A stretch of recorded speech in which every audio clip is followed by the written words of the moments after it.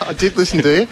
Now, what's going on? Well, the ground, it cops 4 footy programs: AFL men's and women's, VFL men's and women's, and this is not a chip at the footy club at all, by the way. But it's showing signs after a wet winter. So what's going on? We've replaced the centre corridor. There's some lovely new turf right down the centre corridor to firm up the ground. And the second thing we did, which, look, normally when you say this, you'd say, oh, things are really struggling, you're in dire. But this is cure and prevention all rolled into one. We brought a helicopter in here this morning. And I'm going to go back to my old turf career back in the 1990s in America. We were bringing helicopters on golf courses back then. Yep. Sun and air is just as important to grass as anything else. So, as you know, and I've been here most nights about 6 o'clock at night, this has been a pretty damp week, and it's a bit hog walk light. So this side of the ground gets pretty damp and it holds its moisture, and the cats have been fantastic. They moved their training to Deakin, but we want to give this ground every possible chance to get through its next 12, 16 weeks. We need to get to the end of November. So that's the rest of the cats, men's season, the AFLW, the T20 World Cup. So We'll do it again if we have to, just to give it every possible chance to dry it out and hold its shape so that it gets no worse than this. Okay. So obviously 2 more games after this, next week and a fortnight later, then AFLW starts. Is there any thought to AFLW not being played here? No, we're committed to having the 4 games, the 4 home games that the girls have got before it then switches to being T20 mode. Right. So, no, we want to hold on. And then there's a game, there'll probably be a game on the other side of the T20 for the girl in round 10. Helicopter Kingy. Now, I don't reckon they've had the helicopter at St Albans. I don't reckon that's going on. That's a good nickname. It is. Now, the grandstand at the other end. We can't get you in here and without an update how that is starting to take shape and looking fantastic. And as a second part to that question, I know that you love it when we give the update on how the ball retrievers are doing their work, and they love being called up on the radio when they're not moving. But anyway, how are they going? Yes, 1 May next year. Look, Mel, the winter has done its thing, so there's a couple of things that are a bit behind, but there are actually some things that are ahead of time. So all things being equal, 1 May next year, so that the Cats can get their 9 home games in here next year. So they might have to do their MCG home games at the front end of the season or something like that, but we definitely want the 9 home games, but 1 May. Yeah. Now, have you managed to... How are we going if there's a little bit of loosening of the Commonwealth Games funding for the Geelong area for infrastructure? What's that? We all going to just share that? How's that going to go? Come on. No. You may not believe me, but I can honestly say you know as much as me. You really do. You might even know more than me. We'll share notes off there. What I do know is on the other side, and maybe we can talk a bit more about this next week. But on the other side of Birmingham, the state government got to land some decisions in this neighbourhood about what's coming and where it's coming. So we're all waiting with bated breath. Right. Jared, really appreciate you coming along and dropping by. We didn't expect you by the box, but Kim and the good people at the Trust were good enough to let us know what's been going on, and it was probably important that you chatted to our listeners and our stakeholders here at GMHBA Stadium. So appreciate you doing that. We'll have the extended version next week about a few more other things related to GMHBA Stadium. Great to see you. Have a good call tonight. Jared Griffin joining us here, CEO of the Kardinia Park Stadium Trust for HMC Flooring. It has just been wall-to-wall guests through this first hour or so of K-Rock football. We're not too far away from bounce. 7:25. Benny, before we go to a break, apparently that chopper, and I don't know whether this is true, but apparently the chopper had some guests in it who hovering over as well. And before it took off, why are you laughing, King? Before it took off, the pilot said, hands up whose first time it is in the chopper. Everyone looked across and he had his hands up. and they all got out, and then he just proceeded to just launch his craft over the old Papa Smurf out there and just draw it out. Right. Well, you started that by saying you're not sure whether it's true or not. We need to go to a break because we're going to go to the big screen here at GMHBA Stadium. So if you're listening to K-Rock here at GMHBA Stadium, you'll be able to see our ugly mugs up on the big screen very shortly. We're before the bounce, thanks to the Ponds and 9 Hotels and Team Tyre Power. Team Tyre Power, your one-stop shop for all tyres and wheels. Belmont, Drysdale, North Geelong and Torquay. Back shortly, Cats and Dogs, live, breathe, K-Rock footy.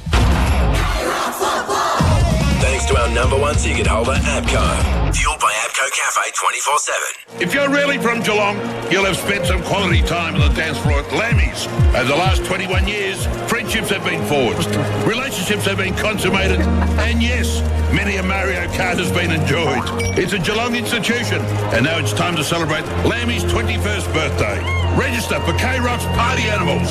Get to the party dressed in your Lammy's Party Animal best, and you could win a trip for 2 to Queenstown, New Zealand, worth $5,000. Come on, Geelong. Times are tough, but one thing remains true. Lammy's. It's Geelong's most iconic venue. I'm Sam Kekovich, and I endorse this message. Remember, never lamb alone. Here for a good time and a long time. Join Lammy's for a 21st birthday celebration, August 12 to 14. At APCO Cafe 24/7, coffee is our passion. We know you love coffee, and we're dedicated to the best barista-made coffee just the way you like it any time of the day or night. Our award-winning Cafe 24/7 blend is locally crafted by expert roasters in Melbourne and brewed by passionate baristas, giving you an amazing coffee experience every time. Award-winning barista-made coffee available all day and night. APCO Cafe 24/7. We've got you. Searching for Geelong's biggest bargains underfoot? See Harvey Norman Flooring now. Whatever you want to walk on, hybrid and timber flooring, laminates, carpets and a wide selection of rugs, there's so much choice and styles to suit every home and budget. And Harvey Norman's team of flooring experts will help you every step of the way. Great service, a great price and the right advice. Harvey Norman, your flooring experts. Easy parking at 2 locations, Princess Highway, Corio and Warren Ponds. Hitting G-Town after the game? You know where you're going to end up, don't you? Lammy's. So why not start the night strong? There's nothing that's more iconically Geelong than our very own Lammy's sesh. Get your weekly dose of great tunes all night long.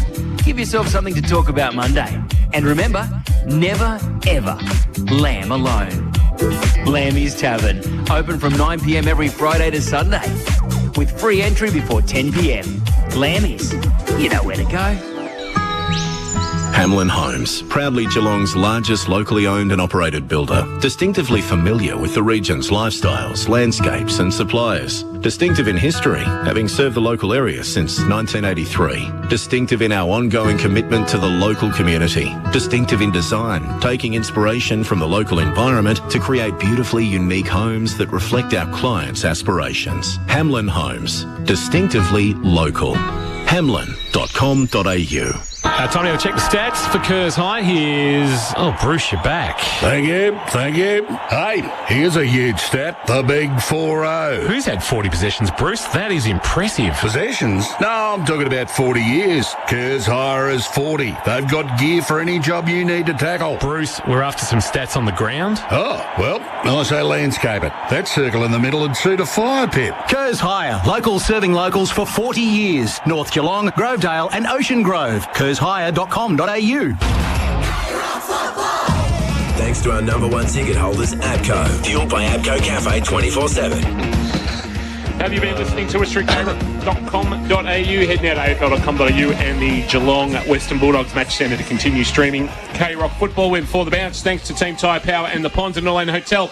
Get your friends together and have a fun day out at the Ponds and Norlane Hotel. The Ponds, Colac Road, Warren Ponds, Norlane Hotel on the Melbourne Road at Norlane. We've just been on the big screen. I have not worked with anyone more immature in my life than Ben Casamiglia. Oh, it's like, seriously, like we're doing a serious little piece to the big screen. And I even said on air, I said, I've worked with 2 immature people, then I realised I was including Mark in that. That's probably unfair. That's a bit harsh. That is a bit harsh. But it is good for the punters. It's good to laugh at yourself on occasion when you can. So for those people at the ground, you might have thought that my chair was going up and down as I was talking on the big screen. And for those of you listening in the car or at home, yes, we were relatively serious. Some questions Kingy had posed to me about Tom Stewart and Jonathan Segler. And just as I went to talk about Tom Stewart, I had to jump up and down because there was something grasping my leg with unbelievable intensity, and it was very, very hard to sit still. But anyway, that was a bit of fun. Oh, that was fantastic, Kingy. What about old mate in the box beside us? He thought it was fantastic. He thought he was all over it. Our rival over there. He's enjoying it. Yes. Now, gentlemen, I did touch on in the big screen cross about Tom Stewart being back. The Cats went 4-0 without him in a block of games, Neildy, that included Melbourne, a Carlton and a trip to Adelaide. Now, I suspect if Geelong fans, even the most optimistic might have gone 3-1 would be a good result out of that 4 without one of the best players in the competition, but they went 4-0 and they get the luxury of reeling him in for a week of... they've got probably a 4-week rest into a block of 4 weeks before a week off before finals. Yeah, they do. It's just another sign, Kingy, of how well the Geelong Footy Club is travelling and the development within the team and the spread of talent and all those things that we talk about. And, they haven't changed the way that they've been playing at all. They've just kept enhancing that week on week, and to do it without one of their best players, or probably the best player, is just a fantastic result for the footy club. Neely, we've asked you something serious. Good. A player like Stewart comes back in and we think, the name, great player, and individually he's fantastic and he plays well within the team, but it can also then mean that players who have been playing a role then have to shuffle down the order and then play a slightly different role. And sometimes we see it with, I'm just, I think off the top of my head, Geelong lose Gary Ablett in the midfield, you think they can't possibly win the flag, they do. Hawthorn, Buddy Franklin goes, they win the premiership. And I'm not suggesting, Tom Stewart, I'm saying that other players will have to change potentially the way they play, and it can take a bit of an adjustment, and players won't always play as well playing that different role. No, they won't. And with that comes, I suppose, you need some experience, Ben, for that to bring to the fold. Now, in a similar sort of way, we used to think, well, at the start of the year, we started talking about, unless Paddy Dangerfield and Joel Selwood have really good years, our midfield's not going to be up to it. And they've found a way to get some other players through there, which has been, fantastic. While Tom Stewart's been out, it's been interesting the use of Jack Henry. Jack Henry went forward for 1 week, and then he went back, and he's been playing. We thought he might take the Stewart role of being the interceptor, but they kept him at his strengths, and he's actually been playing against some of the monsters of the competition, so they're really big forward. So people do, and they do change roles, and you need to be flexible, particularly if you're going to go all the way in September. Is there anything at this level, this professional level of football or sport, that Selwood's milestone adds a layer to anything that the Geelong does? Is that actually a tangible thing? And, if the fans think that someone's suddenly going to try harder or run faster or do all these sorts of things because it's Selwood's 350, how does it look like internally for a club when a star is achieving a significant milestone? It's referred to. There's no doubt about that. I'm not sure the way that Geelong do it, but some clubs will have a little highlights package early in the week, or they might get a teammate who's already within the group, or here, someone like an Andrew Mackey who works at the club, someone who's been around a long time with him. They might just talk about what he means to the club and to him and little things like that. So there's just an acknowledgement that it is a wonderful achievement. Whether or not it means that, if you have to go harder at the footy, I'm not sure, but we are all individuals, and some people are a bit more emotional than others. But in a game that's played like this, it's, I'm not sure in the back of someone's mind when that ball's bobbling around on the ground and there's a Bulldogs jumper there, they're going to go harder because it's a teammate's 350. They'd be aware that it would be a great and fitting way to, celebrate the game. But you mentioned before that doesn't always happen, and, there are bigger things at play here for the footy club. John Segler, Neildy, did you cross paths with him in his early days at Collingwood? Yes. I did. I certainly did. So Jonathan Segler's been around a long time. He was he's a very tall fella, so a ruckman took a little bit of time to develop, and that's not a negative, that's just a reality. So he's been around for a long time. He's only played about 100 games, King, I think, Jonathan Segler. So good player, experienced player. He understands the craft of being a ruckman and how all that works. He's also a calm person. He's really good to chat to, Jonathan. He'll be aware that, he's got a couple of weeks here, and it's not about coming out and getting 3 Brownlow votes 4 weeks in a row.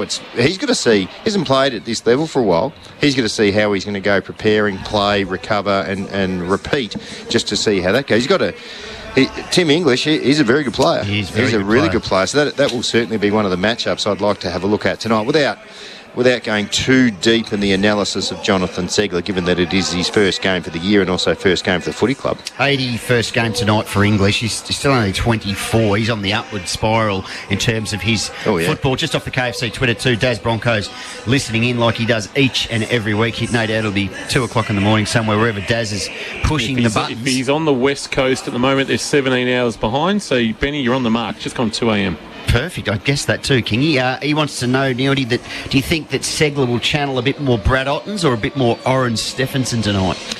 I reckon he's, well, that's an interesting duo to pick from. I reckon he's down more the Brad Otten's scale. Well, was it Keating from Brisbane who he had a couple of really good solid seasons, then he worked out, if I just turn up about 3 weeks before September, I can just get on the back of Vossi and his mates and I'll be good to go. So maybe Jonathan Segler's also having a look at some of Keating's behaviour. And they used to call him blisters because he only came out after the hard work had been done. Oh, wow. Luke Travascus, I think if the game is close, the team lives for our club's greatest leader, Joel Selwood. So the word we got yesterday from Chris Scott about Reece Stanley was they're not ruling him out actually against St Kilda next week. They've got some good... So it's a minimal time frame. Yeah, so it's gone from absence. being medium term to possibly just short term. So I reckon they might give him a couple. I think they'll give Segler a couple and then... Hypothetical, Nildy. Yep, love him. Segler comes out, plays a ripper tonight, plays a ripper next week. You get to the final round of the season. Are you playing Stanley or would you play Segler? If he'd played really well. I'd keep Segler. You keep Segler? Okay. Absolutely. The same set, if Reece Stanley comes back and for example, same set, if Reece Stanley's not injured, Jonathan Segler's playing in the twos and Reece Stanley's playing very, very good footy and there's no reason to rest him, you'd stay with him. The banner, real proud to have seen all 350, is the sponsorship side of the banner that's supported by Ford, of course, a major sponsor of the club, and there are some words about Joel on the other side, a little bit more off the KFC Twitter, Benny, and a little bit of text work as well, 0456 955 955. Yeah, so we just asked them, some favourite Joel Selwood moments, pretty generic. Ross Death suggesting it was Vic Fuller's eulogy. Yeah, he delivered one of the eulogies at the funeral early last year when Vic passed. Yeah, so that's fantastic from Ross. Luke Travascus, I think if the game is close, the team lifts. I think you might have read that one out, Kingy. Medica suggesting the Geelong travel advertisements that Joel did when he was in the bathtub. Yeah, they were interesting. With Stewie. They were interesting, and I think he may have got Scooter, so his brother, involved in some of those ads too. The best one was the one in the Lederhosen, where he was doing the German ads. It was sort of Oktoberfest sort of arrangement. Was it? Yeah. Real sort of... Clinking of steins. Yes, the old Stein clinking. Yeah. You ever done any of that? What? Yeah, I've clinked a couple of steins together in my time. Yeah, well, that's fantastic. Yeah.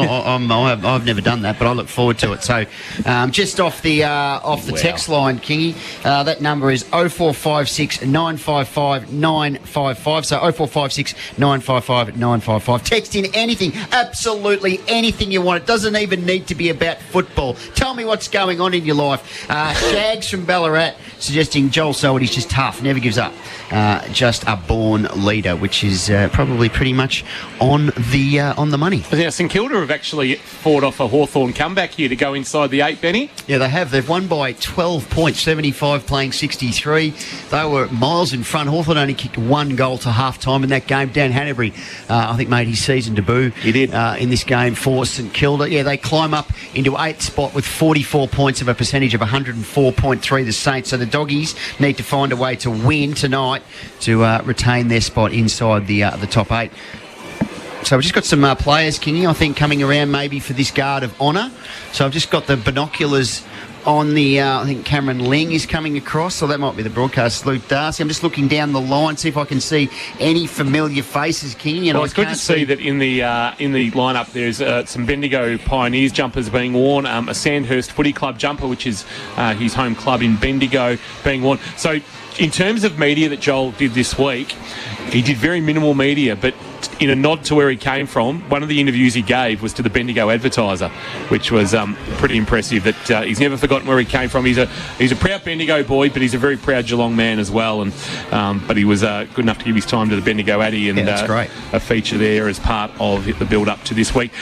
He's not a massive lover of doing me, like he does have an issue with it, but he's his own man and he's quite happy to avoid the spotlight. It's not really his thing, and the irony is that was probably one part of his game that didn't come naturally to him. Yep. He had to work on that, and he has his own style of doing it. I sort of always equated him to a little bit like a Mark Rasciuto type leader. No, wasn't enormously articulate, but knew how to get a point across in his own fashion, and I think Mark Rashudo was very much like that for the Adelaide Crows. And yeah, I think that was the one area that Joel probably struggled with initially as being captain at 23, that he didn't have, quite have the media savvy, and that took some time to, find his feet with that. But he's got it down pat now, and he certainly does. He certainly does, Ben. And I think at that time, being made captain at 23, the people around the footy club, they knew what they had, and they could predict where he was going to go. Maybe not to 350 games, but in terms of his style of play to continue and the way that they could help him bring out the leadership that was in him, and he just needed to work with what he had. Around the grounds for Leopold Sporties earlier today, Collingwood 13-10-88 defeated Port Adelaide 12-10-82, and the Swans 17-10-112. The Giants 5-9-39. Luke Parker won his 5th Brett Kirk medal for best on ground in the Sydney Derby, 3 in a row. Goodness me. So well done to Luke Parker. Locally, winners in the Ballarat, Mottawarri, Drysdale, Torquay, Anglesey and Barwon Heads. The GDFL, Bellpost Hill, Geelong West, East Geelong, North Geelong, Bannockburn and the Belmont Lions. And in the GFL, Newtown and Chilwell, Geelong West, Leopold and Lara in our GFL match of the day over St Albans. Now, K-Rock Corporate Suite. K-Rock Corporate Who's Suite. down there? I did see Andy during the week, and he was, as I saw him, he was getting a rub down on a table and getting his ankles strapped in preparation for tonight. Because he is in the K-Rock Corporate Suite tonight. He's hosting. Yes, he is hosting. One of the toughest things so he's that's ever our done. general manager, Andy Mathers. Yes. A great fella. Now, he's got in there. Now, I'd like to welcome from Viva Energy, who do great things in our community, Michael Cave and a guest, Charlie Gubbins. So welcome to Michael and Charlie. Hope you have a great night. From Regional Development Victoria, Paul Roth. From CEO of the Level Crossing Removal, Kev Devlin. Kevin, welcome to you. We've got representatives from Geelong Bank here. HMC Flooring are in. Will, wonder if Will's rocked up in his Bulldogs jumper and scarf. Instead of the cat amongst the pigeons. Welcome to you guys from HMC Flooring. Port Phillip Ferries, there's no better way to travel. Thank you for your support, guys. Sandman, and we know, Neildy's been waxing lyrical all year about the Sandman mattress. I certainly have. Love it. Yeah, so great to have them. Prestige Jayco, so that'll be Tony Spence. Will be in there. Now, Tony, a Bulldog supporter as well? I don't know, but we'll have to get Brad Johnson's got a very close affiliation with Prestige Jayco. Is that maybe? Maybe. Interesting, King. We need to find that out, because we can't be putting that out there if it's not true. Julia, who's a guest of the Sandman, in there as well. Geelong Insurance Brokers are in there as well. Don and the team. Nathan, who's a guest of Sandman as well, is there with our GM Andy Mathers and from our account team Sarah. So guys, hope you have a great night in the K-Rock Corporate Suite. It is a fun night in there, and Saturday night's probably no better place to be than the K-Rock Corporate Suite at GMHBA Stadium Bank. Yeah, they've really lucked out there, King. Haven't they, tonight?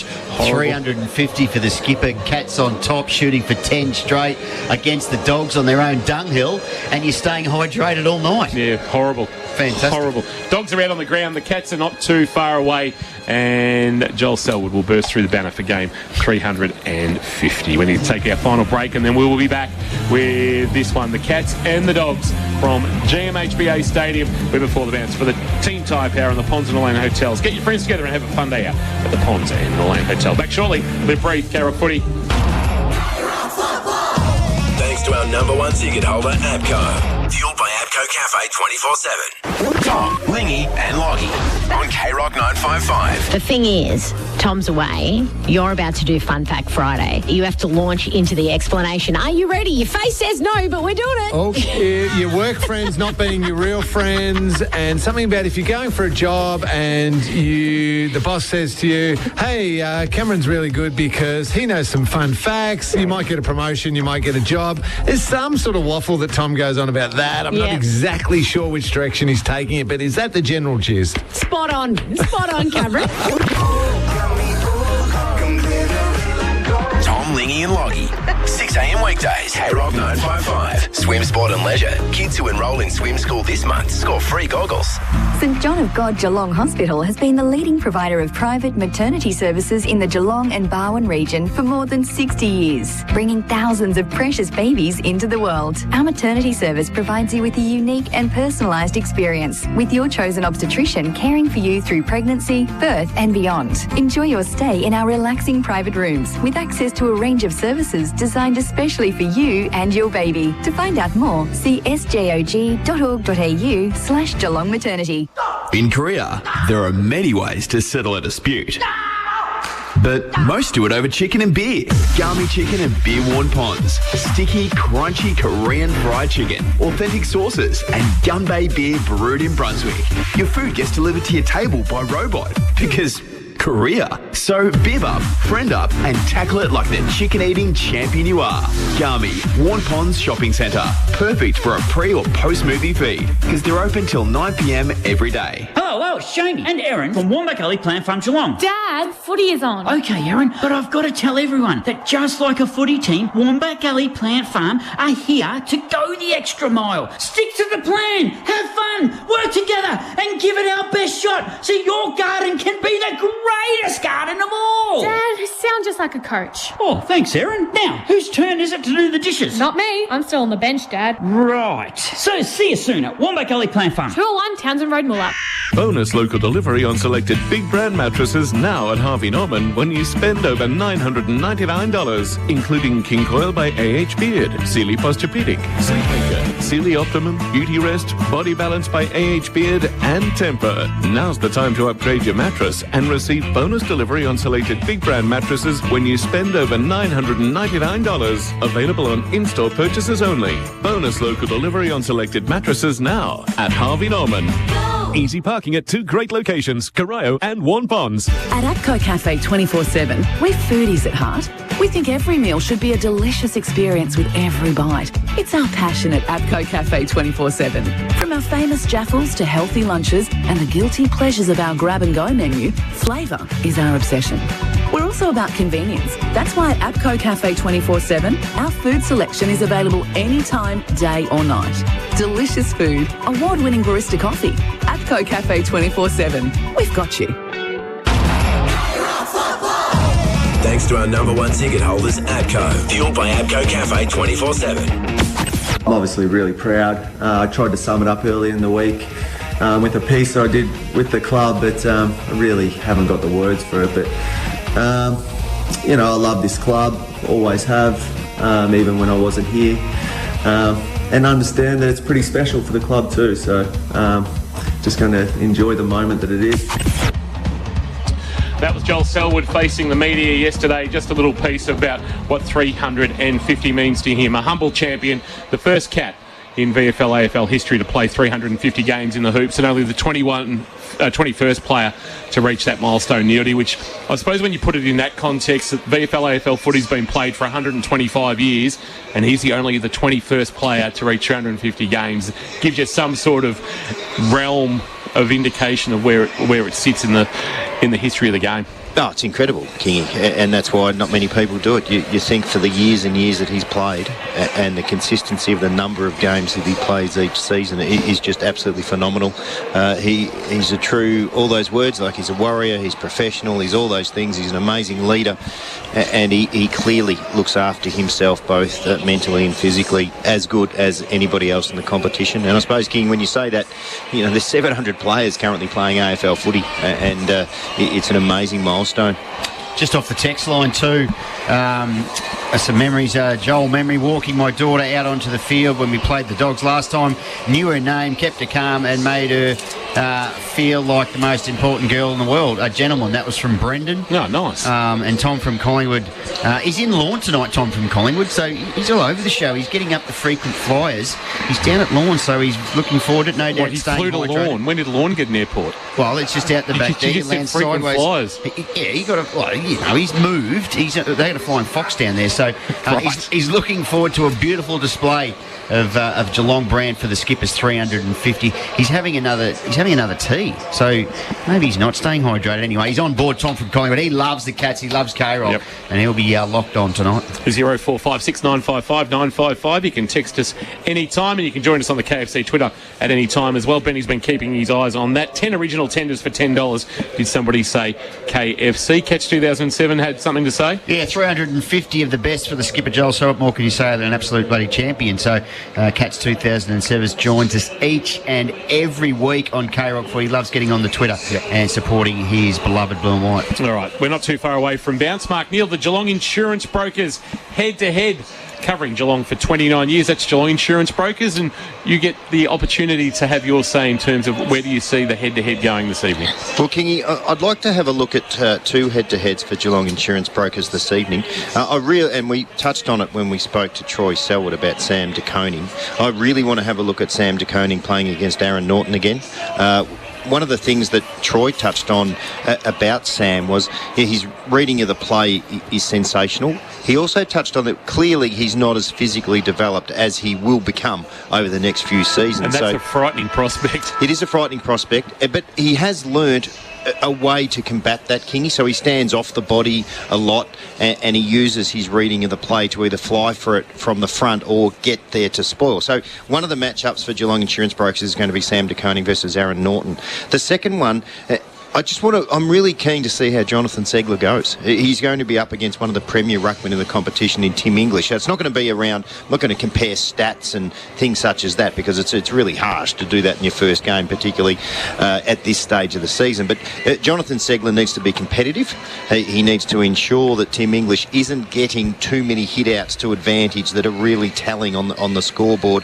And he needs to compete in the air. So I want to have a deep look at that, King, and some comments about that throughout the evening. GeelongInsuranceBrokers.com.au. Since Don started the business in 1993 with Don Shields and Associates, Geelong Insurance Brokers work for you to track down and recommend reputable insurers that offer you quality cover. That's why using a broker makes so much sense. But more than that, they love being part of the local Geelong community. Love being part of the Geelong local community. Is Jason Doherty, of course, thanks to Lifeline, who's down boundary side with us this evening. Jace, it was a little bit chilly despite the sun shining at St Albans for our GFL coverage this afternoon. With the sun going down, has it cooled off? Not yet, Kingy, but I suspect it will later on in the evening. Ground is in, as you would expect, pretty good condition, even though they've had the chopper above it for most of the day. It'll be pretty slippery, you would suspect. Breeze to the Belmont Watchhouse end, probably the most I've seen at GMHBA for a few weeks. It's probably a 2 or 3 goal breeze to the southern end of the ground. So we'll see how that goes, and we'll be back with the toss of the coin shortly. Yeah, with the northerly breeze and the lack of protection at the northern end of the ground with the new stand going up, Jace, it does create a little bit of an anomaly that we usually don't see. We don't cop a northerly breeze very often, especially in late July. No, we don't. So it's going to be a bit of an interesting scenario with a bit of a vacuum down to the southern end. So we'll see how both teams handle it this evening. Jason Doherty, thank you for that. Lifeline.org.au 13 11 14. If you or anybody you know is experiencing personal problems, please reach out to Lifeline. Benny. Andrew Daly hoping off the KFC Twitter any chance the second verse gets sung on if we win. By the players, or do we fire it up? Well, maybe you fire it up, King. You seem to know all the words. I don't know the words. Do you? No. All right. Gibbo's got it back at K-Rock HQ. We might play it just for Andrew. Yeah, if the Cats win. Yeah. If the Cats win. We'll all sing it. You don't know the words. What? No, well, I'll just hum it. I'm not singing it. You'll just hum it. Right. Anyway, thank you for that, Jace, down boundary side. Have you got a winner and a margin, Jace? Cats get it done for Joel by 21 points. Cats by 21 for Jace. We'll come back down to you for the toss of the coin very shortly. The skipper and Marcus Bontempelli will be making their way into each other. We'll keep an eye on some matchups as well throughout the evening. Be interesting to see beyond Norton what other the forward matchups for Wombat Gully Plant Farm that will come out of the contest tonight. And looking forward to seeing how they use Atkins again in the midfield tonight after last week's performance. Yeah. As am I, Kingy. We know that the Bulldogs in their midfield, they've got guys in there like Bontempelli and McRae and Dunkley, Liberatore, Smith. Riley West is starting to get a little bit more time in there. Some pretty good names. Oh, some really good names, Ben. And they're potent. Did you say McRae? I did. Oh, I did. He's a gun. Yeah, he's been around for a little while. He is a dead set gun. It'll be interesting to see how Blitzarves and Atkins and what they come up with. Another one, Ben, for the Bulldogs in the selection was about Alex Keith being left out of the team when you're coming up against two big forwards. So it'll be interesting to see how they go. Jace? Yes, Joel Selwood has won the toss. I think that's a good omen. Kicking to the Belmont Watchhouse end in the first term. Have you kept stats this year, Jace, on the games that you've done on Joel winning the toss and Geelong winning the game? They have won every game that he has won the toss. Wow. There you go. Did you just make that up? I did. Yeah. Only 83.7% of statistics are made up. Well, that was one of them, so there you go. And about 99% of them don't mean anything. They're irrelevant. Laurie Hill, winner and margin, Loz? Geelong by 17 for Laurie Hill. Davey Collins, grumpy since 1992, and got a mention in the Geelong Advertiser today. Cats by 7 points. Cats by 7 points. He's actually tipped the Cats. Neildy. Geelong by 30 for me, Kingy. All right, very confident. Benjamin. Geelong by 22. Geelong by 22. Geelong by 14. Right, there we go, Kingy. Oh, wow. See what I did there? Yeah, some of that was extraordinary work from you. No, You've been thinking about that all week? No, actually just came to me then. Tom Atkins is starting on the bench for Geelong. All right, thank you for that. Tom Atkins, Patrick Dangerfield, Zach Guthrie, Mark O'Connor, the bench umpires, Stevens, Gavine and Nichols controlling this one. It'll be umpire Stevens to get things underway. Neildy? Blitzarves to Bontempelli straight away, so I'll keep an eye on that one. All right, Wombat Gully Plant Farm match up. Let's get things underway. Here's Benny, thanks to Harvey Norman. So English to fire up against Segler. First game for the Cats. English down to McRae. To half forward, long ball. Stewart, there he is, first game back, slaps it back towards the wing. Coming through was Guthrie, Buse through traffic. Handball to Stewart, immediately wrapped up by West. That ball's not coming out on the point of the square, and we'll have a throw up. We'll get some Wombat Gully Plant Farm match up shortly from Neody as he peruses GMHBA Stadium. Ball gets down to Selwood. He had a little fumble taken by Williams, slung in the tackle, got it to Bontempelli. He puts a high ball still in the middle of the ground. Johannesson did well to work Duncan under it, and then McRae to Liberatore to Bailey Dale. He goes wide. Is that Garcia? It is. He's got some wheels. He sold candy. He puts the ball top of the square. Up goes Jamara Ugle-Hagan, and he marks. Fresh off 5 snags last week. He's marked 35 out directly in front. Well, Cass, we know on the back of last week how potent the Bulldogs can be when they move the footy quickly. That's what we saw then. This is a really important kick here. As you said, he had a great game last week against the reigning premiers, kick 5. So, Ugle-Hagan, statement game last week, gets close to the man on the mark, but he's kicked the goal. Dogs draw first blood, and it took exactly 1 minute and 14 seconds on the time clock to do so. One straight. The Cats are yet to score first term, thanks to Harvey Norman. So good start by the Bulldogs, particularly out of the middle. English got his hand on the footy. They were able to send it forward and then use some really crisp skills and sideways movement to get it there. And Ugle-Hagan, the way he attacked the kicker with his lead, really important start for the Bulldogs. Now, Kingy, just some of those matchups. Always really interested to see how teams match up in the Geelong forward. So Hawkins has been picked up by Cordy at this stage. Cameron, Gardner's got him, and Rowan, it's Karmas who has picked him up. Wombat Gully Plant Farm matchups. Thank you, Neildy. As always, 201 Townsend Road, Moolap, open 7 days. Segler to go at it again as umpire Simon Overland puts it into the turf. It'll favour English, although Segler will come out a run in his first possession as a Cat. Here's a driving ball inside 50 for Rowan. Karmas with a good spoil. Myers couldn't get a handle on the footy. Liberatore came the other way. He couldn't take it either. Cam Guthrie head over it. Can't take it away. Liberatore fighting for it. Managed to get a handball out. English through traffic. Did well. Back to Karmas. Just jammed it on the left boot towards the wing. Collar Jasny worked Ugle-Hagan off the footy but couldn't complete the mark. Ball at ground level. Chance for the Dogs. Bontempelli got a voice of Liberatore to Bruce in the long sleeves. He goes over the top back to Bontempelli under pressure from Buse. The kick was well weighted onto the chest of Norton. Norton will now swing onto his left boot, lowered the eyes into the pocket, and Johannesson has marked 40 from goal, left forward pocket. So, see, Segler looked good coming out of the middle there. Just in the end, Rowan couldn't complete the mark, but the Dogs come back the other way. Geelong just can't get their hands on the ball at the moment. 17 disposals to 2 in the opening 3 minutes. Upsetting the Geelong backline too, the Bulldogs, when the movement of the footy through the middle just kept changing the angles of those kicks, makes it really hard to defend against when you're behind the ball. The Norm Smith medalist of 2016, Jason Johannesson, swings out slightly, delivers a kick that he's going to deliver a second goal for the Dogs. So the Cats jump the Dogs back in round 12, and tonight it's the Dogs doing that to the Cats. 2 straight 12, Geelong yet to score. We've gone 3.5 minutes opening quarter thanks to Harvey Norman, Cryo and Warren Ponds. Another one of those Wombat gullies in the midfield, Kingy.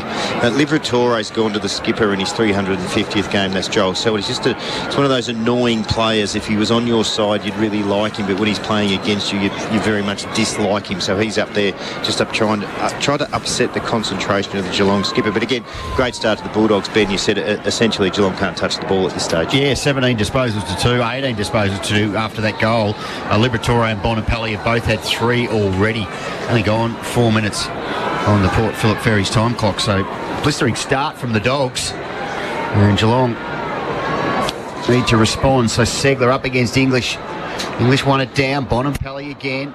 Tried to work through. Went off the ground. They're inside forward 50 again. Read nicely though. Off the boot by Stewart. And Stewart marks. He goes wide. He's got Holmes. No relation. Working for him. Did well. Couldn't mark, but found it again at ground level. Wants some support. He'll sweep a hand pass to Atkins. Atkins into the middle. He's got Duncan. Duncan on the right shoe. Kicks a shocker. Absolute howler. He's picked out McComb, who's marked. Kick towards half-back is well weighted. Richards has taken the mark just in front of Dangerfield. Ed Richards has had a very solid season 2022, playing now 18 of a possible 19 games. He concedes some ground inside defensive 50 to Cordy, and the Ocean Grove product goes across the face of his defensive goal and finds Dale. Or is it Gardner? It's Gardner in the right back pocket, the former cap. Didn't play a senior game, 3 years on the list of Tasmanian. Kicks to half back to Karmas, leading up. He marks in front of the Dogs players race. Better here from the Cats, Kingy. They've just slowed down the Western Bulldogs ball movement. Back to Cordy, he comes, he marks just outside defensive 50, runs inside defensive 50, now brings it wide for Garcia. At his bootlaces, he can't take it cleanly. Will that open the door for Stengel? Garcia came again, but he went straight to Stengel, who actually stole the footy. He then lost it in the tackle. Atkins laid a tackle on Big English. Ball spills out. Richards, Smith, that's Bailey giving a handball up. Chance now for Garcia to go on his left boot, and Waitman in front of Duncan has taken the mark. He's got it true centre wing, broadcast side, right below our best seats in the house, thanks to Epco Cafe 24/7. Geez, they're just dominating the ball. Dale's got it in the middle, cuts back inboard, now puts it to half forward. Liberatore is up. Blitzars with the spoiling. Buse has got it immediately wrapped up in a tackle, brought to ground. No prior, says the umpire, and we will have a throw up right on the paint of 50. You can certainly tell the Bulldogs want to move the ball at every opportunity, just get it off the line. It's just upsetting. It stops someone like Tom Stewart being able to read the ball in the air. Bonampelli with a deft little touchdown to Williams, who kicks inside forward 50. It rolls out of bounds though in front of Johannesson, and also down there for the Cats, Stewart, and we'll get a boundary throw in right forward pocket. Cats trail by 12, 6.5 minutes gone. Port Phillip Ferries time clock opening quarter of K-Rock football, thanks to Epco Cafe 24/7. Ball back into play. Segler doing the ruck work. Won the tap. Bonampelli the roving. Handball to Dunkley. Dunkley 40 from goal. Swings onto his right boot. Sends it towards the goal square. Stewart best position. Says I'll fist it through for a minor score. So a rush behind to the Dogs. They lead by 13. They're 2-1. Geelong yet to score. Just interesting. Bulldogs making Bonampelli the hit 2 player at the stoppages. They're really testing Blitzarv's craft in that area, which will be really interesting and continue to watch. Stewart, long kick in the direction of Blitzarves, who couldn't mark. Ball gets out the back. It's going to be a free kick though. It's going to the Dogs and it's going to go to McRae. So McRae was enormous last week. Oh, his kick was a real captain risky. Dunkley had to sort of dive from third slip out to fifth slip to take the mark, and did so. 65 out. Dogs, 5th inside 50, goes really wide. In fact, it's gone so wide out there that the buses, the timetable cuts out on the weekends, and it's kicked it out in the full Henry, resulting free. Collar Jasny, he goes across the face of his defensive goal to Stewart. Man on the mark, stands 35 from goal. Stewart now called to play on, so he just chips a kick into space for De Koning, and he barely went 15, but he's taken the mark, just still inside defensive 50, right back pocket in front of the Social Club. He goes short to Smith, and the Cats are just finding a way to get out of here a little bit hard. Well, Kingy, the Geelong players forward of the ball were slow to react to that switch of play, but the Bulldogs were the players that got out there first. Smith's kick's got too much on it for Blitzarves over his head and marked comfortably by Karmas of the Dogs. He sends it wide for McRae, marks just 4 to the outer side logo. Kick that went about 25 metres. McRae with the footy, racks it up as you would expect. Second for disposals in the AFL. His kick towards right half forward is well weighted. Dunkley draws a man, handballs. Waitman now kicks on his left, and it's a deft little kick to Liberatore, 48 from goal. And they are just carving them up when they got the footy, the Dogs. What's that possession count number again, Benny, for Curse High now? 40 to 12, 16 marks to 5, clearances 5-1, uncontested possessions 31 to 8. Liberatore just sets it up, looking for a fly. Norton and Ugelhagen both got up. Cameron helping out down back, off the hands of the pack. Gave it to O'Connor, who gave a handball to Stewart. Stewart's neat little kick into the right back pocket is marked by Buse. But the Cats now struggling with this next possession to get some movement.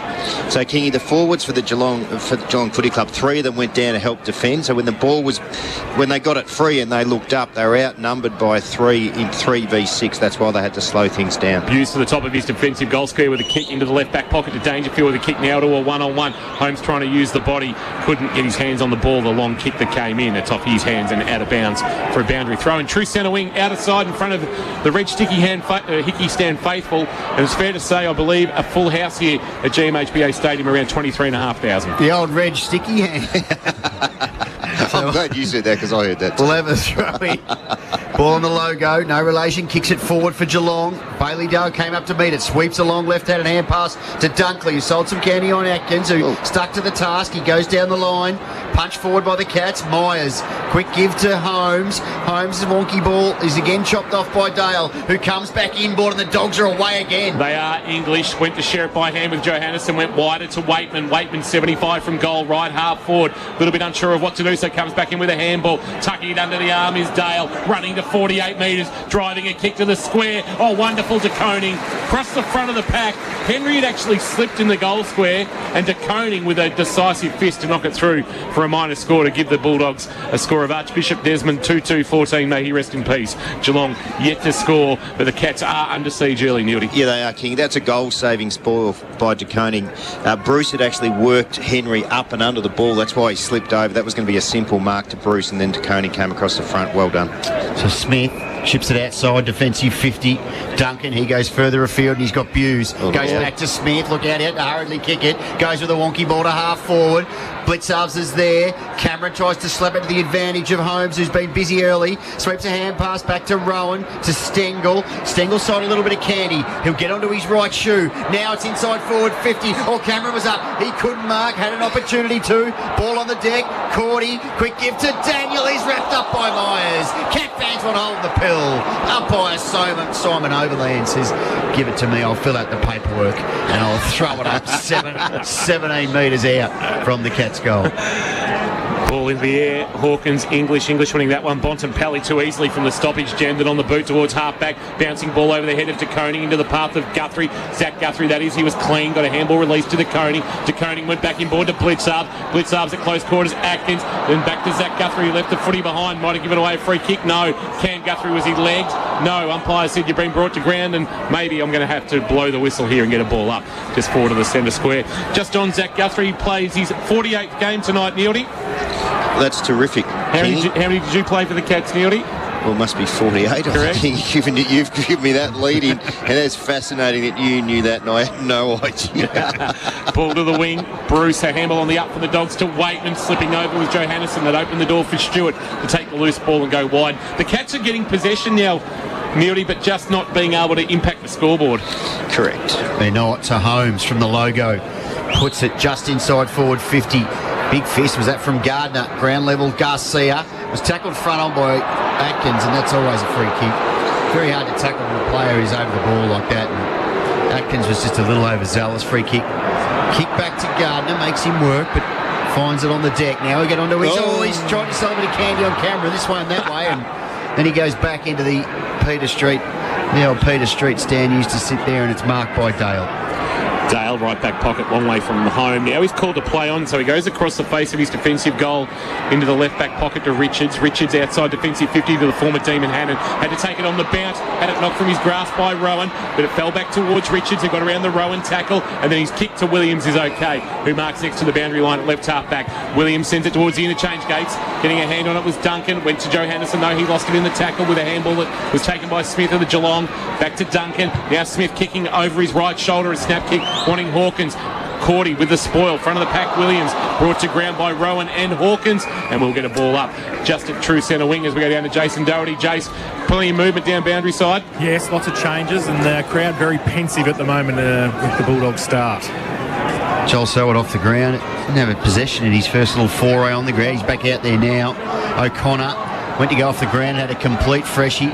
Williams got it to Smith. His hurried kick's gone out the full, right in front of the Western Bulldogs interchange. The resultant free will go to Duncan.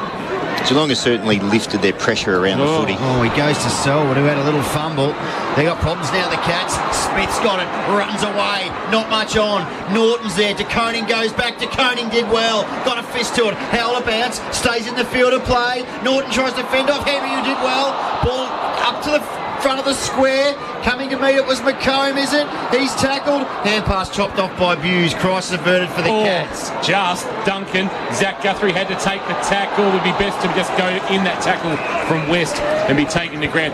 The fumble from Selwood was because the kick of Duncan just wasn't up to the mark. And we don't say that very often about Mitch Duncan and his kicking, but he's done two so far this evening, and as you say, they're more events than patterns of behaviour, King. Tap down Segler is nice to the skipper, who's dragged as he kicked. That will go out of bounds on the full, unfortunately, at left half forward for the Dogs. So the Cats skipper's first possession is an out of bounds on the full.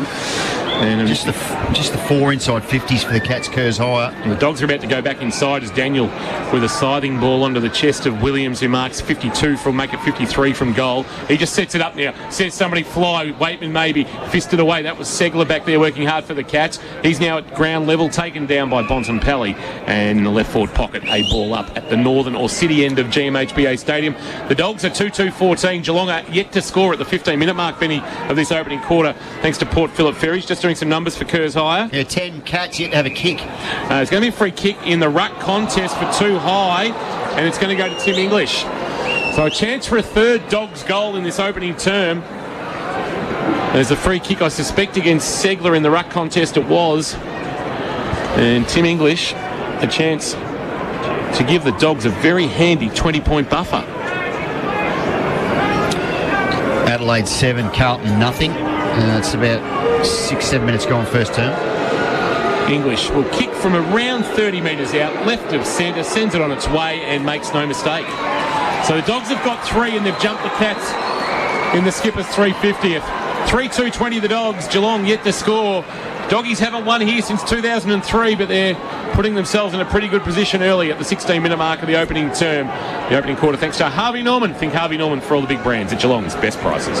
Just as we were discussing, Geelong certainly had lifted their intensity around the footy, and they got the ball inside 50. A couple of, I suppose, little chances to perhaps score, but then there was that one skill error that put the footy down inside the Bulldogs forward 50 and never came back out. The free kick was there. It was just an errant arm at that stoppage. Clearances 9-3 in favour of the Western Bulldogs. They've had 9 more marks. They've had 10 more contested possessions, 5 more inside 50s, and nearly 20 more disposals than Geelong. It's hard to compete against that, Benny, and be able to find enough score. Bruce and Segler, wonderful tap down, but Dangerfield under pressure, couldn't take it cleanly, and now hands and knees. McRae fires a handball forward to Bailey Smith, who gave it up to Dunkley. Dunkley jammed it on the boot inside forward 50. Waitman, best position is marked. He marks 47 from goal. Might even be a little bit closer as the umpire drags Jed Buse back, 46 from goal. And this for a 4th Doggies goal, and some real worrying signs for the Cats, Neildy. Absolutely, Kingy. They're not out of the game by any stretch of the imagination, but you would like them to score soon and actually get some, I suppose, good ball movement going. Cody Waitman kicked 2 goals last week in the win over the Demons, sends it on its way. It's not going to have the carry. Segler tried to get a spoil on it, couldn't get it out of bounds or through for a behind, but he'll do his own roving at the front of the pack and get dumped in a tackle by Riley West. Ball spills out the back. There's plenty of numbers there for the Dogs. A handball back in.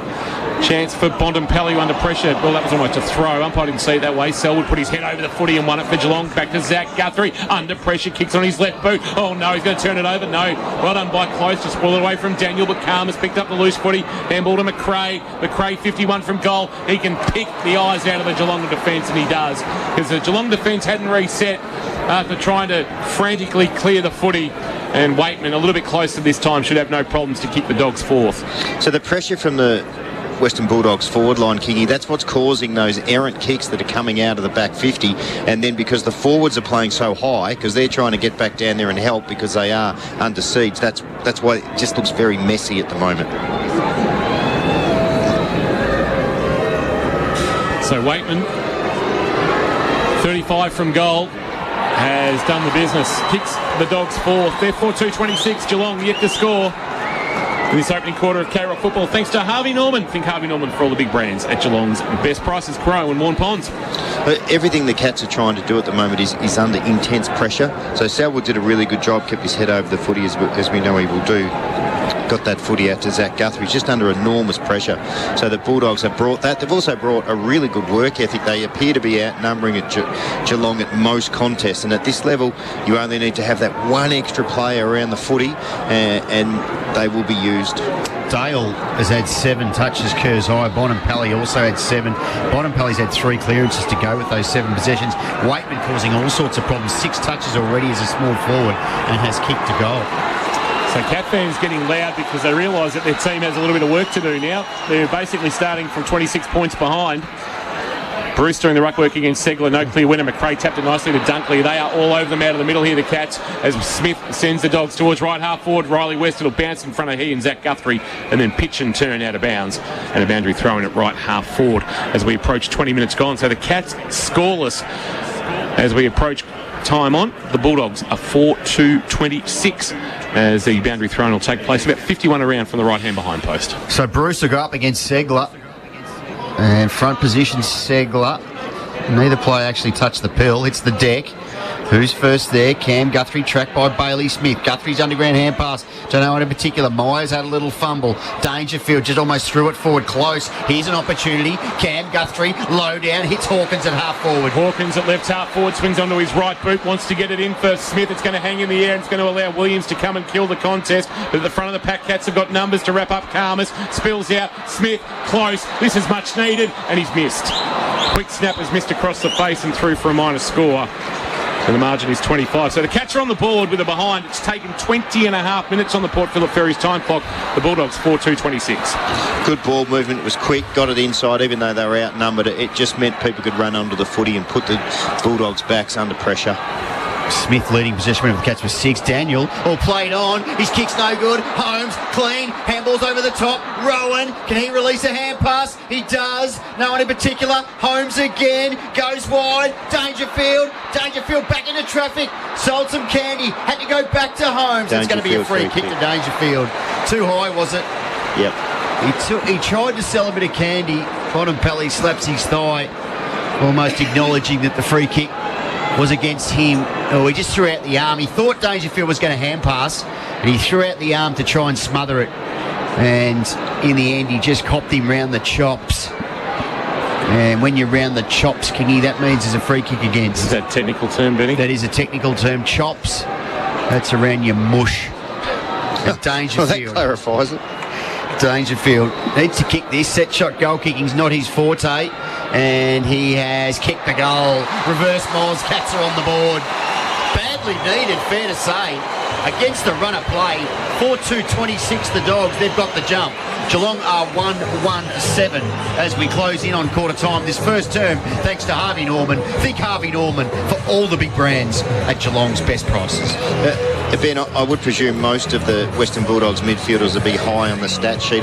Max Holmes is having a reasonable quarter. We're looking for Geelong players who put their hand up. I don't know what his numbers are, but he's getting involved with the play. He's Geelong's leading touch winner with 7. Next best is Smith. Stewart's had 5. A couple of those are kick-ins, though, from full-back. Just some players just struggling to get into the game at all at the moment. Blitzarves, Stengel, Hawkins, Cameron, Henry, Collar, Jasny, O'Connor, Close and Rowan all. Just nearly all of them. 0 or 1 kick. Segler favoured by the bounce here, and he'll get a fist on it, but the umpire says, no, I'm going to re-bounce that one. I don't know what the actual criteria is for recalling, because I think it's a little bit higgledy-piggledy. Should let it go. Yep. Segler in English. Segler this time winning the tap down. Selwood palmed it towards Dangerfield, who went off the ground. It skew-whiffed off to the right towards Holmes. Holmes got it to Selwood, a little underground handball. Now Selwood kicking into the pocket, wanting Cameron flying but not marking. Good work. Gardner spoiling to see it out of bounds. And in the right forward pocket, we'll get a boundary throw in. Again, good work by Max Holmes off the wing in front. First to move, he was the one that got the footy out to Selwood. Good start, good quarter by him. 40 metres around from the Geelong goal mouth. We'll get a boundary throw in. This time doing the ruck work will be Hawkins against English. Hawkins, actually ricocheted maybe off the chest of English, back towards Hawkins, who found at the front of the pack. Now, tackle late on English, saw the ball spill. Smith nearly had a fresh area with the kick. Bailey Dale through traffic, did okay. Kicks on his left, a floater to half back. with the flight. Dangerfield couldn't take it. Ugle-Hagan will have pressure now. Selwood wraps him up. They couldn't stick the tackle. Ball spilled out. Kolodjasny, blitz arms, handball, Dangerfield. Zach Guthrie has to pull the kick and does so successfully inside forward 50. Hawkins couldn't get a run at it. Cordy cleaned up, gave a handball off to Williams, and Williams under pressure gets a kick away for the Dogs. Goes to the wing. Ugle-Hagan up. Guthrie robes it though. That was Zach. Henry's hand pass. Well done by Dangerfield. He releases. No, he doesn't. He sold Candy. Then he goes wide. He's got Hawkins. Best placed Hawkins. Ball went over his head. Will it stay in the field of play? Karmas is there. His hand pass was a little ambitious. Kept in by Rowan though. Needs to centre the peel. He does. Kicks a shocker. Picked out Bailey Williams. Who was he kicking it? I'm not sure. He missed every teammate by about 8 metres, and Bailey Williams falling to ground has taken the defensive intercept mark about 20 out from the Geelong's goal. He wants to get it to half back close, got a hand on it, but thankfully there was McRae to clean up, gave a handball off to Smith, and now they're away.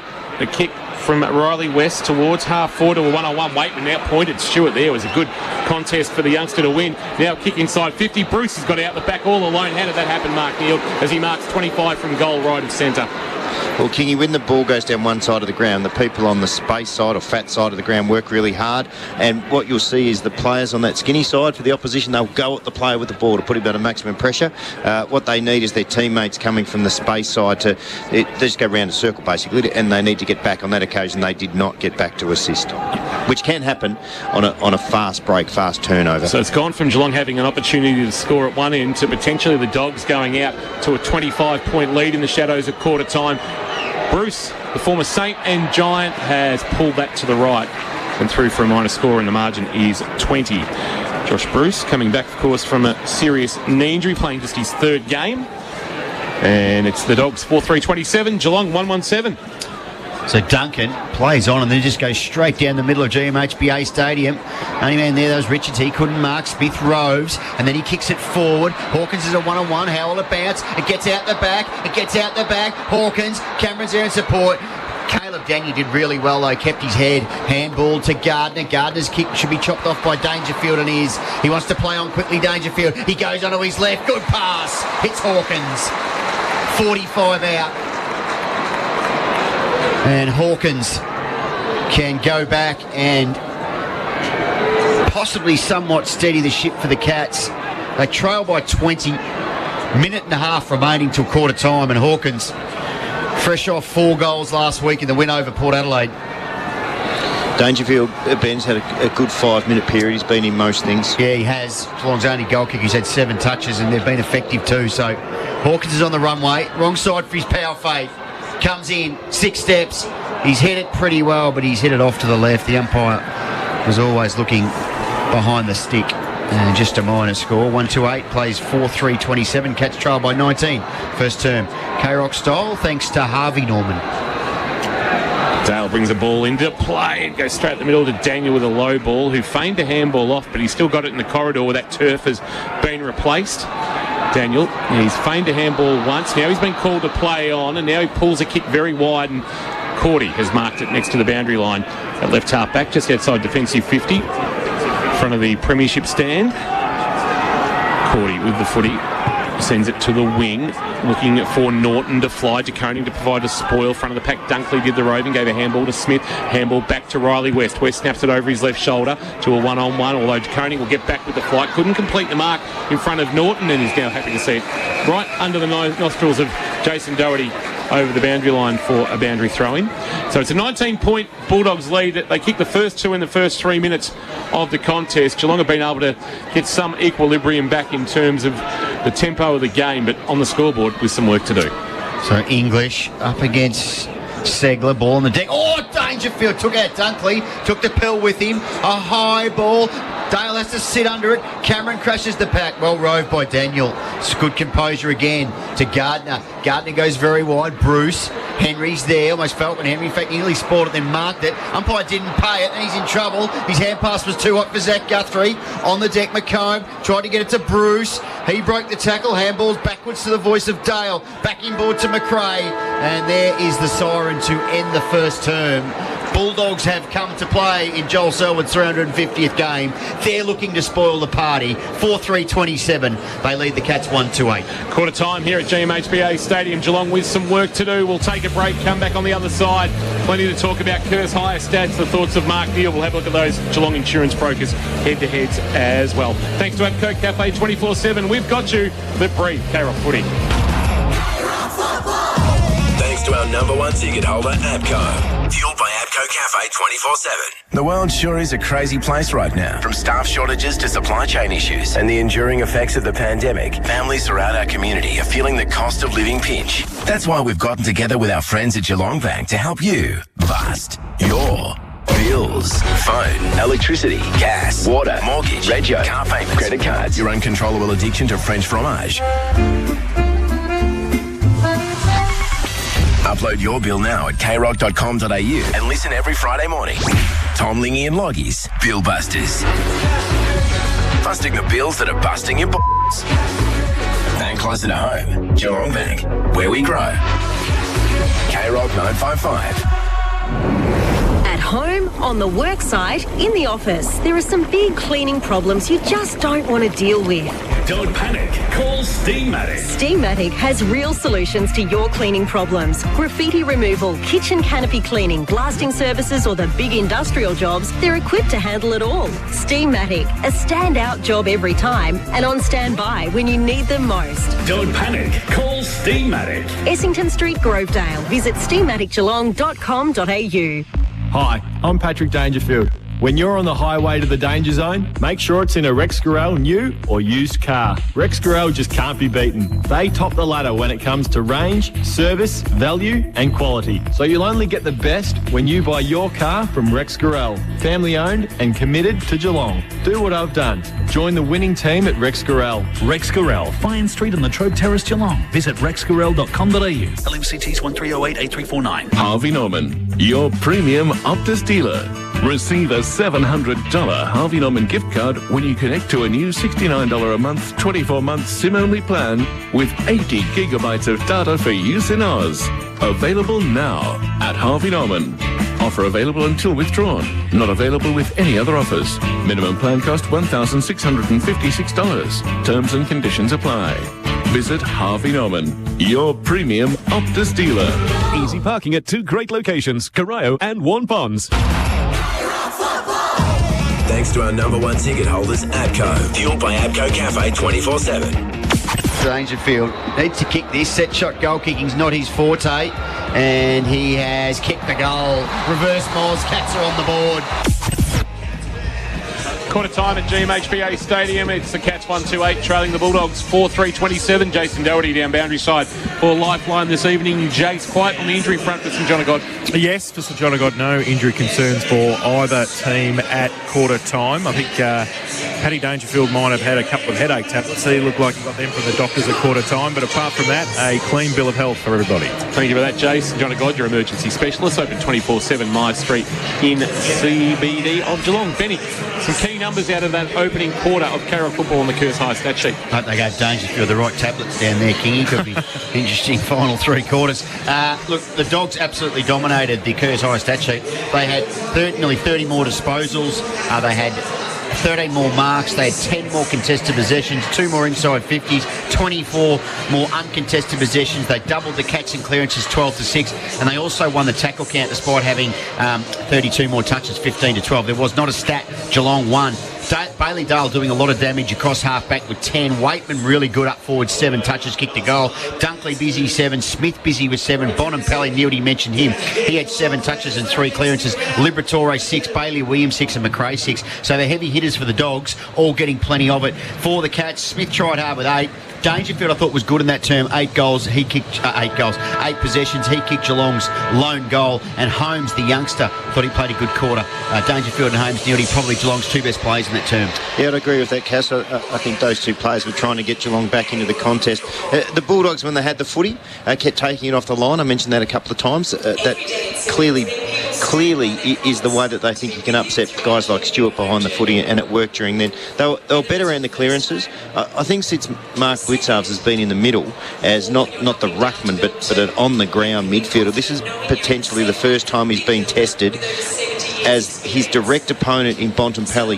The Bulldogs are making him the go-to from the hit-out, and he's very good at that, and that's something that Mark Blitzarves wouldn't have come up against before. We'll see what happens after that, but Bulldogs better around the contest, better use of the footy, and going back the other way, because Geelong were under siege, it was really hard to get their forwards to reset. So what that means is their forwards were going down into the back line to help them out because they're under so much pressure, but then if they did win the footy, they turn around, look up, and there was no one there from the Geelong Footy Club. So a clear points win to the Bulldogs in the first quarter. Thank you for that, Neildy. Mark Neildy, the Experts chair players making their way into position in the second quarter. It'll be interesting to see what the Cats come up with or change anything matchup-wise, especially what were those centre clearance numbers again, please, Benny? The clearances as a whole were 12-6, and the centre clearances went the way of the Bulldogs 2-1. Okay. So that's interesting. There were 5 goals kicked. Yeah, that's effective clearances. So it was 4-2 in favour of the Dogs, effective 2-1. Yeah. It's rare that you'll get the massive positional movements at the moment in AFL footy. They just play. And the one thing that we do, Mark O'Connor's playing that role that Zach Tui normally does, as he bit of time a half-back, bit of time on the wing, so a bit more from him. And Blitzarves has gone straight back to Bontempelli, trying to be a little bit more physical than he was in the first quarter, so we'll keep an eye on that. In with him in the middle, Guthrie and Selwood and Segler in the ruck. Thank you for that, Neildy. Second quarter, thanks to APCO Cafe 24/7. The Cats trail by 19. Can they reel in some of that in this second quarter, thanks to APCO Cafe 24/7? Here's Benny. So Segler to do battle against English, who was good in that first term. English up high, try to get it down to Liberatore. Taken by Selwood, gives to Guthrie. Forward for the Cats. Coming up to meet it was Stengel. Did pretty well. Mitch Hannon comes back to Stengel. Hannon over the top to Smith. He handballs over the top to Close. Close to the boundary. Pulls the checks the kick nicely for Hawkins. And that was better from Geelong.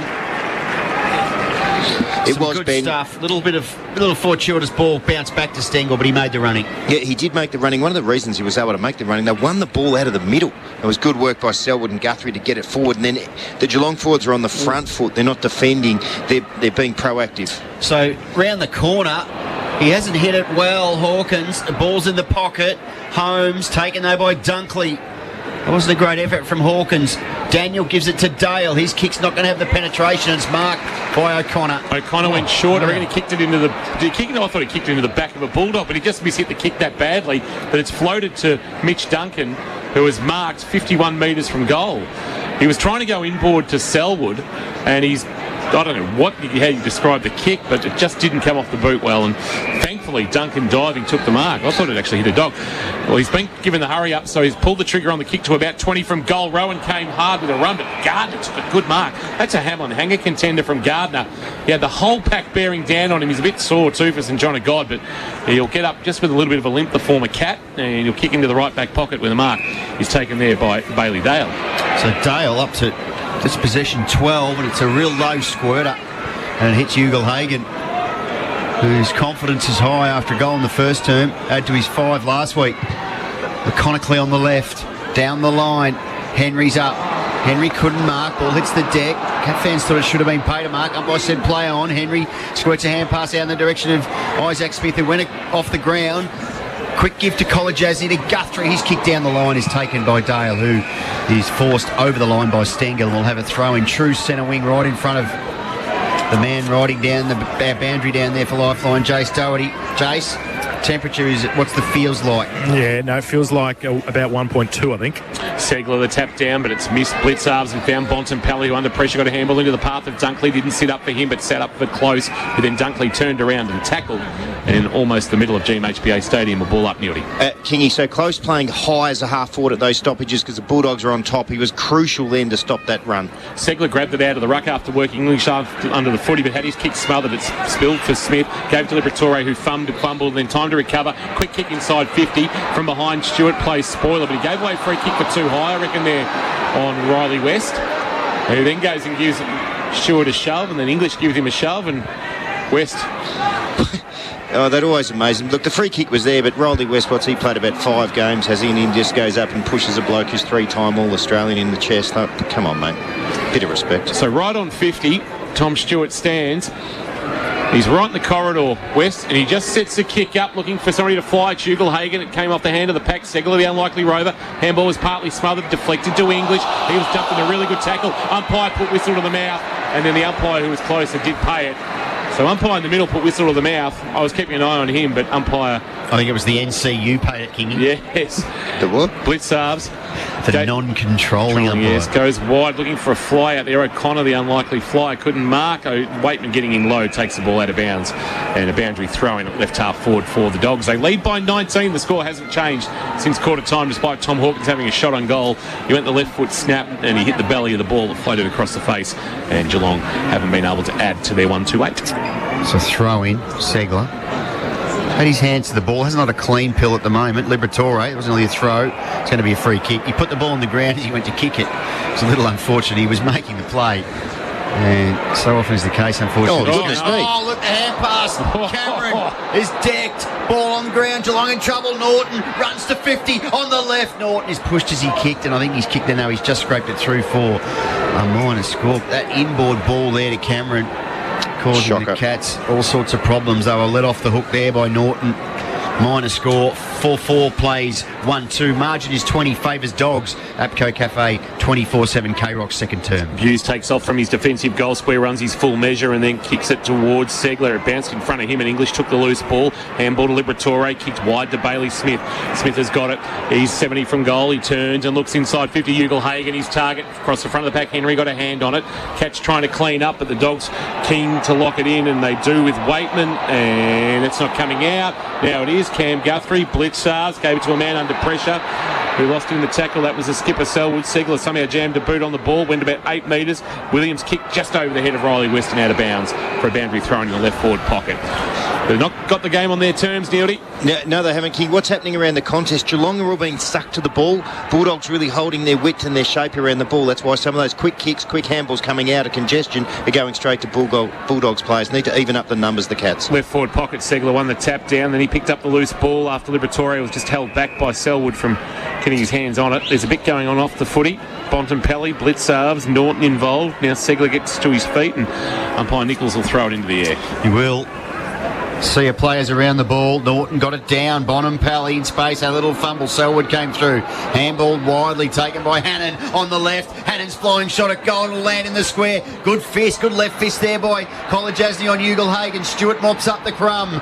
Goes by hand to Duncan. Duncan goes long to the wing. That's a free kick surely against Rowan. Umpire said no. Play on. Karmas. Quick give to Smith. They're all over me, the Dogs. Smith on the right. Into the pocket. And Ugelhagen marks in front of Kolajasny, and they just set up that wall behind the pill, and the long bomb out suited them, and they are certainly on song tonight, the Western Bulldogs.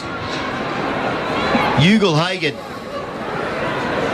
who has his confidence sky high, he'll kick from about 40 metres, 45-degree angle on the left. 5 steps, he's hit it pretty well, he's kicked a goal. He's got a couple. The Bulldogs have got 5, and they lead Geelong by 26 points. 6.5 minutes gone, Port Phillip Ferry's time clock in this second term, thanks to APCO Cafe 24/7. Ben, you mentioned that the Bulldogs had set that wall up behind the footy. They did it so well. Once again, Geelong are feeling under pressure. Well, they are. They're feeling under pressure. They're taking numbers to the ball. Bulldogs are saying, well, we're going to back our mates in to win that, or if we lose it, it's going to come out under pressure. So they're holding numbers out wide and back behind the ball, and when it comes out, they're just easy to put it back in. So really good work here by the Bulldogs. Thrown Cameron into the middle for this centre bounce, the Cats, alongside Dangerfield and Atkins. Blitzarves in the ruck, Segler off. Umpire bounces. Blitzarves has to wait for it. English winning the tap down. Dangerfield, though, hit it at pace and then swung onto his right boot and sent the Cats forward for a rare foray. But coming up, Cordy dropped what he should have taken. Time to recover. Burst away. Tackled by Blitzarves. And that affected the handball. Quick kick inside 50. Smith bounces over the head of Gardner. Well, wonderful tap done by Hawkins into the path of Rowan, which streams into goal. The ball just set up, unfortunately Gardner, and over his head, and Hawkins was just able to sort of palm it where he wanted as Rowan was bursting past. And to say that was much needed for the Cats is an understatement. Margin is 20. Geelong are 2-2-14. The Bulldogs are 5-4-34 as we've got 8 minutes in this second quarter of Carrot football, thanks to APCO Cafe 24/7. Just another example of how important the centre clearances are. Geelong have had 2 shots at goal this quarter. One by the Hawkins one where he mucked up the kick, and then that one by Rowan on the back of 2 centre clearances. If you can win it out of there with speed, which is what Dangerfield did then, it just gives the forwards an even-numbered contest. That's all they're after. So it's really important to see who's going to, if the Geelong Footy Club can get back on top out of the middle here. So Dangerfield being good for the Cats. He was important there. He's back in there again. So to Cameron Atkins. So the same setup for the Cats. English up high. Blitzov didn't even go. The ball went down to McRae. He was tackled high. It's going to be a free kick. I think the Dogs know. Umpire says, give it to me, as Dunkley gives the ball back to umpire Simon Overland. He'll throw it up again. Still in the middle of GMHBA Stadium. Bonampelli tried to break the tackle. He's ripped to ground. And, I thought the umpire, geez, there was some theatrics there from Overland. That was a press conference type adjudication. He'll throw it up again. Third time lucky, Kingy. Blitzarves won the tap down. Roving done by Dunkley. Got a handball up. Here's McComb. McComb with a handball wide to Richards. Richards a handball to English. He wants to go back to Richards. And Richards now, after getting it from English, is going to dump in a Cameron tackle. Umpire says once again, I'll have it. Edge of the centre square. Broadcast wing. Geelong 2-2. Bulldogs 5-4. I'm just waiting for Mum to text in to tell me how good it is that police officer's found another thing to do. Tap down, one towards the wing. Stengel couldn't take it. It ricochets up to McRae. McComb kicks on his left towards half forward. Zach Guthrie should swallow this, and he does. He marks at left half back. He goes inside defensive 50 to De Koning, and the Cats might try to open them up on the Hickey stand side. Instead, there's nothing on offer, so he comes back to Zach Guthrie, and it's now down the broadcast wing. They'll look to come in front of the Brownlow stand. Tom Stewart's a short option. Guthrie goes further than that, wanting Blitzarves, who's trying to get position on Richards. Couldn't complete the mark. Ball out the back. Stengel hit it with pace. Next to the boundary line, he pulls a kick towards Holmes. Went through his fingers. Calmers for the Bulldogs. Gave a handball. Daniel under pressure. That was smothered and out of bounds for a boundary throw. And right below our best seats in the house, Benny, thanks to APCO Cafe 24/7. We've got you, and we'll have a boundary throw in at the 10.5 minute mark on the Port Phillip Ferries time clock. Just off the KFC Twitter, Emma Torpy thought you were being serious there, Nudie, when you suggesting that police officer had found something else to do. As he bites the dust, that's his brother. Coming through was Duncan. He handballs wildly inside forward 50. Rowan did all right, kept his feet, then had a little fumble. Richards in. He got it to Bonampelli, to McRae. McRae on the left. Kick should be chopped off by Buse, who unfortunately ran under the pill. Important ball to be won. Did O'Connor give away a free? Umpire said no. Garcia's got it this way and that way, then handball to himself. KB style. McRae had to hurriedly handball out to Daniel. In turn, back to Garcia. He goes long to the wing. Ball gets out the back, and it's going to be a free kick. Is it going to Norton? And there's a dog who is lying on the ground there, slow to get up. It's Liberatore, I think. It is. They go inside forward 50, the Dogs. Bruce to come with a run from behind Henry. Neither could mark. Henry able to pick up the loose ball, did well. Shrugged off both Bruce and Waitman, and was able to go short with the kick to Stewart. Stewart wants a corridor. Isaac Smith had to sit and wait for it. Handball off Duncan. It opens up for the Cats here. Rowan, he'll have too much speed for English if he wants to take him on. But he got Stengel out all alone. Stengel marks 52 from goal. Left half forward, screaming for it inside forward 50 is Duncan. Dangerfield, I should say. Handball over the top on the bounce. Hawkins had to wait for it. Left foot dribble, and Dangerfield really had to go back and just kick that himself. Blown opportunity there by the Cats. Margin is 19. It really should be 14 as Hawkins dribbles it through for a behind. That was a dribbler. That was a bad dribbler. That was a lot of dribble. Kick in from Daniel. That wasn't a dribbler. He goes to Ed Richards, and Richards has been busy. Marks and slow play now. Bit of Danny Bonaducci about Richards. Goes down the line. Stewart up on Norton. Just plucked it clean over the top of Stewart. And Norton got a real Beyond Borg sort of headband. It's a bit of Beyond Borg / Vetus Gerolitis. He kicks it down the line, and he's got, although Paul Hogan's character, old Vetus Vegemitis, was one of the more extraordinary segments on the Paul Hogan show. And Bonampelli's got it just forward of the wing. He steps around Stewart on the mark. He runs to about 70 from goal and sends it very, very long. Waitman will come from 4 deep. Ball out the back. Smith needs to see it through for a rush behind and does so successfully. Averts any danger. Margin again 20. 5-5-35 the Dogs. Geelong 2-3-15. They want to quickly get on with it, Benny. They do. Duncan's got it. Handballs to Smith. He's on the painted defensive 50. He wants to go down the line.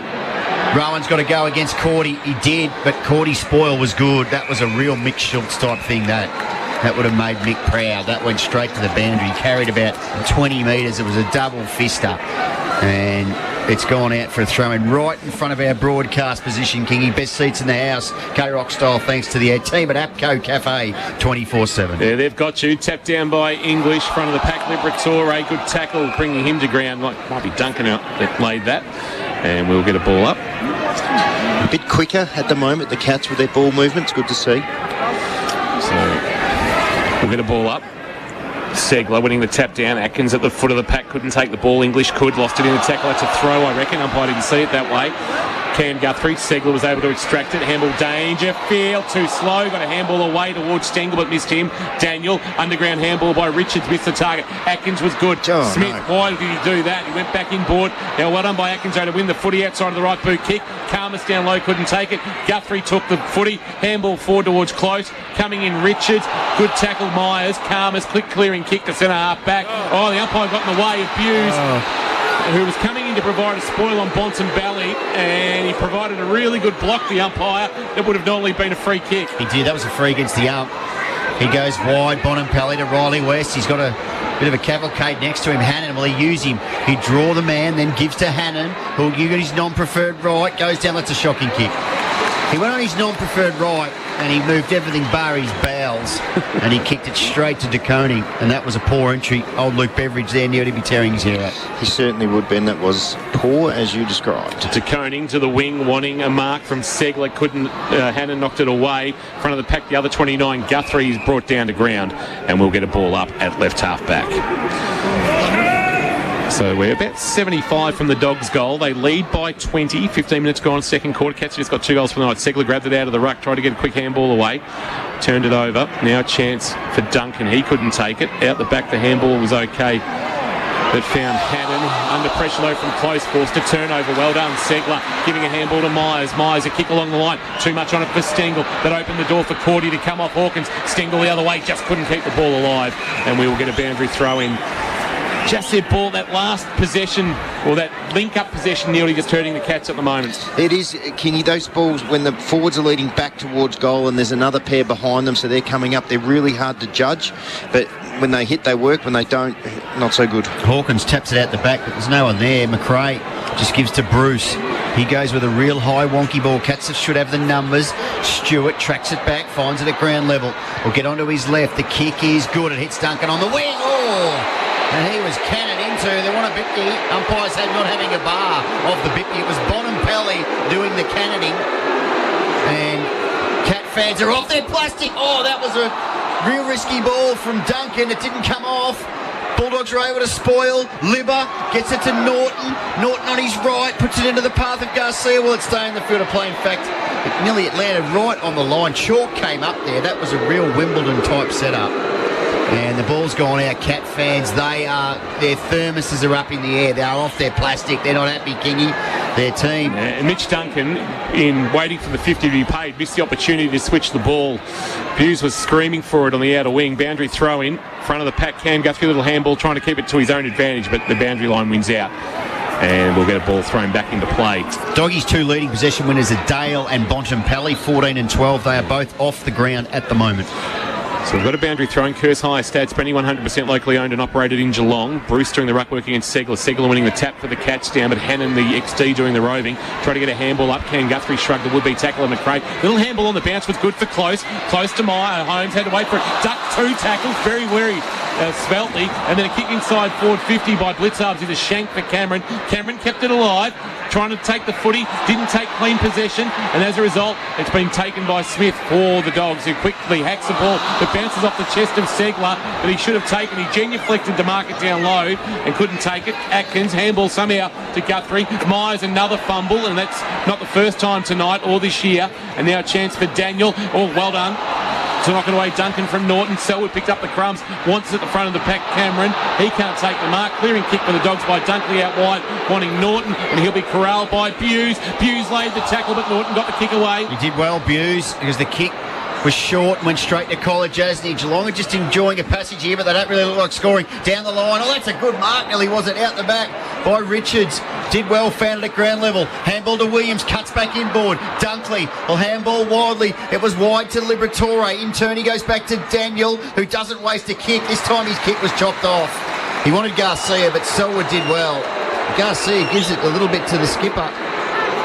And ball's gone out for a throw-in right in front of the old Reg Hickey stand. Pressure up a bit here, boys. Hand as he caught in the first quarter. Yes, he did. Now, the Cats have certainly lifted their pressure rating. It's really good to see getting some extra numbers around the footy. Segler grabbed it out of the ruck, jammed it on the boot. Karmas in a one-on-one with Rowan was in front position. He couldn't take the mark, Karmas, but on hands and knees, a handball up to Richards. Richards' kick went up the shot tower, just forward of the wing. Norton coming up, attacked the footy, couldn't mark, but he knocked it into the path of Liberatore. Sweep to handball wide towards Bailey Smith. Smith fumbled, handball back to McRae. McRae at left half forward, a kick wide, not for the first time tonight. The Dogs have put it out in the full. I think that's number 3. As the narrow confines of the ground once again catch opposing teams unawares. Henry short to Duncan, Duncan short to Buse. Buse has got it at right half back. I suppose there's one thing, they've stopped the Dogs from scoring, the Cats, but they just can't do it themselves. As we get towards 20 minutes gone in this second quarter, a long ball. Segler couldn't complete the mark again in a one-on-one with Bruce. It's off his hands and out of bounds for a boundary throw. Just forward to the wing out of side, Benny. Cats 2-3-15, the Dogs 5-5-35. It's working hard, Segler. He just looks rusty. Absolutely. He wouldn't be worried about dropping that mark. The one on his own to be a bit disappointed with. So throw in. Bruce works Segler under the ball. O'Connor tracks it back. Handballs to Duncan. He quick gift to Blitzarves. That sold him up the river because Liberatore tackled him to ground. No. That's going to be a free kick to Libba.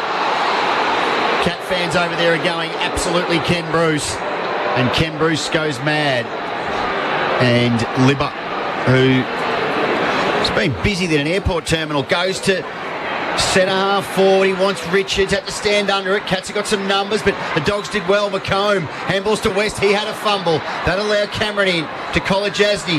Back to Cameron. Cameron's kick on the left is okay to Hawkins, but their two forwards combined from half back to the wing. Hawkins goes forward to Selwood, who'll break the tackle. Handballs to Myers. He's got Rowan. It goes to Holmes. Now it gets to Rowan, who'll mark, and he'll steam into the open sausage rolls, and he'll put it 14 rows into the concrete.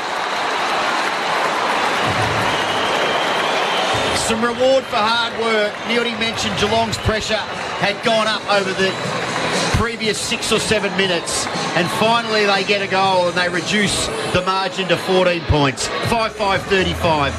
Geelong at 3-3-21 as we close in on half-time in this second quarter, thanks to APCO Cafe 24/7. Yeah, Cass, well said. It was really, really an example of reward for hard effort. A number of the high forwards getting back across the half-back line to help out. And even when that hard work was done, Cameron was the one who finished with the footy at half-back. He did a 15-metre short pass to Hawkins, who was still in the Bulldogs' half of the ground. So Geelong doing everything to try and generate scoring opportunity.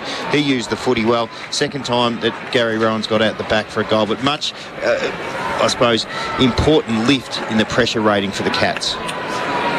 Back to within 14 points. This is closer they've been since the 16-minute mark of the opening term. English went early, won the tap down. Bailey Smith head over the footy, taken in a Dangerfield tackle and going nowhere. Umpire says, you are going nowhere, other than giving the ball to me. Quickly throws it into the air, the umpire. Blitzarves a tap down. Cameron the roving. Handball release for Dangerfield under pressure. Scrubs a 20-metre kick on his left boot. Stengel a wonderful pick-up. Turned and kicked in the same motion. Bouncing ball. Hawkins tried to work Cordy under the ball. Gardner got back there. Close. Made a good tackle. Forced to spill. He is close. Left foot snap. And he's hit the post about a third of the way up. She's deserved reward. And the margin is 13. It should have been 8. So Daniel, in fact Dale, I said, so kicked at bottom Pally. He goes now to Daniel.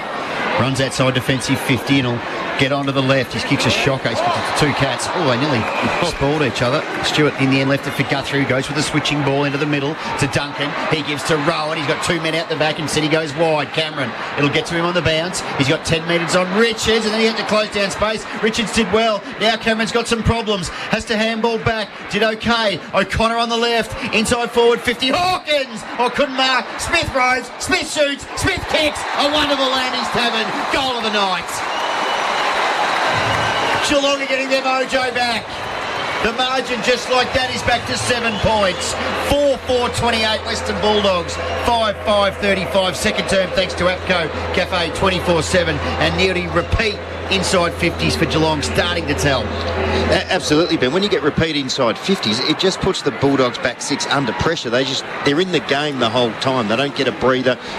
The forwards get to be proactive, which is exactly what happened on that occasion. I was just pleased that Isaac Smith managed to finish that off with a goal. It's even interesting, like he's played 700 games or whatever Ben tells us he's played. His work in the forward line was really poor. Hawkins had a one-on-one. Stay away, get away. When that ball was in the air, he took his opponent over it, and that's who spoilt the footy, but he finished up with a goal, so all's fair in the end. 253 games, 188 goals for the former Hawk, Neildy.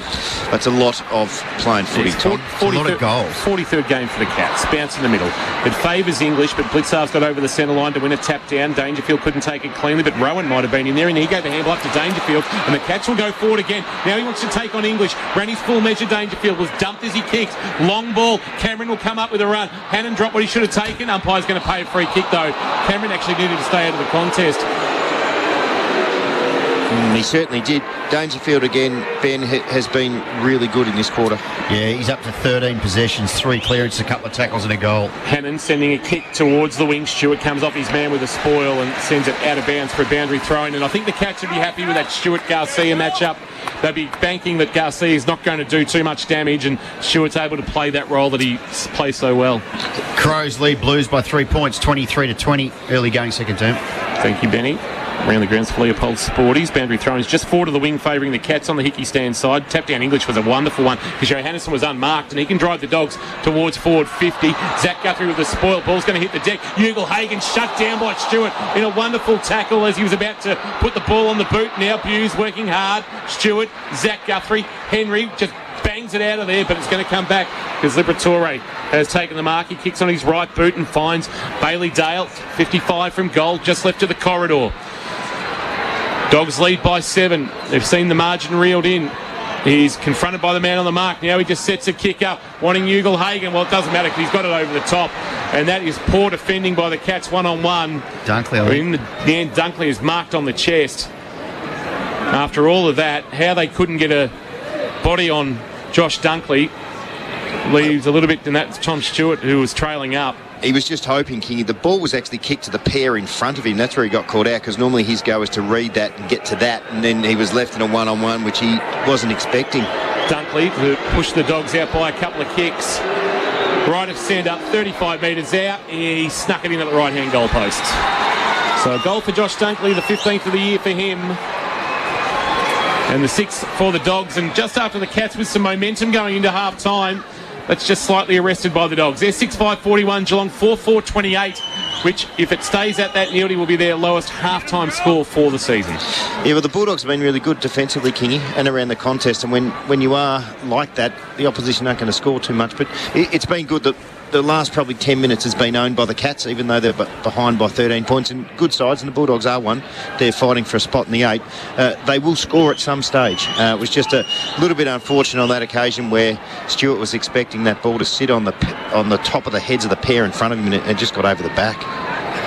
So back in the middle, couple of minutes, important minutes to the half-time break. Blitzarves in the ruck against English. Favours Blitzarves, and the umpire's going to call it back. So that ball landed sort of out at Armstrong Creek, and umpire Simon Overland had the sirens on to retrieve it, got it back. English again down. Dangerfield out of the middle again. He's done this a bit tonight. Handballs to Atkins. Oh, look out, set him up. Atkins at the handball hurriedly along the ground. Smith's first back. Don't argue. He didn't break the don't argue. He's gone! He got wrapped up. Play on advantage. Inside 50. Not sure that was the best play. Smith has to go off the ground. Ball on top of the square. Cordy did well. Tapped it to the advantage of Dale. Dale tracks it, got Stengel in his grill. Stengel did really well. Got it to Atkins. Zach Guthrie, blind turn, then back inboard. His kick is okay. Myers looked a little tentative. Handballs. Cameron to close round the corner. Coast misses. I think that's across the face. Another opportunity begging for the Cats. But they have been much better in this second term. Margin is 12, 4-5, playing 6-5. 2 goals. Second term, thanks to APCO Cafe 24/7. We've got you. Oh, Richards had to stretch to reel in with the one hand. The kick in of Bailey Dale, and does so in the right back pocket in front of where the old Ford stand once stood. Richards, low ball, is okay onto the chest of Cordy. Back into the side this week, replacing Alex Keith. Sending it very, very wide to Karmas, who's got it near the umpire's race. Whereas his teammate's name Keith. Kick to the wing, will get over the head of Holmes. Holmes did well, got back, provided a spoil. There's Hannon going to ground. Norton came up, couldn't take the footy cleanly at first attempt. Holmes trying to harass him out of it, did okay. If they can get out the front of the pack here, they're away here to catch. Close fumbled, flicked it over the top. Atkins back to Close, confronted by Richards. Little bit of selling of candy, and the kick for Hawkins is sublime. In the hands he marks. Myers presents in the pocket. Hawkins has got to back himself here, doesn't he?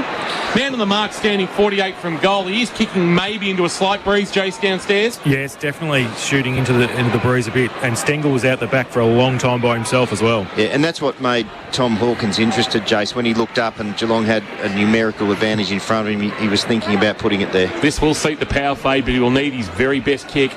He'll kick from 52 metres. He gives it all he's got. It's a fairly decent ride into the night sky, and he's just missed to the right. Through for a minor score. The margin is 11 as we approach half-time. So last opportunity gone there for the Cats, and I don't think the Dogs will score with about 10 seconds to play. So Hawkins, I've got for 3 behinds, Benny, and Close for 3 behinds? Yeah, Hawkins is 3 and Close 3, correct, Kingy. They've kicked all 6 Geelong's behinds between them. So this will be Geelong's lowest scored a half-time this season. Dale takes off, has a bounce from his defensive goal square, kicks it towards half-back and Jace Doherty, where Riley West has taken the mark, and that will take us to half-time here at GMHBA Stadium. The Cats, they trail by 11, so they've eaten into the margin. It was 19 at the first change. It is now 11 at half-time. The Cats kicking 3 goals into the win. 3 goals 4, in fact, to the Dogs, 2 goals 2. The margin did get out to 26 points when Ugle-Hagan goaled at the 6-minute mark, but 2 goals to Rowan and 1 to Smith brought it back to 7. Dunkley late, making it a 11-point lead at the main change. 4:6:30 Geelong, the Bulldogs 6:5:41. It's half-time, gentlemen. Do you know what that means? It's time for some half-time Garmy chicken and beer in Warn Ponds. You've got time. They close at 9. If you're hungry, Garmy chicken and beer, treat yourself right now, because that would be a pretty important thing to do and a pretty nice thing to do on a Saturday night as well. Half time, the Cats trail by 11. Back shortly, thanks to APCO Cafe 24/7. We've got you. Live, breathe, Carol Footy.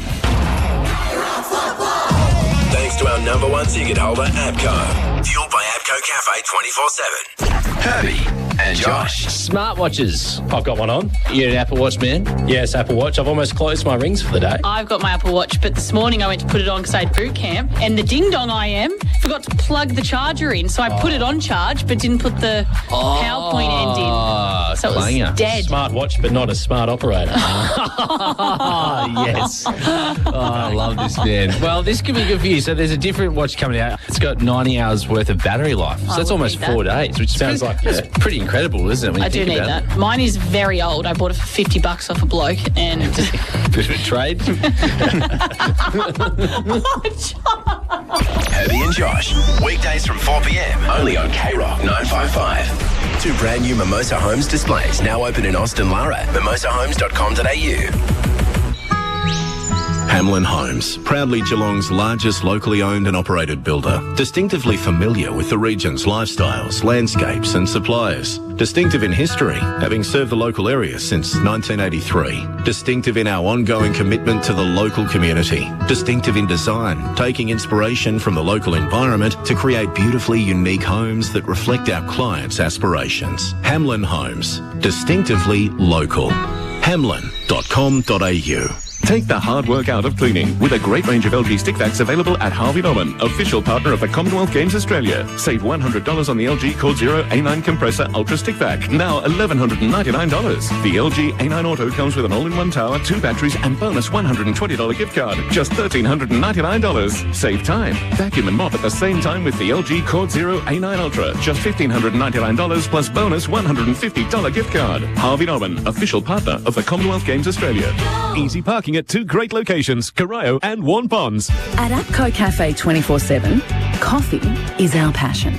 We know you love coffee, and we're dedicated to the best barista-made coffee just the way you like it, any time of the day or night. Our award-winning Cafe 24/7 blend is locally crafted by expert roasters in Melbourne and brewed by passionate baristas, giving you an amazing coffee experience every time.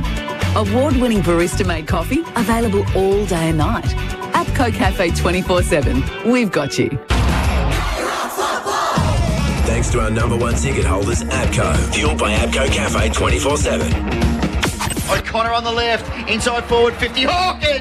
Couldn't mark. Smith rows, Smith shoots, Smith kicks. A wonderful landing tavern. Goal of the night. Geelong are getting their mojo back. Yeah, they did to a point in that second quarter, but they do still trail by 11 points. It's half-time, thanks to Garmy Chicken and Beer. Treat yourself to some half-time Garmy Chicken and Beer. Warren Ponds, the award-winning pioneer of Korean fried chicken, now at Warren Pond Shopping Centre. And, of course, delicious burgers and the delicious, crispy, crunchy chicken with great vibes. It's perfect to meet and catch up with all your crew. Half-time, Jace Doherty is down boundary side, where the feels like on the Weather Bureau has probably dropped towards zero, Jace. Yes, it is getting a bit chilly down here, a boundary side. No injury concerns for either side. John Segler is having a bit of trouble with his contact lenses, so he came off at the late stage of that second term, couldn't get them organised, so he ran straight into the rooms at the end of the second quarter then to get them fixed, but no other injury concerns for both teams. Right, St John of God optometry update. Yeah. Thank you for that, Jace. Good work by you. St John of God, your emergency specialist, open 24/7. Myers Street in Geelong. Benny, the Curse Hire, North Geelong, Grovedale and Ocean Grove, 3 locations across the greater Geelong area. Talk to us about some of the key numbers out of that first half of play and maybe the second quarter in particular. Sure, Johnny Segler didn't go down to listen to one of the race, the Bendigo Trots, did he? Do you think the Dapto Dogs are on or something he tonight? May have. I think he may have had a little flutter on something at the old Cheats on Seats. But the second term, Kingy, after being obliterated in that first term, the Cats were able to turn the tables on the Dogs in the second term. They did only outscore them 3-4 to 2-2, but they had more possessions, they had more marks, they had more contested possessions, they had more inside 50s, they had more clearances, and they had more tackles. All those stats were reversed in the first term. So Geelong intensity around the ball certainly lifted to another level on what they produced in the first quarter. They just still lacked a little bit of flow, at times moving the ball forward. Some fumbles at certain times didn't help. But you couldn't question the effort. They certainly responded after being given the word at quarter time by their coach, Chris Scott. Duncan had 10 touches in the second quarter. Smith had 8. Atkins had 8 after a really quiet first quarter. Tommy Atkins, he had 8 touches for the Doggies. Richards had 10. For the first half in total, Kingy, the inside 50 count has gone 25-23 in favour of Geelong. They've had 2 more tackles.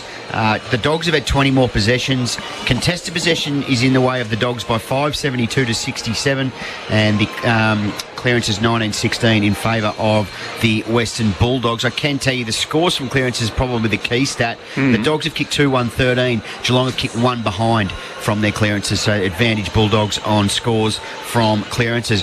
Overall, for the first half, Duncan had 16 possessions. Smith had 16 and kicked a nice goal. Dangerfield, probably Geelong's best player. 14 touches, 4 clearances, 2 tackles, kicked a goal, and burst out of the middle a few times to help set up his teammates further afield. Zach Guthrie's been steady with 11. Cam Guthrie, his brother, with 10. Atkins, I mentioned him, he had 10, 8 of those in the second term. Stewart has been okay with 9. Selwood in game 350. He's been pretty quiet by his standards, just 4 effective disposals, 8 in total. Has had 3 clearances and a tackle. For the Dogs, Dale working harder than Deodorant. He had 18. Dunkley 15. Libba 14. Richards off half-back 14. So Dale and Richards playing the sort of quarterback role off half-back. They've had 32 possessions between them for the Western Bulldogs. Bonampelli 13. Daniels been good 13. Smith 12. McRae 12. Karmas 10. And Williams had 8. Just some players struggling for the Cats. Grime Myers been very quiet, 1 kick. Blitzarves has been very quiet, playing a sort of a negating role. He only had 2 kicks. Stengel's been okay, but only the 3 effective disposals. And the other one is Cameron. Had to come up the ground. He's only had 1 kick, Jeremy Cameron. Hasn't had a shot at goal. So some players there that can certainly lift. And Close, well, had he kicked straight, he'd be on fire, but he's kicked 3 behinds from his 5 kicks. So there are some players who can certainly lift in this second half. It's certainly game on. Geelong worked their way back into it, albeit they do trail by 11 at the main break. Good work, Benny, as always, for Kerr's Hire, 100% locally owned and operated in Geelong. That is Kerr's Hire, and of course bring you the Cat Attack podcast, where 700 listeners a week can't be wrong, Benny. No. Or they are wrong and they've just stumbled onto the wrong podcast. You wouldn't have thought so, King. I'm just about to sneeze, I think. Are you? Good. Thank you, Benny. Good work by you. Tongue to the roof of your mouth usually works. That's how you can usually pause a sneeze. Is it really? Yeah, pause a sneeze, tongue to the roof of your mouth. Right. Not my tongue to the roof of your mouth. Goodness me, I'll have to try that, King. Well, you've learned something new. Can tell you, Benny, that for Leopold Sporties, as we go around the grounds, that we have a score that sees Adelaide 36 leading Carlton 32 in the second quarter at Adelaide Oval. So Adelaide may be looking to cause an upset there. Collingwood 88 just got over Port Adelaide 82. Sydney 1-12 thumped the Giants 39, and St Kilda held off a fast finishing Hawthorn 75-63. In local footy, winners today in the GFL, Newtown and Chilwell, Geelong West, Leopold and Lara in our GFL match of the day over St Albans. In the GDFL, Belpost Hill, Geelong West, East Geelong, North Geelong, Bannockburn and the Belmont Lions. And in the Bellarine, Mottawari, Drysdale, Torquay, Anglesey and Barwon Heads were the winners. We'll have all the scoreboards tomorrow and reports at krockfootball.com.au. It's half-time. Thanks to Garmy Chicken and Beer. Treat yourself. Some half-time Garmy Chicken and Beer, Warn Ponds. That is the place to be on a Saturday night. You've got 20 minutes to get your order in and they'll feed you very well there at Garmy Chicken and Beer. We'll take a break, come back and have a look at the head-to-head Geelong Insurance Brokers, some of the Wombat Gully Plant Farm matchups as well with Mark Neal, his thoughts on the first half. But see, Geelong trail by 11 points. It was their lowest half-time score of the year. They're at 4-6-30 and they trail the Dogs 6-5-41. Back shortly. Thanks to Abco Cafe 24/7. We've got you. Live, breathe, Carol Footy. Thanks to our number one ticket holder, Abco. Fueled by Abco Cafe 24/7. At K-Rock 955, we've got all of Geelong's favourite hits. The jams you're loving right now. The classics that take you back.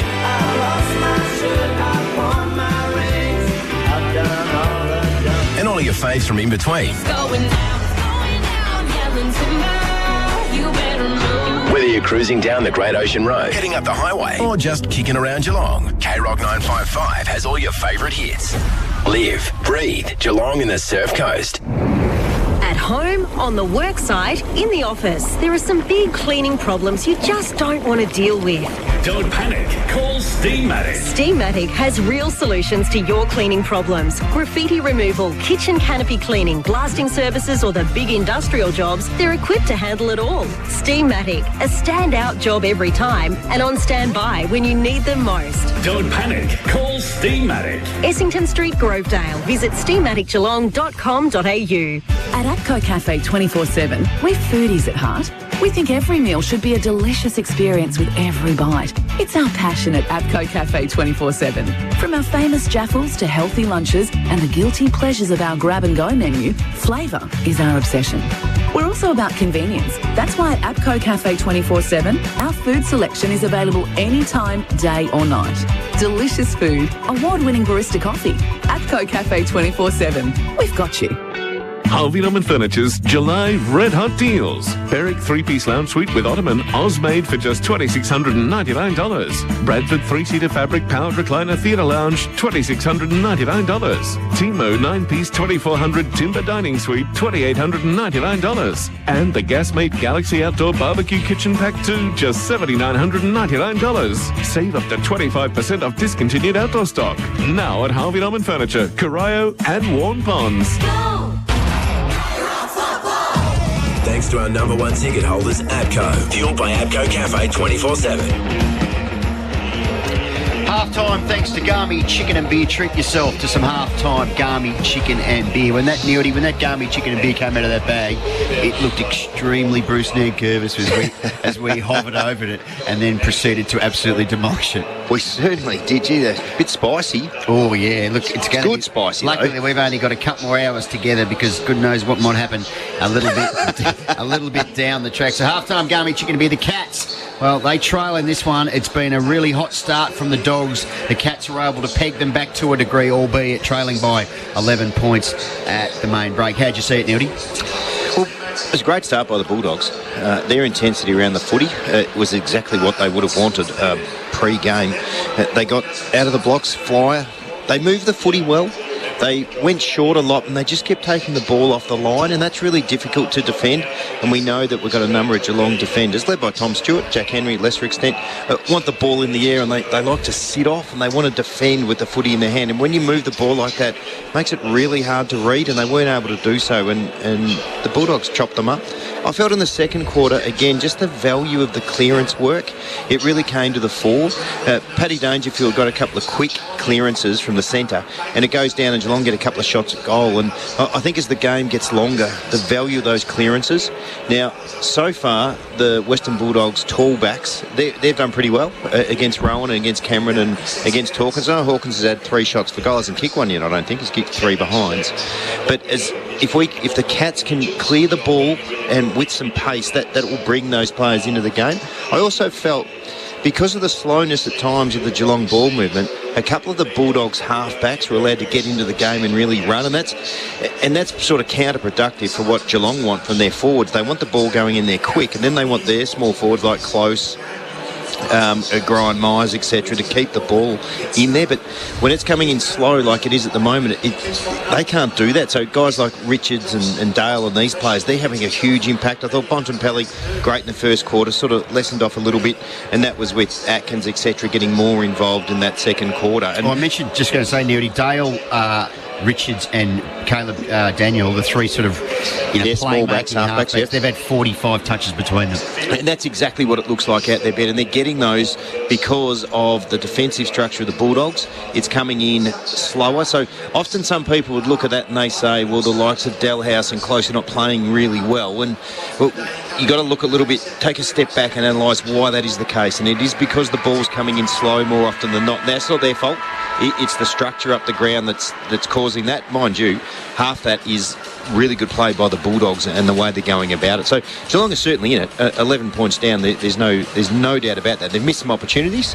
The Bulldogs might say, well, they have as well. But it's still anyone's game at this stage. Yeah, the good sides probably defend well when the game's against them, and Geelong had particularly quite long periods of that first half, particularly in the first quarter against them, and they've only conceded the 6 goals, which keeps you in the game.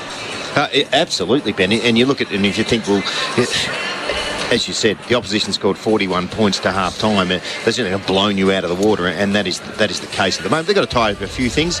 They can't allow the Bulldogs to start their second half the way the Bulldogs started the game, really. They need to get their work around their clearances, and those balls going inside 50, come on, they need to get it to the advantage side of the big, tall forwards, and then let the little guys go to work. It's at the moment too much on the back foot. You had a couple of head-to-heads, Nearly, head-to-head thanks to Geelong Insurance Brokers. I think Don is up there remaining hydrated throughout this game in the K-Rock suite. He's got more than 39 years, Nearly. 39 years experience in the insurance industry. He's on the team at Geelong Insurance Brokers. They work with their clients to ensure they have the right cover, not just the cheapest premium. You went with 2 Geelong Insurance Brokers heads-to-head. You went for DeConning and Norton.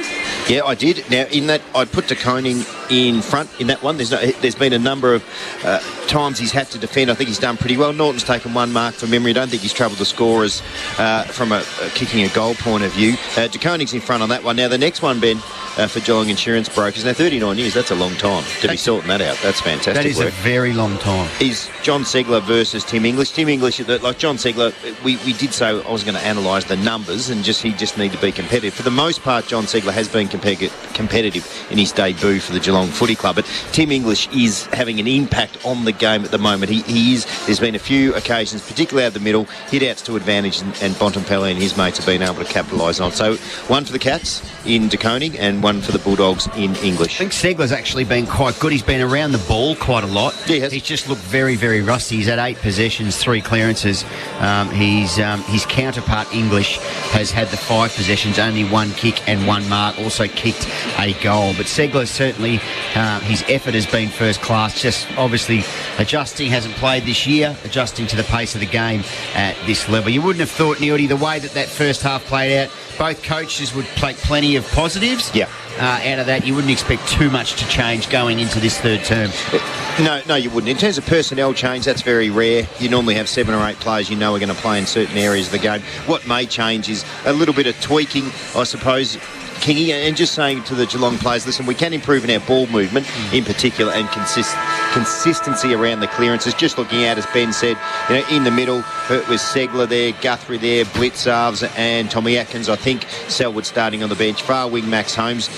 This wing, and that's the Zach Tui role, has been Mark O'Connor. Down forward, just the usual suspects, Kingy.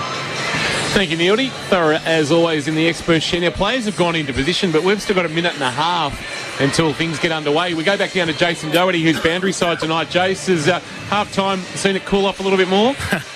Yes, it's nice and chilly down here, boundary side. Oh, Jace. Neildy. Feels like 4.9. Yes, You beauty. 4.9. And you know what that is, Jace? Yes. That's suck eggs. and the breeze? Breeze still to the Belmont Watch House end. Probably not as strong as it was in the first half, but still there, and the Cats trying to take advantage of it in the third term. Yeah, considering what there was 7 goals have been kicked actually to that end, to the northern end of the ground in the first half against the breeze. Thank you for that, Jace, down boundary side. Still a minute to go. Players are in position, so they've mistimed this one. Usually they're just breaking at the 1 minute mark and quickly getting into position, but we'll just wait for this countdown, and the crowd gives them a chance to get back into their seats. Good crowd in here tonight too, as the capacity sits at around 23,500, 24,000, and we won't be far off that this evening. Not too many vacant seats in the house on what was a pretty nice day in Geelong. It's chilly and cool here this evening, but the day was beautiful with a bit of sunshine. So the Cats with 3 of their last 4 at home. St Kilda next Saturday night. They go to the Gold Coast in round 22 and then wrap things up round 23. A Saturday twilight clash against the West Coast Eagles, where the Cats may very well be playing to take the minor premiership as they were against Melbourne in round 23 last year. Only the opponent just slightly different in standard. Neildy. Absolutely, King. I'm just watching the players in the middle, obviously getting cold. So Tommy Atkins and Liberatore decide to have a bit of a wrestle, as have Bondrompelli and Blitzarves, just to warm themselves up. So they're across the 4.9, feels like, Jace, as are you for Lifeline. Harvey Norman, third quarter about to get underway. Umpire Stevens to whack it into the turf. Segler to go out against English. English winning the tap. Segler maybe getting a piece of hand right now, running onto the footy and sending the Cats inside forward 50. So that's a positive start. Close and Cameron. Ball bounces away from both of those. It's knocked to the boundary line by Richards, who can't control it. And the umpire says we'll throw it in. Boundary thrown right forward pocket. Wombat Gully Plant Farm, anything that you've picked up early in the second half, Neildy? No, not really. The one thing I'd question is Smith forward with O'Connor on the wing. I'm not saying O'Connor should go forward, but Isaac Smith's run, you'd think that's more suited to a wing than it is as that forward role. So I'll keep an eye on that. Hawkins wants to bring it back into the corridor. Rolling ball will spill for Cam Guthrie. And then it'll ricochet away towards Johannisen, who had his handball knocked by Blitzard. Liberatore, that was a throw on the up to McComb. McComb on hands and knees, go back to Liberatore. Jams it on the boot towards the wing. Stewart coming up, takes a confident mark. Judging at best against Ugle-Hagan. He wants the corridor and Kolajasny. Kolajasny feeds off a handball. Cameron, point of the square. Left half forward. That's a poor kick. Dumped as he kicked, but it's downfield. So he was dumped after he kicked by Brucey's former Giants teammate. And the Cats are going to get a gift here to start the second half.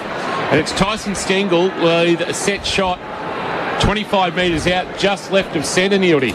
Yeah, well, I haven't seen the replay. Here it is now. Jeremy Cameron kicks the ball. Oh, wow. Yes, as you said, Tom, Geelong are going to get a gift if Tyson Stengel can kick this straight. Good play by the Cats, set up well, pressured the footy coming out.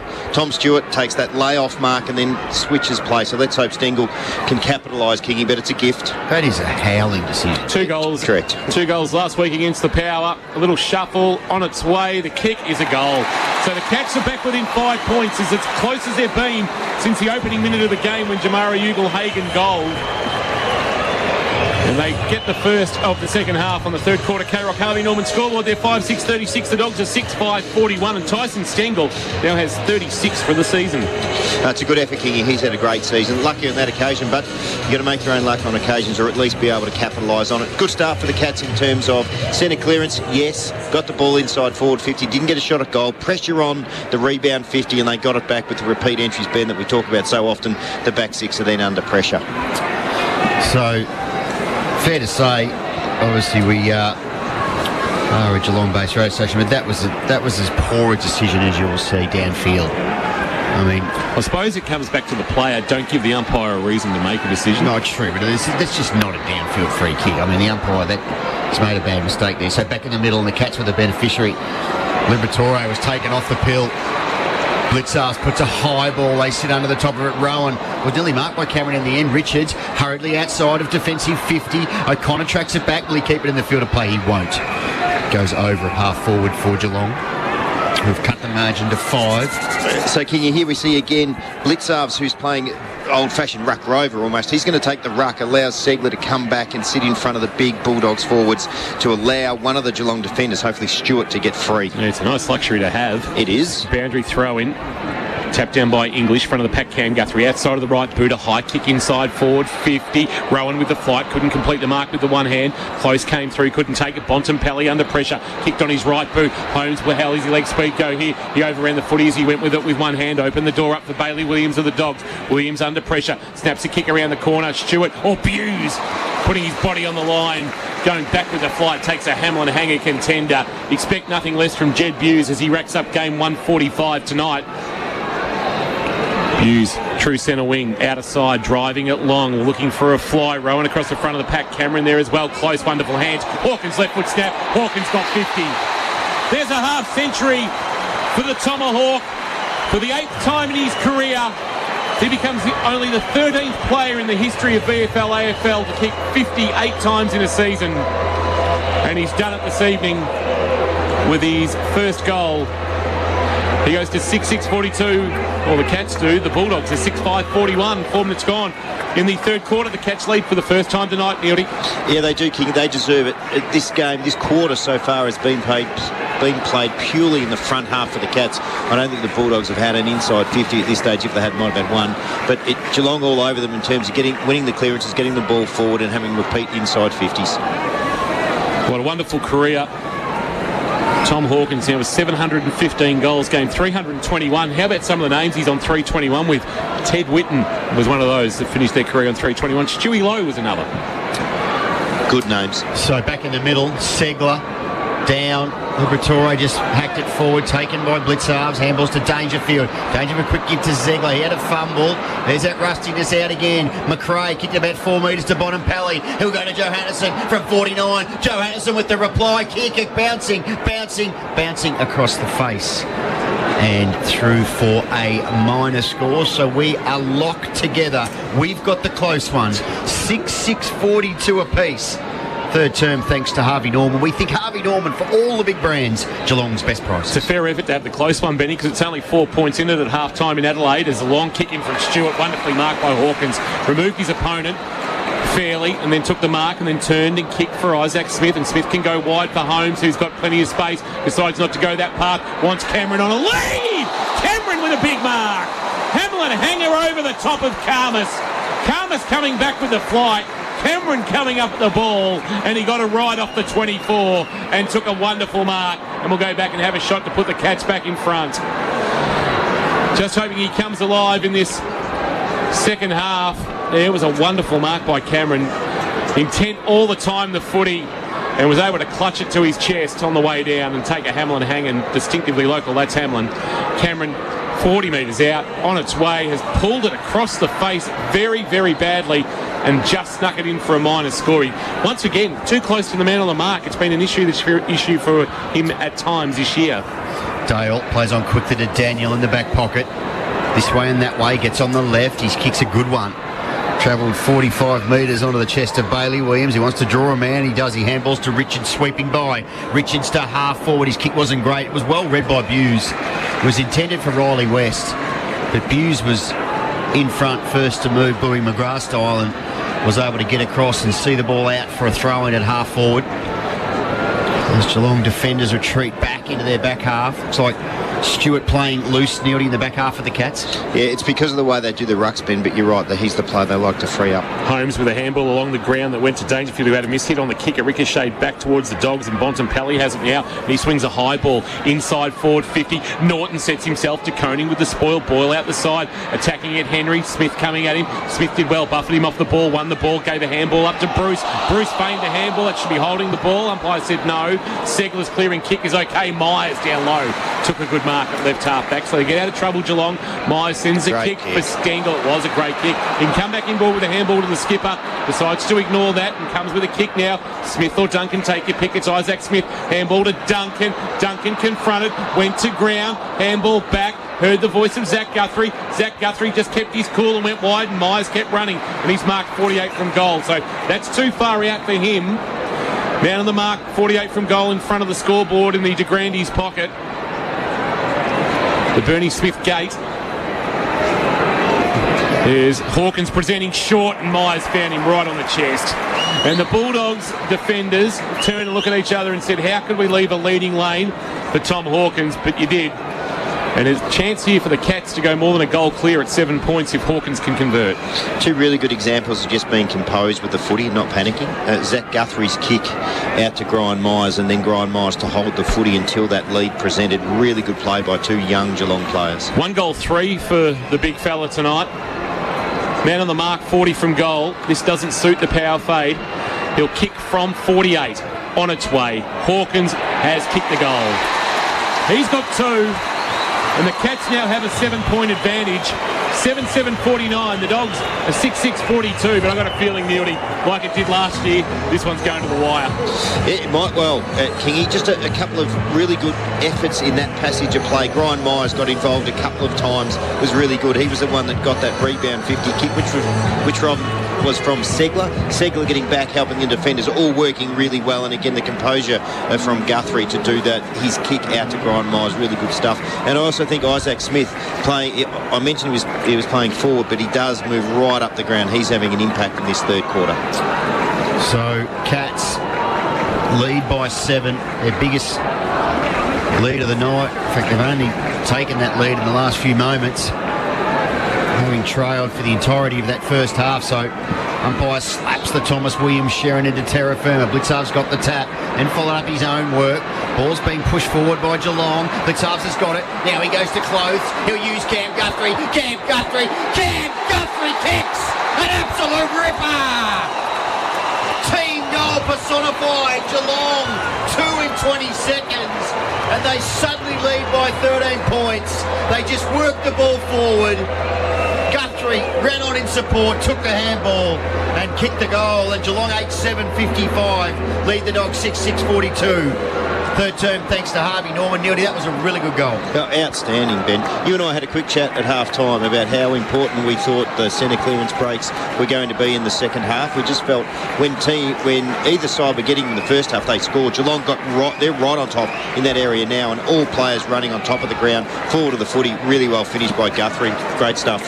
To be able to pull the ball back across your body with all your momentum taking you away is not an easy skill to perform. No, it's not particularly at this level, Kingy, when they go as fast as they go and they are as strong as they go, and terrific goal. Blitzarv's English winning the tap down this time, being held Dunkley by Atkins. He was caught behind, and the only thing he could do was basically give away a professional free kick, or the Bulldogs would have been streaming forward. Dunkley short with a kick to McComb. He marked just inside the centre square,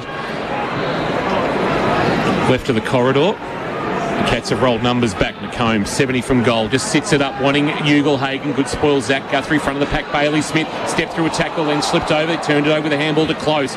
Close's underground handball. Holmes, was he taken high? No. Dunkley dived in there to dive on the footy, and 45 metres out, make it 46 from the Doggies' goal. We'll get a ball up. They attack the Northern or City end in this third quarter, I should say, of K-Rock football. Ball in the air. Tap down Blitzarves. Dangerfield hit it at pace. Handball was a throw to Kolajasny. Kolajasny trying to fight his way through the tackle of Waitman, but going nowhere. Ball spills out as a result. Dangerfield comes again. Umpire says, I've seen enough. Give it to me. I will ball it up. 11 and a half minutes gone on the Port Phillip Ferries time clock. The Cats, they lead on the scoreboard by 13. Blitzarves down. Bailey Smith, though, first onto it. Then he can't break the Myers tackle. Was given plenty of time. His handball was a wild one. Kolajasny came up to meet it to Selwood. Quick hands. Cam Guthrie had a little fumble. Got it to Blitzarves, though. He puts it on the right shoe. Gardner should mark. He did. Well positioned defensively in the middle of GMHBA Stadium. And the former Cat, Ryan Gardner, takes the mark, signalling for players to move this way and that way. Traffic cop sort of style. That would impress Overland. He has to handball hurriedly to Gordy. That's a shocker. Gordy's got trouble. Had to work it to Richards. And they might get out of trouble because Richards has got good wheels. But time for a cheeky bounce, and then he goes with a real lateral ball to the outer wing. He's got Dale. Dale's kick's a shocker. He's kicked it straight to Mitch Duncan. That's poor.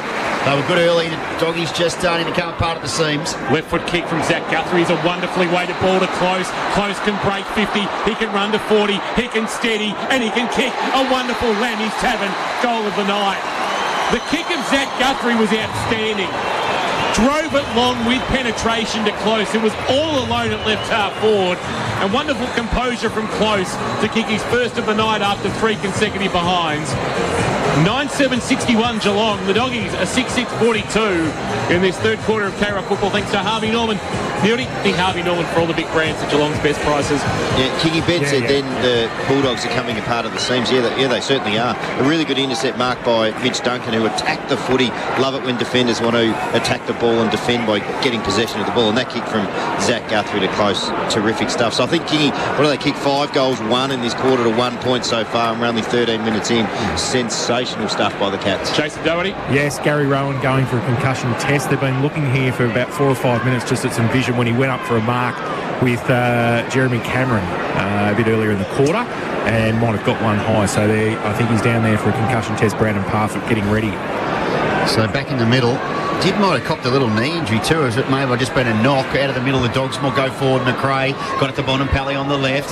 Good spoil by Zach Guthrie. That's really good stuff. Got across the face of the pack and fisted it out for a throw-in. That was lovely defensive work on the back of a great kick that set up the close goal. And Geelong will get a chance to get the cavalry around this stoppage. It'll be inside forward 50 for the Dogs, who need to respond. They led by 4 goals at one point early. They now trail by 3. Dangerfield, hand pass, tried to get it back to Stewart. He's got a few problems. Atkins just puts the head down, tries to bore through, can't do so. And umpire Simon Overland puts the lights and sirens on, pulls up the paddy wagon and says, I'll throw up the Thomas Williams Sharon. He does. Segler tried to grab it out of the ruck and then sort of just palmed it down in the end. Dangerfield coming like a bullet, a gate opening a path for Stengel. Stengel through traffic, a handball to Zach Guthrie, who heard a voice. It was Stewart at defensive 50, right half back. The kick though let him down and he's put it onto the chest of Ed Richards, who's been pretty solid tonight again for the Dogs. Handball off to Williams, cruising by. Williams sending it long, wanting Ugle-Hagan, who's had little to do in this game since early on, as the Geelong defence has blanketed him. College Asley doing a good job. DeConey getting back and taking a safe mark on the chest. Norton's goalless occurs highs thus far. DeConey maybe with another scalp. Right back pocket, the young defender kicks towards Hawkins. Could spoil English. Front of the pack slipping over at the wrong time was McComb. That allowed Zach Guthrie to wrap him up when he did take possession. It spilled out. Myers to Cam Guthrie, kick along the wing. Gardner back with a flight. Stengel with the front on spoil was good. Slipping over was Williams near the interchange gates. He's got trouble now. He was able to barrel it onto the boot. Cam Guthrie came up and spoiled the ball, but only in the path of Richards. He sent it inside forward 51 and Ugle-Hagan, who has been paid the mark. Cat fans won't like that, but that is a mark. He controlled it long enough. It was only a late knockout by Stewart. And that's fair, and he'll go back and have a shot, and Cat fans will have to move on very quickly. I think you're right, King. I think that's fair on what we see paid a mark these days. Maybe not in eras gone by, but that... Oh, no, maybe not. On replay, looked clean on first look. 50-50. Well, after the goal Geelong got... Yeah, true. A downfield goal, they probably deserve one. The square up. Ugle-Hagan has got 2. Chance for a third and to arrest the slide, and he's... Well, Cat fans will tell you that he's missed. He's hung it out to the left and through for a minor score. Margin is 18. Jamara Ugle-Hagan with 2 goals, 1 for the evening. The Dogs now with 6 goals, 7 after kicking 4 in the opening term. Geelong at 9-7-61. So Zach Guthrie with kicking duty. He's got the lime green boots on. Goes long. He wants Cameron. He can't mark. Ball slapped forward. Who's first back? Atkins rides the tackle and handballs to Selwood. Selwood to Buse all by hand. He'll go to Myers. Back inboard to Holmes. No relation. On the right shoe. Opens it up for Stengel. Stengel will mark. He'll play on. He's inside forward 50. Will he have a shot? Or will he square the ball? He squared it. And he made the wrong choice because he kicked it straight to Carmus, who marks and wants to go with a quick switch to McComb. He does, and he'll track it towards the boundary line in the Western Bulldogs players race. At right half back, kick inboard. Stewart worked Whitelist off the ball a little bit too easy for thought Luke Beveridge's liking. Now kick inside forward 50. Hawkins has got free. Carmus with the spoil. Bruce doing the unlikely roving at the back of the pack. As the Dogs look to get out of trouble. Close late, a good tackle. And as a result, the kick coming out was ineffective from McComb. And it's been taken by Zach Guthrie. Man, the mark stands 60 from goal. Perfect example of why you need forwards putting on pressure. Zach Guthrie lowered the eyes to his brother Cam, who marks right on 50, but right next to the boundary line at left half forward. Would be a tough kick. So he swings out onto his right boot, runs to 52, sets it up. He actually sends it long and has missed to the left. He got good purchase, but in the end, he has tugged it to the left through for a minor score. In the margin again, 19. Hannon, quick play on. Richards had to work, but marked. It's been good, Richards. Plenty of it. Busier than the old... Something's extraordinarily busy. Domestic terminal. He goes on the right side, and the kick is good. He's got Garcia, who marks in front of Segler. David and Goliath down there. Segler and Garcia, like a law firm. He goes to Gray. Sounds like a detective show. What about McComb? McComb sounds like pass me the McCombs. It's like a nice little box of chocolates. Yeah. That's what he sounds like. The McCombs. It does, that's what it sounds like. 17 McCombs. Ball on the deck for the Cats. There's going to be some McComb going on here because Smith gets it to Close, who's been really dangerous in oodles of space. Oodles of space, Benny. And he plays on and he sends a kick to the pocket, wanting Stangl, who sliding down low, takes the mark just outside 50. Myers presents to the pocket, and that's where he goes. So 40, maybe 35 from goal, tight in the right forward pocket. This would be a very tough kick for Brian Myers, based on his kicking style with that big arc that he gets. So he's setting himself as if he is having a shot on goal, because all leading lanes have been otherwise occupied. From 45 metres, he sends it on its way. He's hit it well. He's hit it wonderfully well. Goal for the Cats, unexpected from Myers from there. But all of a sudden, after trailing by as much as 26, Geelong lead by 25 thanks to a 6-goal burst in this third quarter as Brian Myers kicks his first of the evening and just his 8th of the season from 16 starts. Geelong 10-8-68, Bulldogs 6-7-43, 19 and a half minutes gone in this third quarter of Carra football. Thanks to Harvey Norman. Benny, think Harvey Norman for all the big brands at Geelong's best prices. Yeah, certainly are, Kingy. I'm thinking all sorts of things. This curve's higher.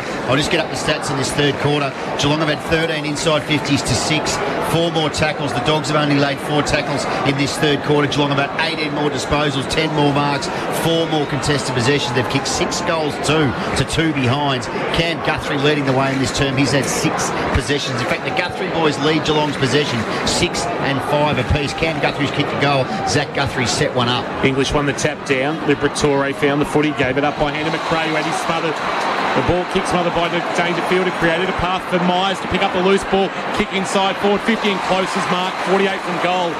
He goes short into the pocket, and Smith, stretching, has marked. Suits a left footer, but Dangerfield has played like a man possessed at times tonight, Fieldy. He has, Kingy. He is a contested ball beast, as we know, but he's been outstanding. And the smaller Geelong forwards have been terrific. Shocking play on here. Yeah, Smith goes backwards to Cameron, who had to take it on the bounce and then lost it in the tackle, holding the ball against McComb, winning the free kick. He gives a handball off to Daniel, cruising by, and then runs himself into a bit of trouble, so kicks on the outside of the right boot to McRae. He marks just inside the centre square. And he goes backwards, concedes to the point of the square at right half back. Hannon, the former Demon, goes wide. They've got some free ball on the outer side with Johannesson. So Johannesson back inboard to Libba. It's got a little quiet Libba. Now goes into the pocket and just lurking all alone. Just like an aphid on a rosebud over there was West. There was nobody near him, Newdy. Have you ever lurked like that? Aphids lurk on rosebuds. An aphid on a rose. Now, I haven't been described as that before, that'd be fair. So this is not an easy shot, though. And after lurking in the pocket, can West finish the deal? His side desperately needs a goal. He's on the runway. He's hit it pretty well just across the face. Segler gets back and sees it through for a minor score. Margin now is 24. 6-8 plays 10-8. Third term thanks to Harvey Norman. Think Harvey Norman, Kingy, for all the big brands at Geelong's best prices. Cryo and Warren Ponds, Benny. Oh, yeah. Duncan just runs outside the goal square and then kicks into the right back pocket where Colin Jasny is marked. He brings it along the line, just below our best seats in the house, Rapco Cafe 24/7 to Holmes. Holmes sends it now. Oh, to Smith, who dropped what he should have taken. Went straight through his fingers. Yeah. For a gun player, Smith, every now and then he makes some unbelievably howling mistakes. As he kicked before to Cameron was like an under sort of 10s arrangement.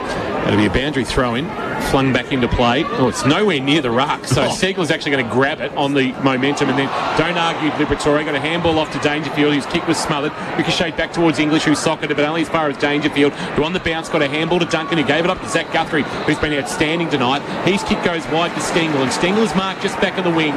Front of the Hickey stand faithfully. He'll look to draw a man. No, instead he'll kick towards half forward. Holmes hits the ground running. 60 from goal. Sends it to a one-on-one. And Cameron all alone. That was all too easy in the end for the Cats. Gardner was sagging off him and was too far away. And Cameron's going to come out on the J curve here. Despite being a left footer in the right forward pocket, he is more comfortable going with the left foot. Steps out, snaps, hits it well, hits it very well. Kicks the goal, and Geelong now lead. Would you believe it? They lead by 30. 11-8-74 the Cats. The Bulldogs are 6-8-44. Since quarter time, it's been 10 goals to 2. And in this quarter alone, the Cats have kicked 7. That's right, they've banged on 7 goals too. And we're only 23 and a half minutes gone, Neody. It's been an outstanding quarter of footy, Kingy. It just has. Now, Guthrie then, his work off half-back line, Zach Guthrie, he's playing some sort of quarter of footy, which is fantastic. Again, Stengel being involved, those 3 Geelong small forwards, Stengel, Myers and Close, they've had a great quarter. Yeah, I was going to say, is Zach Guthrie playing himself into the position where he almost be impossible to drop? Based on what we're seeing at the moment, absolutely. He's having a really good game, but this quarter in particular, he's been one of the reasons why the Cats have banged on 7 goals. Bit of an upset brewing too. Adelaide lead Carlton by 15 points midway through the third quarter. Geelong are going to go forward again. Atkins, a high ball, the top of the square. Cameron's up, couldn't mark, had it out the back, had to handball hurriedly. Myers chopped it off, got it back to Stengel. Stengel fancy dancing! Stengel fancy dancing! Has kicked the Lambie's 7th goal of the night. Geelong are on fire. Joel Selwood's 350th. 12-8-80. Stengel's got 2. And they lead by 36 points. Unbelievable after being blown away early in this game. Geelong have responded in the most positive way possible, and they lead 80-44 third quarter thanks to Harvey Norman. Fantastic goal. Individual brilliance by Stengel then to do his fancy dancing, as you called it, Ben. Again, great pressure on the ground. Myers went first, then Stengel, back to Stengel. Really good stuff. Great goal. And centre clearance work. Geelong well on top. What is it? 8 goals for the quarter. Sensational. Boys, Gary Rowan's back down here with the doctors on the bench. They're just having a look at what occurred earlier in the term, so still no decision just yet. Just doing some quick scanning, gents. That is Geelong's best quarter of the season so far, these 8 goals that they've kicked. Dangerfield at the back edge of the square after the ball got moved forward by the Dogs. Picks it up, left foot kick on the skid. Wonderfully taken by Close. Handball back in, board to Atkins. Atkins just mungs it forward. It'll bounce in front of Cameron. In fact, it'll bounce over his head in the end. Gardner was a sitting duck for Hawkins, and he wrapped him up in a tackle. He's going nowhere. Ball up. Nobody saw an 8-goal burst coming at half-time, I don't think. No, absolutely not. No, that's right. Hey, Jace, just a quick one for Lifeline. Feels like 5.4. It's got warmer. Tap down English. Roving. Cordy. Handball release. Bontempelli. Haven't called a lot of lately. Kicks it wide. Wanting Johannesson. Blitzar's on his hammer. Although Johannesson will get some separation. Then a handball back. McRae. Kick over the top. Ugle-Hagan. Oh, Stewart. Bang. Defensive fist. Sends it towards the boundary line. Doesn't get it out. And Ugle-Hagan kept it alive. Handball back in board. Johannesson is away. Outer wing. Driving it long. 1-on-1. Bruce. Henry. Henry front position. Bruce tried to work him under the footy. Found it at ground level. Henry came again and won himself a free kick. No. And they've won the ball to catch. De Koning. Zach Guthrie. O'Connor. Kicks on his non-preferred left towards Blitzar. Stretching but not completing the mark. Leaving it behind was Williams. Opened the door for Blitzar, but he left it behind. Opened the door for Daniel. He turned it over to Atkins. Atkins fired a handball forward. Hughes under pressure. Just was able to get the ball to ground level. Atkins fisted it forward. Won't relent. Rolling ball. Here's Cameron out of bounds. Boundary throw in. And Geelong just weren't letting the Bulldogs get forward of that contest, Neody, no matter what. No, they weren't kicking. They work around the contest. Sensational. Just refusing also to let the ball get behind them. They wanted the game in front of them, and they did that. And they've managed, we would have thought the Bulldogs had to run a play, but they've managed to get a boundary throw. And what's going on over here, Ben? That's your mate. Yeah, so Gary Rowan just looking at some vision, probably just maybe watching that last episode of Neighbours just to see if he could see Harold or Delta or and he's Guy he's eating a box of Macoons as well. Jason Donovan.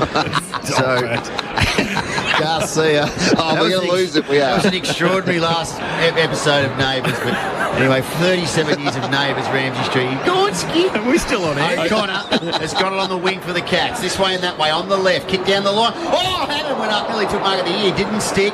Ball on the ground. Will it get put out of play? It won't. Comes back inboard. Blitzarves. Geelong are relentless at the moment. Close. Handballs over the top. He wanted Myers. Was too hot for him. Gardner coming the other way. Did well. Got it to Dale. And Dale hacks it outside defensive 50. Bruce marks on the chest in front of Henry as we approach 28 minutes gone on the Port Phillip Ferries time clock. He comes inboard to Bontempelli, who's got it near the point of the square at right half back. He's little left foot kick just got to Johannesson. Johannesson heard the voice of Smith, who's got it on the near side logo, and he's marked. And he gets the boos. They've got some sort of memory of him getting involved with Zach Tui back in round 12 in a game that cost him a couple of matches suspension. Kick to half forward on Liberatore. Oh, Stewart, bang! Not only took the footy out with a big fist, but took Jeremy Cameron as collateral damage. And it goes out of play right in front of Jason Doherty, who almost picked up a hardball get. We'll get a boundary throw in. Rowan just loitering down there. Parfitt hasn't been called upon yet. Boundary throw in. It was a shallow one. English won the tap, then did his own roving. McNilly turned it over to Cam Guthrie. He did in the end. Guthrie back to his brother, that's Zach. Zach a high kick towards half forward. Hawkins to set himself. Cordy back with the flight, wanted the ball more than anything else. Hawkins was worried about the body of his defender. And a good mark by young Cordy. Not so young now, in fact. Goes inside defensive 50. Of course, the great Spider's grandson, Spider Bennett from Drysdale, great fella. Ball at half back. Kick by Daniel to the wing. English over the top of Dangerfield. Couldn't complete the mark. Isaac Smith happy to see it out to the boundary line. Right upon him. And the Dogs have kicked 3 behinds in this third quarter for Harvey Norman. Benny, the Cats have banged on a season best 8 goals 2. Yeah, it's been the old seismic shift in momentum in this game, Kingy, and Geelong have made the most of it in this term. Don't like seismic shifts. You're more of a sort of a part-time arrangement. West, he's wrapped up in a tackle of Blitzarves, and there's a cat on the bottom of that pack, and it might be, guess who, Atkins. Yeah. So Blitzarves again, try to get it down to Guthrie. He's immediately tackled by West and gets out the back to Smith. Smith of the Dogs round the corner towards half forward, getting back college, hasn't he? Took a good mark, took courage too.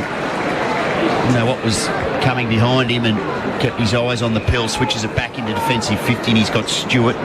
Stewart retreats further, and he's got O'Connor, so Geelong might be happy just to see this out. 48 seconds remaining in what has been a really blistering third term by the Geelong Football Club in the 350th game of their skipper, Joel Selwood. Henry short to Duncan, who marks at right half back. Would have seen the sign. He'd just seen it go up from the bench saying 30 seconds. And the Cats will just control the footy and be very comfortable taking a 36-point lead into the final change.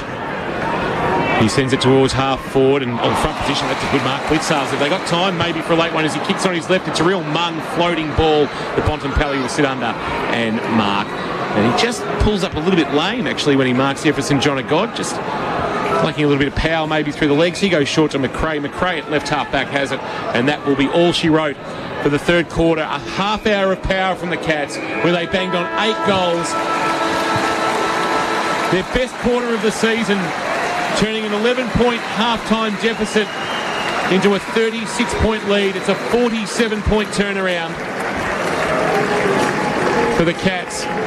And they are well on their way to a 10th consecutive win for the first time since 2011, and to provide their skipper, Joel Selwood, with a 350th to remember. Jason Doherty, we head down to you, boundary side for St John of God, for a Gary Rowan update. What do you have for us? Well, there's a 4-person conference down here. It has been going for the last 10 minutes between the doctors, Steve Saunders and Gary Rowan. I don't know whether it's concussion or what else is going on with his body, but I think he thinks he's fine, and the doctors are having a real solid conversation with him at three-quarter time, so we'll keep an eye on it as we go to the break. Yeah, okay, thank you for that, Jason, because obviously then the flow-on effect is if it's deemed to be concussion, next week he doesn't play next week against the Saints. And for a bloke who hasn't had a lot of momentum in his season with his footy, you would hate to be having a week off next week when he could be here playing against the Saints, but that will be left in the hands of the medical experts. Thank you, Jason dramatic standout we'll keep an eye on throughout the last quarter because there's been some very handy players for the Cats. But Sir John and God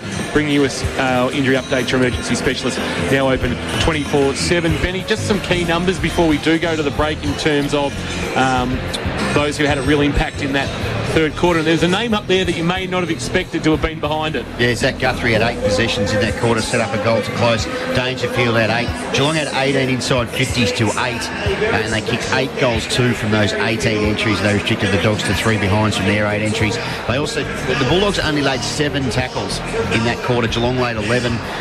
Geelong comfortably won the contested possession. They comfortably took more marks, and they won the uncontested possession. It was an unbelievable turnaround from what happened in that first quarter.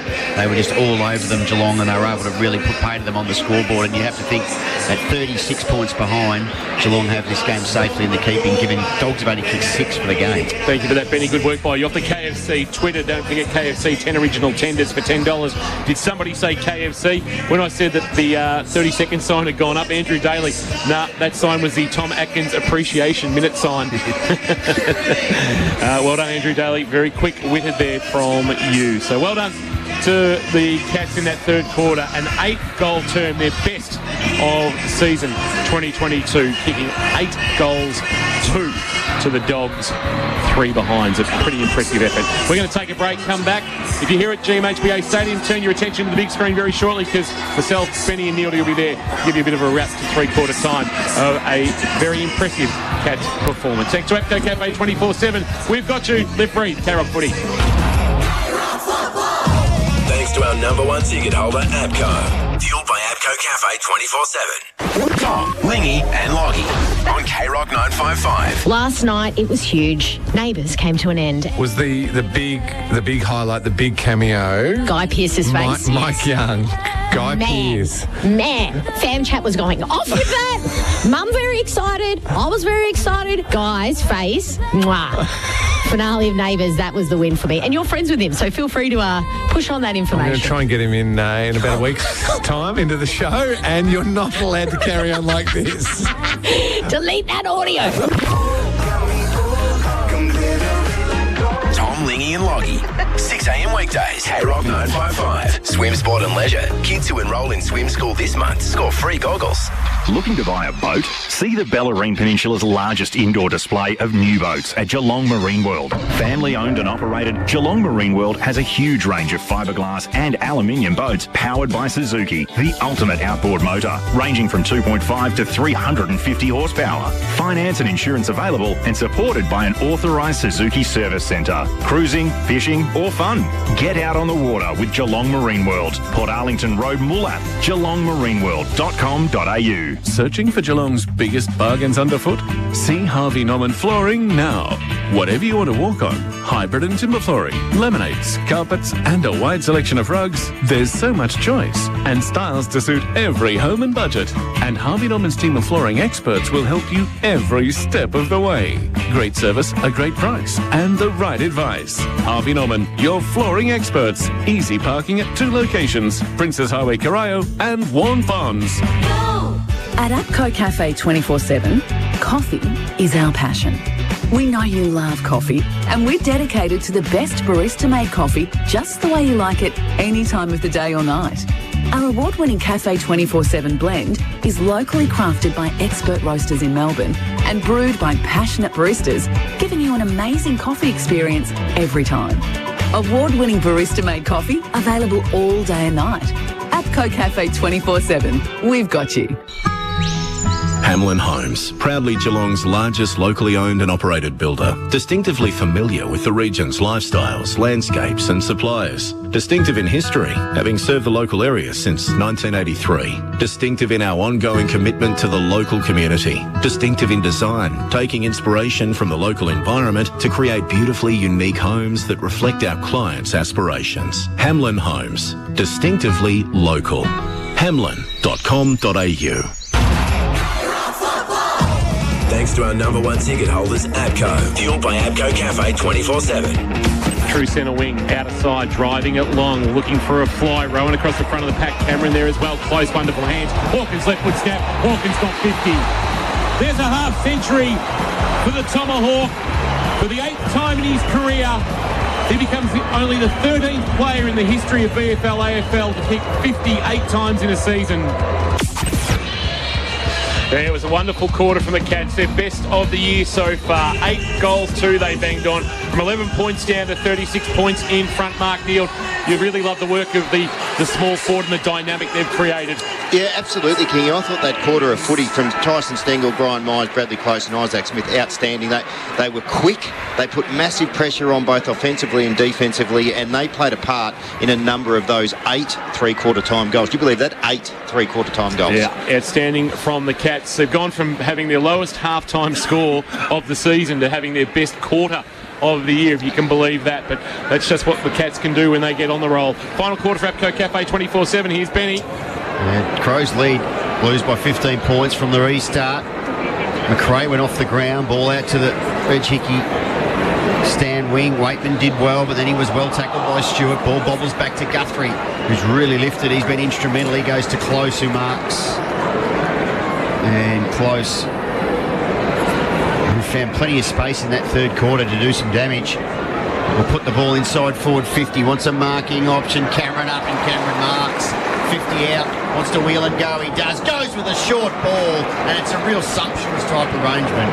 And he hits Parfitt, the Medi sub, for his first touch of the game. Handballs back to Cameron. Cameron off one step. Long ball. Top of the square. Hawkins up. Couldn't mark.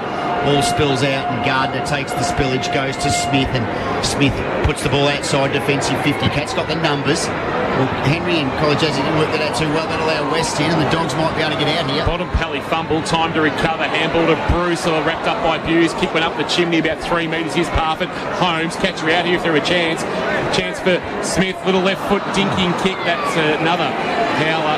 That didn't go 15, that kick of Smith, and it's a 50-metre penalty. So firstly, the umpires made a mistake by paying a mark for a kick that went about 8 metres.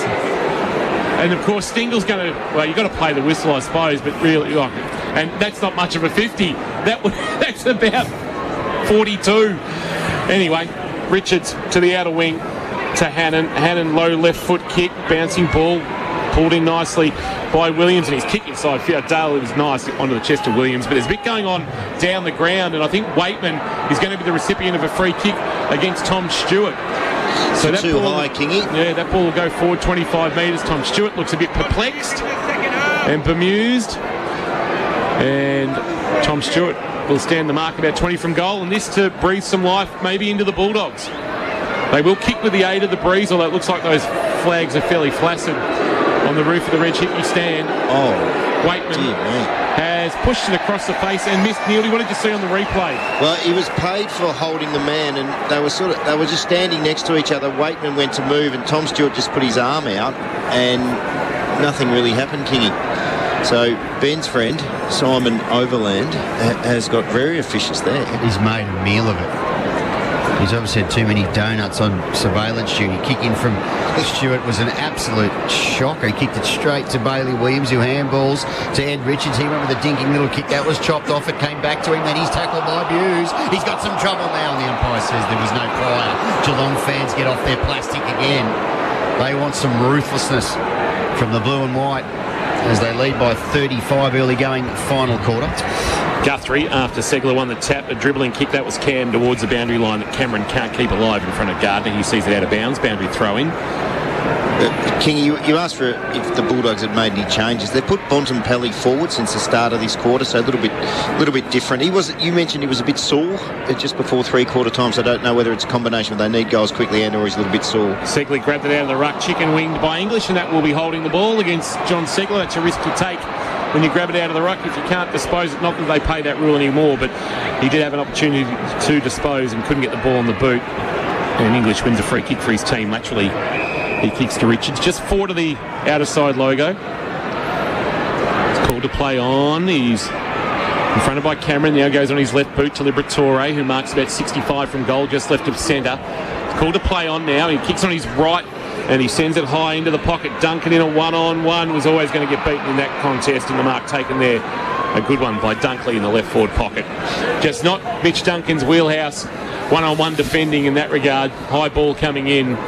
Dunkley positioned himself well, and he will come out on the J curve, I would suspect. And this to bring the margin back to 29. give the Dogs some hope. Dunkley steps, Dunkley snaps, and he has pushed it across the face and just snuck it in from behind. And the margin is 34. So a couple of opportunities there. Nearly have gone begging for the Dogs through Waitman and now Dunkley. Yeah, they have, Kingy. You expect players of that level, both those players, to be able to kick those goals. So Stewart, this kick is a better one. Goes in the direction of Blitzars, but he's got 3 to beat. Dewalder caused the spillage. Henry comes in. Guthrie was taken. That's Cam Guthrie was taken without the ball. And there's some ironical cheers from Geelong fans as they get a free kick. Free kick count is 12-7 in favour of the Western Bulldogs. Lateral ball to Stewart. So, Mike, there's been 19 free kicks paid for the night. Yes. Wow. 12 and 7 equals 19. Taccone goes wide. He's got Collar Jazzy, the big Ukrainian marks. Brother Meal will be happy with that Wants addition. to move it on. Kicks towards a one-on-one half forward. Hawkins got rid of Cordy but couldn't complete the mark. Karmas picked up the loose ball for the Dogs. He walked straight into a close tackle. How many tackles for Close tonight, just out of interest, Benny? Close has laid Kingy. I'm just locating Brad Close, and he has laid 7. Thought he might have. Atkins has laid 8. Yeah, well, kick to the wing looking for Waitman, couldn't mark but found it at ground level. Handball to Bontempelli, who gave it to Garcia. Garcia gave it to Williams, who looks to draw a player and give it back to Garcia. Garcia back of the wing with a left foot kick. High ball for Norton, and it's a good strong mark. Both DeConing and Segler providing a contest, and Norton with sticky mitts was able to take the mark, but he's a long way from home. Man of the mark stands 70 from goal, so Norton's left boot sends it high into the sky, wanting Ugle-Hagan. Ball's got out the back. It's rolling, and it's through for a behind. Not sure whether it was off hands or not. Either way, it's gone through for a minor score, and the Dogs are now 3 consecutive behinds in this final term to start it. On the Krock APCO Cafe 24/7 scoreboard, Geelong 12-8-80, the Dogs 6-11-47. Kick in from Duncan, went to Smith, and he's marked now. He goes wide and over in that pocket where that Peter Street stand used to stand rigid. Henry, he kicks it about 13 metres, and he's got DeConing for the Cats, who marks right on the paint of defensive 50 outside of GMHBA Stadium. He just chips it down the line. It's a good kick for Parfitt. Found a little spot in the zone there. He wants to come back inboard with an aggressive play, and he does to Selwood. He does. Selwood a handball off Dangerfield, ran himself into trouble and out of trouble, and then drives a kick, wanting Hawkins, who got front position on Cordy, couldn't complete the mark.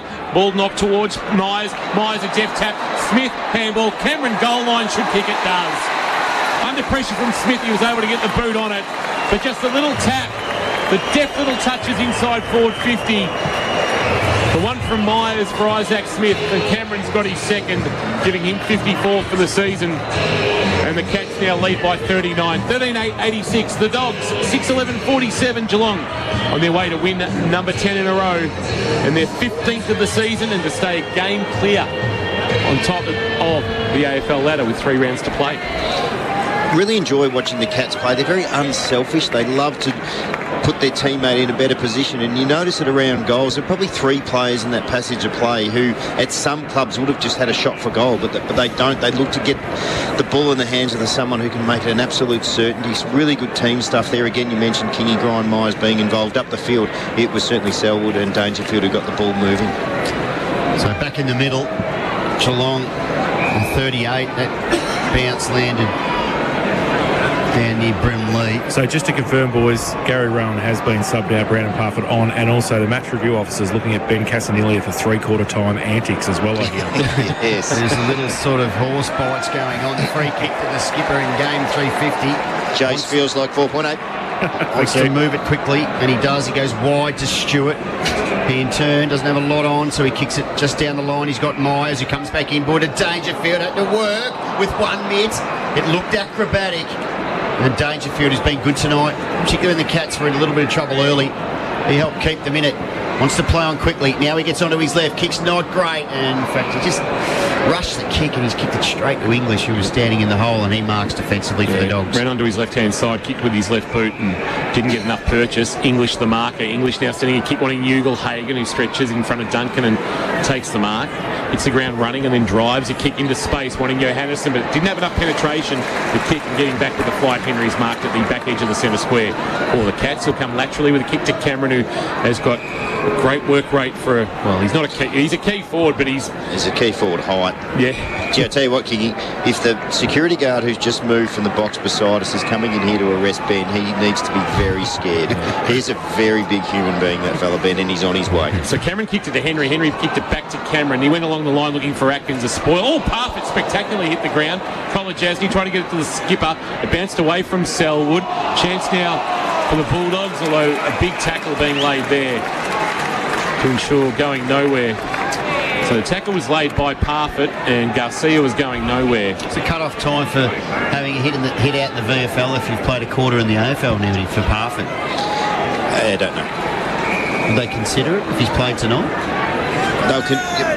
They might, yeah. Kick inside forward 50 from O'Connor, looking for Dangerfield. Spoil came from Dale, almost tried to claim a mark, didn't take it though. Atkins fires a handball forward. Isaac Smith was giving it to Stengel before he took the footy, snapped a kick around the body after he retrieved the situation. Out of bounds, boundary thrown. But I think Isaac Smith saw Tyson Stengel out the corner of the eye, thought, I'll take this and handball it. I reckon he was handballing it before he took it, Neildy. Yeah, I think you're right, Kingy.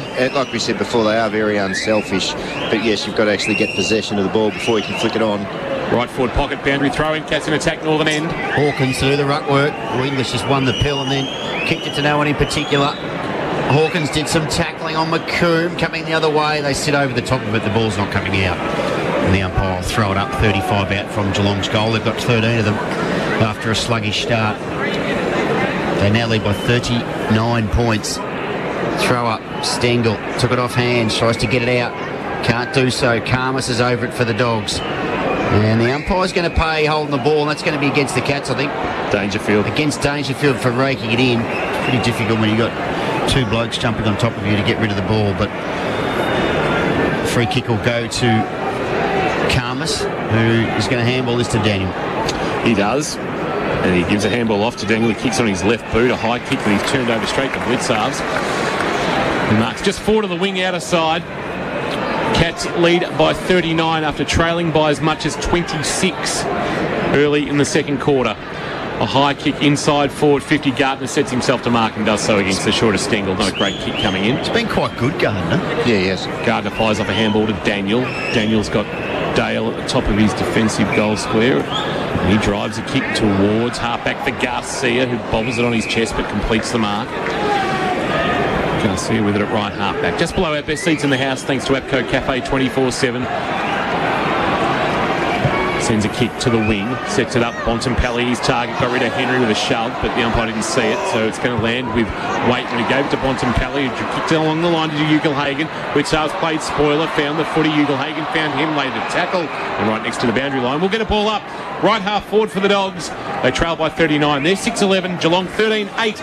In this final quarter of K-Rock football. Port Phillip Ferry's time clock ticking past 12 and a quarter minutes. To throw up. Patav's down, taken by Liberatore. Handballs to Garcia to quickly give to McRae. Back to Richards, who's been busy. Richard back into traffic, sold some candy, found a way through, then puts it on the left. Long ball in. Oh, De Koning, that's a good mark. That's a really good defensive mark. Eyes on the ball. And just intercept stuff from the number 16 for the Cats. Right back pocket. Stewart with the footy. Cats in no hurry. Game in control. Saints next Saturday night. Same time slot. High ball to the wing. Gardner came up. Spoiled. Daniel knocked it forward as well. Cameron. Oh, that's a don't argue. That's a bit high, I reckon. There's going to be a free kick, I reckon, for a high fend off there against Cameron. And it has been seen that way. We'll go to Riley West. West short. Into the pocket for Bontempelli, who couldn't complete it on the third attempt. Sock it off the ground, O'Connor towards half-back. Cameron couldn't take it cleanly, but Zach Guthrie could. Gave it to Cameron. Cameron freed the arms, and then got a kick away because he couldn't get a handball. O'Connor was smart, palmed it to it close. He gave it to Myers. He chipped it over the top. Holmes reeled it in with the one hand. They've got it at right half-back. They have. They want to move it quick. Holmes, what's he got on? He goes down the line. That's not a great kick. Parfitt's got to work. He can't. He'll get the ball out. No, Daniel did. Flicks it back to Cordy. Cordy on the right. Brings it back inboard. There's a few Dogs there. A kennel of them. Oh, nice, Ben.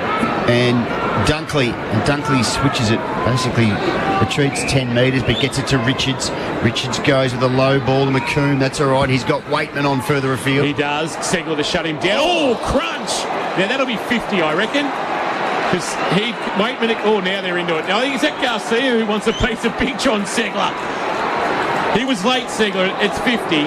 He crunched him. He made Waitman earn it. Bruce wants to have a chat with John Segler. John Segler couldn't give a stuff what Josh Bruce thinks, to be honest, and Waitman will be walked all the way to the line. And we'll kick the Dogs' goal. The first Dogs' goal since half-time. There's not much in it other than he was just late. Waitman kicks it into the players' stand. Boos of the crowd. I don't crowd can really boo it. The 50-metre can't be argued against. But he made Cody Waitman earn every piece of that goal, and the margin is back to 33. 13-8, 86, 7-11, 53. Final quarter K-Rock action thanks to APCO Cafe 24/7. A little bit clumsy, but nothing to worry about. Cody Waitman jumped straight up, kicked the goal, so there you go. But definitely a 50, as you said, King. So Cats have the margin cut to 33. Dogs' first goal since the 26-minute mark of the second quarter, Benny. Is that right? Richards has been good for the Dogs. He's at 25. He's their leading possession winner. Smith, Dangerfield have had 24. They lead the way for the Cats. Duncan's had 22 and Cam Guthrie 22. He's kicked one goal, one and had 5 clearances. Been another good team effort from Geelong. Nobody's absolutely stood out, although Dangerfield, you'd probably say, has been among the best all night. And there he is again on cue. Takes it out of the middle, one hand. He goes wide. He wants Holmes. Doing well there was Hannon. Ball spills for O'Connor. Got away from the clutches of Johannisen and handballs inside to Holmes. Holmes on the right. Goes into the pocket. He wants Cameron. Cameron has a couple of bites. Cameron plays on. Cameron, he shanked the kick. Will it sit for Smith? It will. No, Hawkins is there. Ball out the back. That might be deliberate if it goes out. And how will he adjudicate? Overland said throw it in. He's just put them on remand. I think what he said to Tom Hawkins is you could have made a play at that. Well, he certainly did. He's right, Kingy. That's a very astute pickup from you. Boundary throw in. Left forward pockets to the end of the ground. Hawkins grabbed it out of the ruck, outside of the right boot, vacant goal square. And Karmas got back in time after the first bounce to pick it up and will attack the Hickey stand side of the ground with a well-weighted kick. But Hannon actually dropped in the end. Now got Holmes for company, but he came again, Hannon. Handball too much on it for Daniel. Holmes is working hard. Dangerfield the other way, bursting his way through. Deserves a goal, but lowered the eyes because he saw Hawkins. Half volley, couldn't take it cleanly. Tried to go again. Dunkley dived on it. Chance here for the Dogs' defence. West, that's a throw, and it is a throw. Free kick. Once again, the Cats, their forward pressure is something to behold. It's what wins premierships. And Cam Guthrie's earned himself a shot at goal as a result of some good pressure, laying a tackle that is deemed to have resulted in a throw against Riley West. Dangerfield's played with some intent tonight, hasn't he? Yes, absolutely. He's been fantastic. Not that he doesn't, but seems to have gone up a notch tonight. Oh, it certainly has. It stood out all evening, and that forward pressure you were talking about, Kingy, has been sensational since quarter time. Guthrie kicked a lovely goal in that burst in the third quarter. Alami's goal of the day contender. This one a little bit more rudimentary from 40 metres out directly in front, and he has missed to the left. Through for a minor score. Margin is 34. And I've got 1 goal, 2. Benny for Cam Guthrie. Yes, Kingy, you are always correct. And Daniel plays on, kicks it long, straight down the middle. Long slap it forward, only as far as McComb. He kicks it to no one in particular, and guess who? To Koenig. Well, that must have been called a play not in touch. Yep. Had to quickly give it to Blitzarves. He goes round the corner. Richards did well. He's been fantastic. Yes, he's 26th possession. And he's been good with 20 of them. Goes with the wide lateral ball. He's got Dale onto his right boot down the line. He wants Ugle-Hagan, comes up and marks. He's going to be a player, this kid. Yeah, there are a few question marks about him in his first couple of seasons, Ben, but yes, he is going to be a very, very good player. Yeah, he's just going to take a little bit longer than your average Joe. He's a spindly sort of arrangement, but he's going to be a real player. Give it another 3 years. McComb goes inside forward 50. Geelong get back in numbers. Buse. Handballs to Stewart. Stewart over the top to Duncan, who'll mark at halfback. Imagine being referred to as a spindly sort of arrangement. Mitch Duncan with it at left half back. He'd be wrapped. Number 1 draft pick, in brackets, spindly sort of arrangement. Kick to the wing. Selwood marks in front of the Brownlow stand faithful, although there's going to be a free kick paid for Shepherd. Umpire with no sense of theatre. And Gardner will take the resultant free kick for the Dogs. Laterally he comes to Daniel. Daniel will kick all the way back to centre half back, and at the back edge of the square Richards has got it for the Dogs. He goes wide with a well-weighted kick to Johannesson, who kicked the first goal of the game, make it the second in fact, and then he kicks along the line to Bruce. And Bruce tonight, not much of an influence on the contest. No, he's played the old airline luggage role, gone missing. Kick inside forward 50, big fly down there from Duncan, got very high, but it's going to open the door here for the Dogs through traffic is Dunkley. He snaps it around the corner towards the top of the square, spoiled to Coney. Front of the pack numbers there for the Dogs, including McComb, who's going nowhere, wrapped up in a tackle by, I think Segler might have been the one doing the defensive work there. He was, King. He's been, second half, he's been really, really good. Umpire puts it into the air. Segler grabbed it out of the ruck but couldn't take it cleanly. It spilled for Stengel, who's working deep in defence. He's pitched on its point and then went back towards Henderson, but he couldn't take it cleanly. Parfitt on the up to Stengel. Stengel wide, and Cameron right next to the boundary line is marked. As we tick into time on the Port Phillip Ferries time clock, there is no better way to travel, Benny. Certainly not, Kingy. Just sort of up in the deck. Cameron, he's up in the deck. He goes long. Wanted Stengel, he couldn't mark. Guthrie, that's Zach Guthrie, got a handball out. Stengel tracked it, got it to Close. Close has got real good wheels. He goes inboard and he's got Smith low down. Has he marked? He has.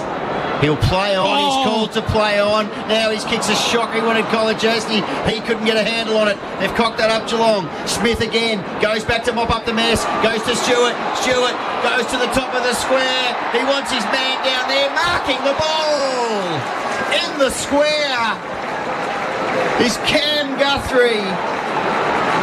And Guthrie. Well, this, he won't miss this. This is like spotting a nudist.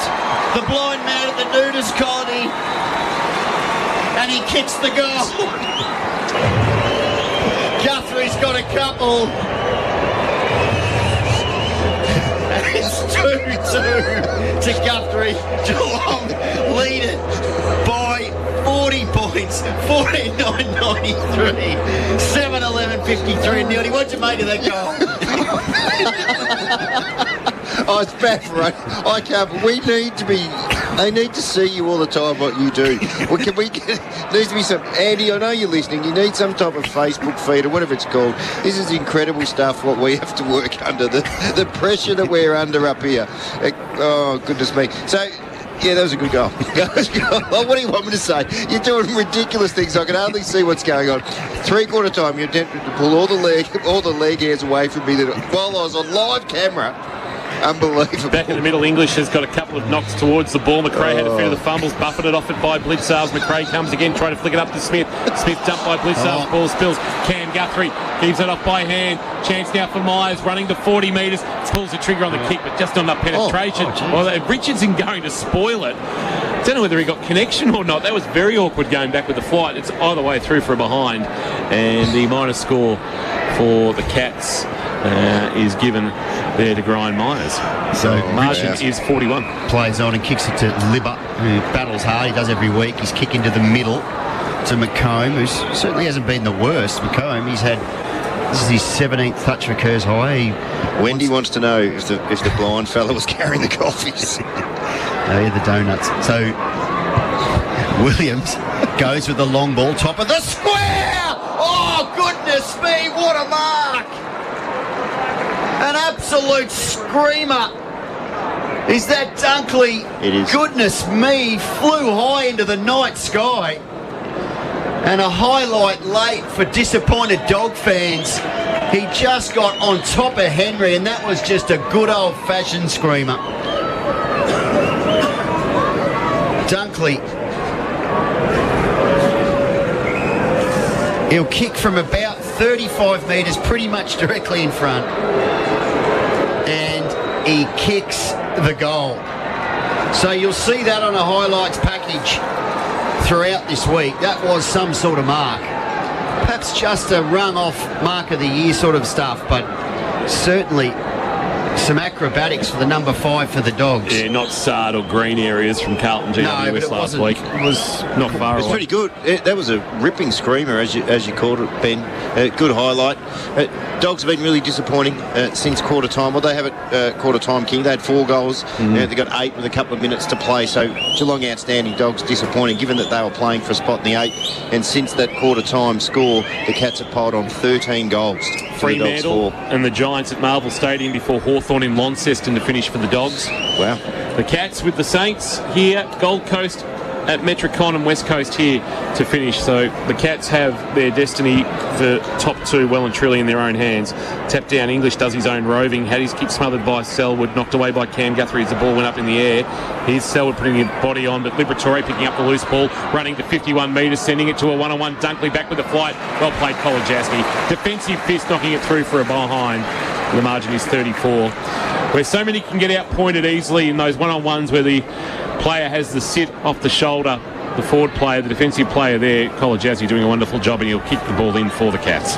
Well, Crows lead by 11. 13 minutes gone in the final term over there at the Adelaide Oval, so it's a tight and tough contest. Crows have led for much of that game. Henry just goes down the line, and English probably should have been nearly paid a free kick for around the chops, and he will. He's hurt himself too, I think. He might have hurt his left hand there.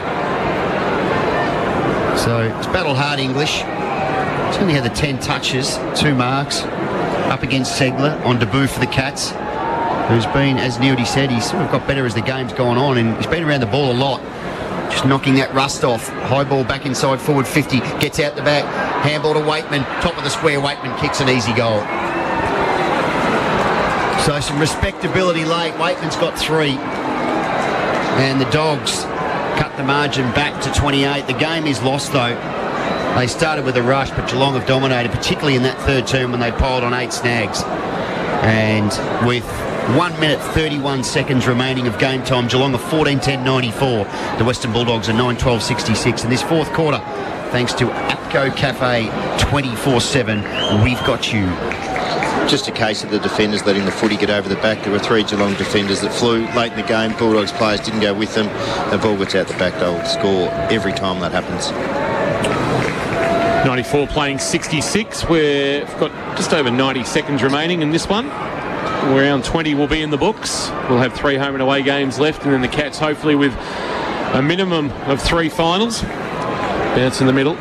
Tapped down by English. He had a couple of goes at it, put into the path of Smith, slung in a Selwood tackle, fight a handball forward. Here's Liberatore again, taking it at the front edge of the square, outside of the left boot he kicks. Zach Guthrie back with the flight, couldn't take it with the one hand. De Koning cleaned up. Handball was indiscriminate. McComb, great tackle. De Koning that's holding the ball. Great effort by the youngster. Playing just game number 18 tonight. He's played 17 this season, and he's not let the Cats down at any stage during this final, this part of his career, to be honest. No, he's been fantastic. Long down the line, and Cameron just plucked it clean over the top of 3 players. And Cameron now just wants to get on the left. He goes down the line, and that's Holmes. No relation marks. A bit of traffic copping. Now he goes with the right inside forward 50. Wanted Hawkins, didn't get that far. Liver mops up the spillage, handballs over his head to Cordy, and turned to Daniel by hand to Smith. He flicks it over the top. He missed Johannesson. McComb there was there to mop up. Then he was pushed off the kick. Brilliantly done by Parfitt, who's got some fresh legs after being injected into the contest as the Medi sub. But the Dogs will clear underground hand pass from Daniel to Smith, and he'll go to McRae. He's got time for a bounce. He does, and he'll send the Dogs towards left half forward. The kick's a bit skew whiff. West had to just fumble and tap it to his own advantage. Now he'll turn back inside forward 50. It's a 2-on-1. Henry's got a big ask here. Dunkley goes again over Henry. Couldn't complete the mark this time. Henry will lock him up, and that should be holding the ball. No, umpire says give it to me. What a fitting tribute to the skipper. Game 350 results. An impressive win for the Cats. They had to fight hard, but in the end they got the job done by 28 points. Enjoy, Cat fans. We are Geelong, the greatest team of all. We are Geelong, we're always on the ball. We play the game as it should be played. At home or far away. Our banners fly high from north to north. Down at Cardinia Park. The margin was 26 points when Jamara Ugle-Hagan goaled at the 6-minute mark of the second quarter. That gave the Dogs 5 goals for the evening. From that point on, the Cats kicked 13 goals to 4 to run over the top of the Dogs. That 8-goal third quarter, something to behold. It was the Cats' best of the season, and they've won 10 straight for the first time since 2011. We are Geelong, the greatest team of all. We are Geelong, we're always on the ball. We play the game as it should be played. At home or far away. Our banners fly high from dawn to dark. Down at Cardinia Park. What a night for the Geelong Footy Club as they celebrate game 350 of the first man to reach that milestone in the club's VFL-AFL history. That is Joel Selwood. He's going to be talking to the crowd very shortly. But before we do, let's have a listen to Tom Stewart on Channel 7. Pretty special to make it a big night for Joel Selwood. Unbelievable, mate. We owed it to him.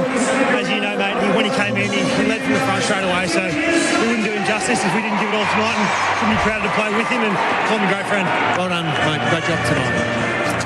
Fifth quarter underway thanks to our good friends at the Sandman Mattress Factory. Sleep better with the Sandman's locally made two-sided mattresses. They are made to outlast any other.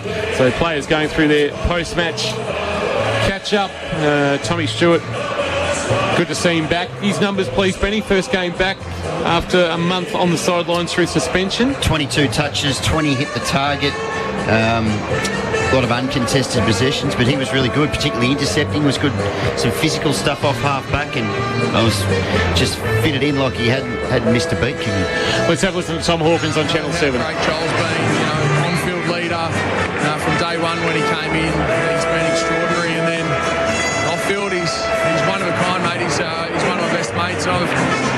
It's been a privilege to be on the journey with him.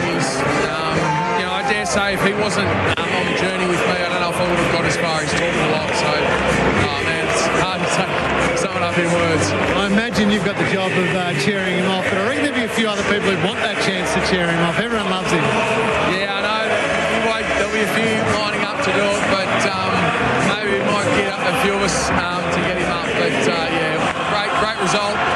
Great resilience as a group in the third quarter. We played some outstanding footy, so that was awesome. A huge game for the club. I reckon everyone's setting up to want to perform a bit of a guard of honour for Joel. And I know you're going to present him with the match footy as well, but thanks for your time, Hawkie. Tom Hawkins there on Channel 7 with Cameron Ling, the last premiership captain of Geelong, and I've got a feeling that Cameron Ling might be happy to hand over the mantle of being the last premiership captain in about 7 weeks from now, Neely. Absolutely. You always want the clubs that you've been involved with to go really well, Kingy, and I'm sure Cameron Ling is exactly that. He's been a Geelong supporter all his life, and you just want to see the club succeed every chance they get. Now the Dogs have done the classy thing. Not easy at Geelong, because when you come off the ground at GMHBA Stadium, his opposition team, you actually head to the other side of the ground. So to come over, not surprising, guard of honour for game 350, where he'll be chaired off, and then I think after that's when he'll do a little bit of talking with the crowd about the milestone. But the Cats, well, they have got themselves a game clear on top of the ladder with 3 rounds to play. Top 4 is just about a lock. And here's Cameron Ling talking to Joel Selwood. Well, I've got the man of the moment with me right now, Joel Selwood. Congratulations, 350 games and a terrific win. Geez, it's nice to hear that, isn't it? Back home here, and it's been a really special week, and thanks to the Bulldogs for hanging out here tonight. But heard from plenty across the league, and a few of our ex-teammates too, which is great. I don't want to hold you up too long, because I know that the Bulldogs are here and a lot of friends and family, and everyone wants to cheer you off. But a really hard-fought win. You've now won 160 games as captain, which makes you the winningest ever captain, taking over from Dick Reynolds. So another remarkable achievement as well. Well done. Yeah, I mean, I've been so lucky over the journey. Not only with this group of boys that we've got right here now, but just the whole journey, mate, right from the start. And I'm blessed to be able to come to this club, call it work, and just have a smile on my face the whole time. Well, I'll let you get over there. There's a lot of people who want to say thank you for all of your incredible work, mate. Congratulations. So the only two other remaining premiership players on the list in Tom Hawkins and Mitch Duncan will be given the honour of raising Joel Selwood into the air. 350 games. Well done, skipper. Well played, and may there be a lot more on top of 350. An absolute warrior. The superlatives, as Tom Hawkins said during the week, there aren't enough in the world to describe Joel Selwood. The 21st player to 350 VFL AFL games. Now the most winningest captain in the history of VFL AFL football as well, with 160 victories as skipper. It's quite an incredible Hall of Fame worthy record that he has produced. But there's one thing on his CV that he so desperately wants, and this time in 8 weeks we are hopefully talking about Joel Selwood as the premiership captain of the Geelong Football Club. So well done to the Bulldogs. They will trudge off and find themselves outside the top 8. Weeks a long time in footy. Nearly this time last week they were cock a hoop after beating the Demons, but now they're back to the drawing board, as now Joel Selwood is actually headed off away from the group. I'm not exactly sure where Joel's headed. He's actually maybe headed down to the cheer squad. So he's headed in their direction with a clap and a cheer, acknowledging their support and also acknowledging the support of the crowd as well. He's just taken off on his own little sort of Harry Taylor style run post 2016 qualifying final nearly. Yeah, it is interesting, but he's a part of the Geelong fabric, and he has been for a long time, and he talks about owing the football club. I think the footy club owes him a fair bit, to be honest, and he's great for our city, Kingy, as well. He promotes Geelong as a town every chance he gets. He's been fantastic for our footy club and our town. Yeah, great crowd in here tonight. They posted a crowd figure yet, Benny? Have you seen one? No, they haven't. Adelaide are going to beat Carlton over there at the Adelaide Oval. 83-55. There's only 4 minutes remaining. Yeah, wow. Okay, that's a big result. We'll keep an eye on that one, Benny, as we go throughout the evening. But that it'll impact slightly the Blues, but not significantly. It probably hurts their top 4 prospects, losing that one. They would have actually been equal on points with 4th place Sydney and 5th place Brisbane. But if Brisbane were to win tomorrow, they'd actually be 2 games adrift to the top 4, and probably best case scenario for the Blues would be a final in Melbourne in the first week of September. So off the ground, the Cats will head very shortly. Jace Doherty is waiting for us patiently down in the rooms. He won't be seeing the players for a little while. They've been given the little footies that they have signed and will be taken to the crowd. So we'll head down to the crowd shortly. I don't know whether we can tap into Cam Guthrie speaking to the crowd. Davey Collins is just keeping a close eye on our little machines here, and you might be able to give us a bit of Cam Guthrie having a chat. Those games alongside the skipper. What makes him such a good leader? Oh, mate, he does everything well. His drive, his passion, his care for the group, the way he goes about his footy, obviously. He's the complete package, and I'm so fortunate to have played so many games with him. You've got a few more games left of the season. We've got Saints here next weekend, and then we take on the Suns and West Coast leading up into the final series. Must be proud of how the boys are travelling at the moment. Yeah, for sure. Hopefully we can close off the year really strong. Looking forward to having a couple of home games back here and having the fans along. We really appreciate your support. So looking forward to what the rest of the season brings. Appreciate your time. Go and enjoy with the boys. Well done. Good win. Good work. Thanks, guys.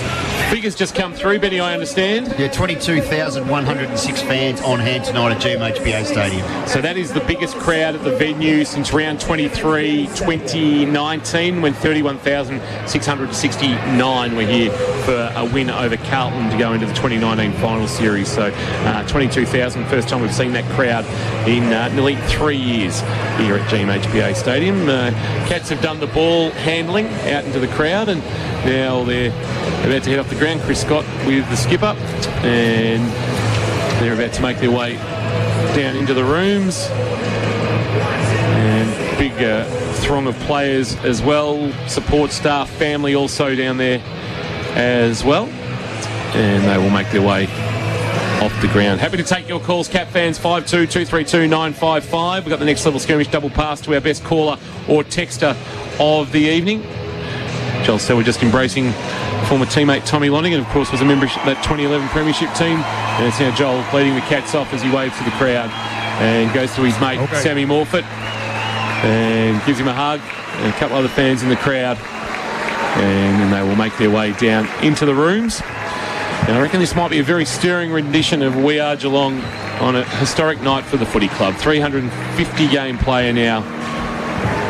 Here's Joel Selwood, just the 21st player to that mark. And can he go on into 2023? Well, that will probably be told once we see the wash-up of season 2022. Down in the room, Jason Doherty is waiting for us, and he will be seeing the skipper walking towards him right about now, I reckon. You are right, Kingy. Yes, he's into the main area now with Mitch Duncan, one of his best mates, next to him, and waving to the crowd above, which is an amazing thing here at GMHBA. Yeah, the fan portal where you can stand and look down into the warm-up area. And the Cats are now going to find themselves huddling up. See Laurie Hill making his way onto the TV screen. What a shock. Our executive producer still buzzing after his mention in the Geelong Advertiser today as being our EP. And the players with the skipper. He's standing in the middle, and I don't think he'll want that in his milestone. He'll be happy to just be out amongst the boys with the...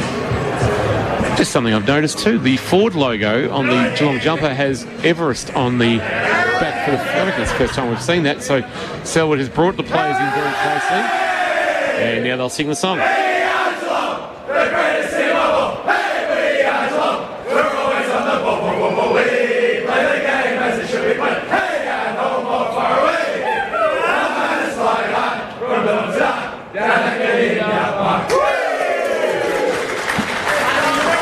So the Cats, with 10 consecutive wins, it's the first time they've gone into double figures consecutively since 2011, Benny, when they won their first 13 of that season. What did they do that year? They went on and won the flag. King, you are the man with the numbers that count, and that is one that counts. We might be able to go to the phones. I didn't catch that name, Gibbo, down the line. If you could give it to us once again. Brett's joined us on the line. Brett, thanks for your call. Yeah, good win by Geelong tonight. I was just wondering whether anybody else observed Luke Beveridge walking off for the Guard of Honour, and to me it's quite disrespectful to make his players stand out there, and he's walked off with his clipboard down the race even before anything was done. Yeah, I didn't notice it myself, but obviously, yeah, on reflection, I didn't see him in the Guard of Honour. Look, probably not our place to make comment. Luke Beveridge's probably got bigger things to worry about than the players were there. The Bulldogs represented themselves. I don't think it's a massive issue, Neildy. Some coaches do it, some don't. Yeah.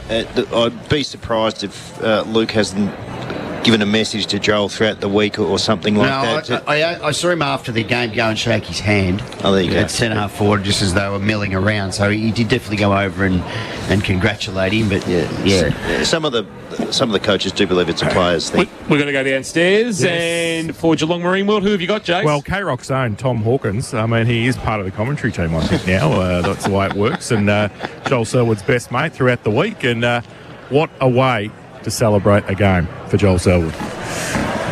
Yeah, it wasn't it? Very fitting, and it's one of the wonderful things that we do in football is the Guard of Honour as a player exits the ground in big milestones, and a big thank you to the Western Bulldogs organisation for coming across. It certainly made it special, and I know. Look over at Joel and his wife Britt, and they're really, really proud of the week and the occasion. And yeah, I mean, I won't do it justice trying to explain it, but fantastic.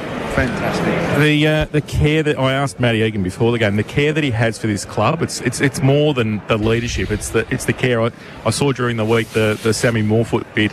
Yeah. I mean, it's from him to everybody else in this club, isn't it, about Joel? Yeah, absolutely, and those that know him and know him well know the impact that he has and what he does over and above what is required. I mean, if we didn't have a salary cap, we do, but I'd pay him. I'd pay him $5 or $6 million, I reckon, because the workload that he shoulders is quite incredible. Yeah, I mean, you won't find. Well, you might find a couple that he's got under his skin in his time as opponents, but yeah, you won't find someone to say a bad word about Joel Selwood. Hawk, Kingy, Cass and Neildy talking to you from up in the E.J. Whitten Memorial Broadcasting Box. Just on that, 321 today for you, which is actually the same as the great E.J. Whitten, which is a nice little mark in your career, but it is about Joel tonight. Just talk to us about some of the messaging from him going into tonight. He faced the media yesterday and he said he really just wanted to focus on, he's proud of the milestone. He just wanted to focus on playing footy. What message did he give to the group before you headed out tonight? Well, true to his word yesterday, King, he was very much, the messaging was the same today. It was process driven. Enjoy the moment that was Saturday night down here at our home deck against a really good side. Who's fighting, to play finals. So we know how good they are on their terms. We saw that in the first quarter. They were brilliant. So his messaging was just to play our way. I mean, that's simple and boring, but it's what we've done for the last 10 or 11 weeks, and we've built some great momentum. You're 11 points down at half-time and you flicked the switch in the third quarter. It was your best term of the season in terms of score on the board with 8 goals, Hawk. Where did it come from? And I suppose it's just a reminder of what you can do when you do get the game on your terms. Well, from my position down the forward line, it looked like we were winning the ball from the stoppage. I thought our midfielders and ruckman were outstanding, and they were the catalyst for being able to swing the momentum back our way. They didn't let the ball get down to our defence too often. When it did, our defence was excellent, and then we were able to be really dynamic and execute in front of goal in the forward half. So I don't know what it looked like from the box, but it certainly from on ground, I felt like it came from our core midfield group. Tom, it's Benny Cass. Thanks for joining us on Krock Footy. Were you concerned during the game that, knowing that you were going to be sort of chair-off duties, was it a big concern? It may have taken your mind off the game that Harry Taylor may have come sort of in 3 wide there and chimed in and knocked someone off? Yeah, I was really cautious of that, Benny. I hadn't had a spell for the whole game, so I knew that the duties would probably fall on my shoulders. Pardon the pun. And I just came for a spell, just got a breather for 3 or 4 minutes, which allowed me to chair him off. So that was really good. I've got to find some taller teammates because Mitch Duncan's short little legs put a bit of pressure on my lower back. So, it was nice. I enjoyed that. You might need a sort of bit of remedial work this week, do you reckon? Oh, absolutely. I might ask for a couple of days off. I would have thought. Your footy club's absolutely flying, 10 on the dangle, and when the Dogs come out hot like that and you're on the back foot, and they really did, pretty much outplay you for that first quarter. What's you got such an experienced group. There didn't seem to be any panic. It was all just, do this and that. But what's going through your mind when a team comes out hot like that? I think that we try and keep things simple. And again, it's a really boring answer, but try and keep our formation nice and tight. Win the ball.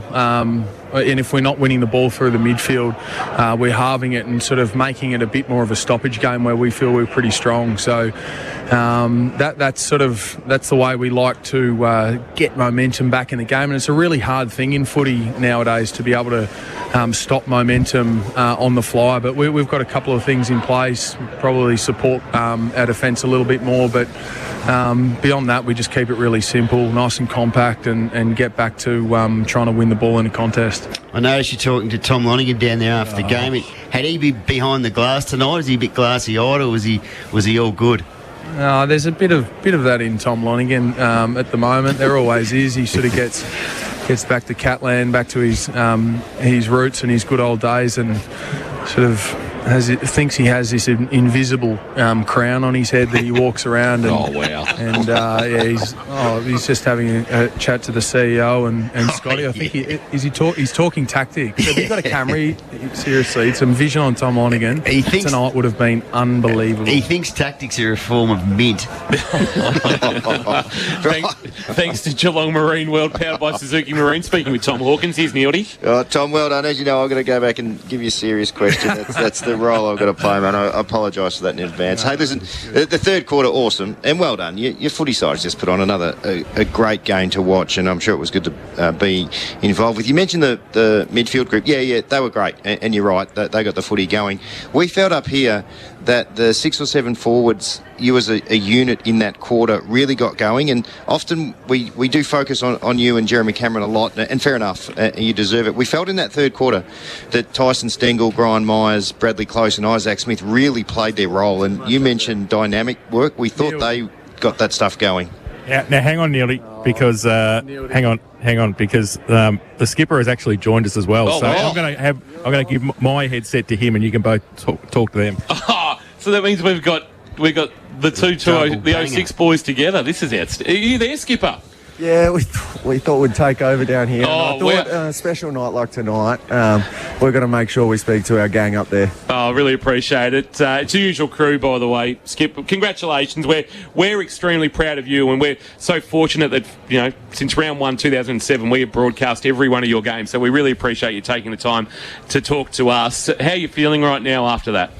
Firstly, let's go back and date back to my first interview with you. Yes, I swore. They haven't brought that up once. I know it's coming at some stage, boys, but I'm feeling good. It's been an unbelievable week. So we've just, to be honest, it's nice that it's Sam Menegola. Thank you. It's nice, to be honest, that it's done and that we can move into next week. But, geez, it's been an unbelievable week, to be honest. For 350 is really special, but 300 with your best mate, got me earlier on in the week. I won't let it get me again tonight. Tom, is there anything you've ever wanted to ask Joel publicly that you can now actually do? Because you can actually take this interview over. Oh, you've really put me on the spot here. I've seen the K-Rock headphones and wanted to come on and speak to Benny Cass, but I don't really know what to say. I mean, you guys are up there. This is your job. I've just played 117 minutes of footy, and now you're giving me the reins. I'm going to throw it back up to you, blokes. Okay, you're the experts. Come on, is Benny up there? Yeah, I'm up here, Joel. Come on, Benny. You've been good all week for us. We had your brother on. Troy spoke really well before the game, and he spoke about your journey, how proud the family are of you, and how you've adapted to all sorts of players who have come through the footy club, because I imagine your personality is one that deals with direct feedback really well. Not all kids come into the footy club like that, but your ability to suss out a young fella, know what works for him in terms of the way he needs to be led and the way he needs to be spoken to, and that's something that us as fans don't get to see. But Troy spoke about that, and you must be really proud of the fact that you've been able to do that for a really, really long period of time. Yeah, I mean, it's been different over the journey, but it was more black and white definitely when we started, wasn't it, Hawk? You sort of knew, and if you didn't know, you cop a whack around the ears and you quickly get into line. But these days, it's I wouldn't say it's more challenging, but you're more accepting that people are different. But you got to find a way to bring the best out of them, and I think we have a good track record of doing that. And but we'll get some wrong along the way, but we'll give our boys the best shot of getting the best out of their footy ability. We saw you blokes in the circle for the first time. It must have been your first game together. Geez, there was what you would describe as some fresh faces back in those days. What, you saying we look old? No, yes, that's what he said, Tom. Matured. We've matured, yeah. It's been quite a journey. I wouldn't say we look that much different, would you? I'll tell you what. Your hair's better these days, Tom. Oh, yeah, it is. It's a little bit sharper. Everything's more scaped these days, I would have thought. Yeah, no, well, look, it is. It's great.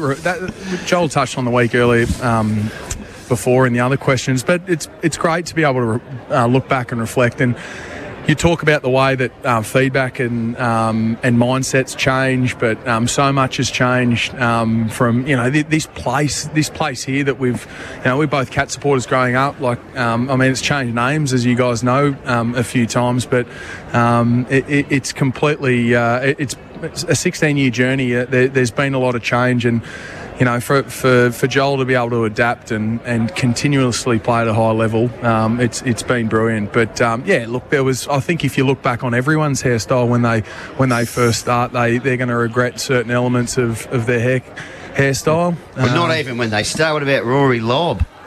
I don't mind that. I wouldn't mind seeing that up in the K-Rock box next week versus St Kilda. We'll set you a challenge. No, I'm there you buying go. the number 94 from Coles just to try and keep it on the straight and narrow. And you know I've lemon got juice would do that for you know I've got none, Tom. So that's no good for me. Absolutely. Yeah, you've narrowed it down pass to it one. on, so yeah, it's probably you, Mark. Yeah, yes, no worries, Joel. You got one. You got Cass. Yep, he's a massive chance. Kingy's got no hair, and I'm 10 million to 1 to roll up with peroxide. Hey, Joel, mate, when you speak, you speak. It's so genuine, and you talk about the footy club. What it's meant to you, and you talk about people that have come on the journey with you, and it's sensational to listen to. But from often you look at an organisation and it reflects as leaders. And we hear, guys like Tom Atkins speak, the way that he speaks after he played a really good game, and the young players that come into the side, and then players that have been drafted late and what they have to go through. We heard Matty Egan talk about what you do for the academy. Have you ever sat back and truly reflected about the impact that you've had on this place? Because a lot of what we see, it reflects you. Not only me. No, not only you, but there's a fair bit of it. Maybe bits and pieces, but, you surround yourself with good people, you try and bring them through. But in saying that, a lot of kids, Tom Atkins plays a game he did last week and wins a game for us, and wants to pass the buck straight away. Like, he was ready for that job. He's probably been ready for a couple of years, but we've asked him to do something different, and he just goes and does it. But when it's called upon, he needs to be the man, he'll just step up and do it. And that's just why he's so proud of this group, especially at the moment. Not caring on who the man is. And I said it early in the week, but when the man is on fire, you just feed him, and you let him run free. And a really good night tonight. I to be honest, I found it hard to find our best player, but Cam Guthrie I thought was really important. Blitz was important, but we just get the result that we want again. And to be honest, it's not even result driven. It's just process driven throughout the week that we just want to make each other better. Yeah, well, and that's what comes across. The final one for me is really about your coach. I know coach and captain. I'm sure you hold some sort of record there. Kingy will know the exact numbers. He also comes across as a person who, brilliant footy brain, but he finds a way to let people shine when they need to shine. Yeah, he does. He's that's one of his huge strengths of the coach.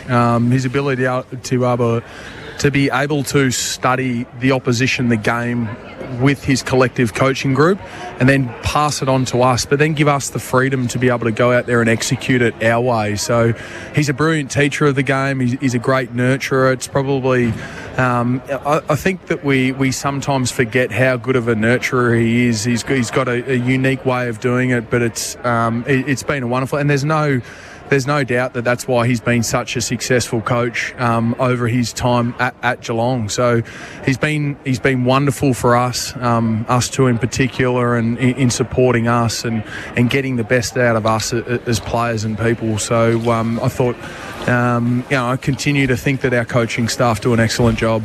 Jolie's going to go here. He's got a commitment. So all right, hey, congratulations, Skipper. Well done. We really appreciate your time. Yeah, well done, Joe. Yeah, thanks, boys. Anyway, Tom, we appreciate. I'll let Kingy wrap it up, but we appreciate. I know it's probably been a long week for you. Well, maybe for you as well as Joel, but we appreciate you coming on. Cat fans through K-Rock love hearing you speak. You're always genuine when you talk, and you've been a fantastic. It's been a privilege as a Geelong fan to be on the journey with you and watch you and Joel play so much footy together. And not only you're good football players, but you're really good fellas. So proud of you and all the team down there, and go and win the premiership. Yeah, thank you. Very nice words. Thanks for having me on, and apologies for a couple of weeks ago when buddy Tom Lonergan got me by the ear and wanted me to celebrate with him. So How did that end up that night?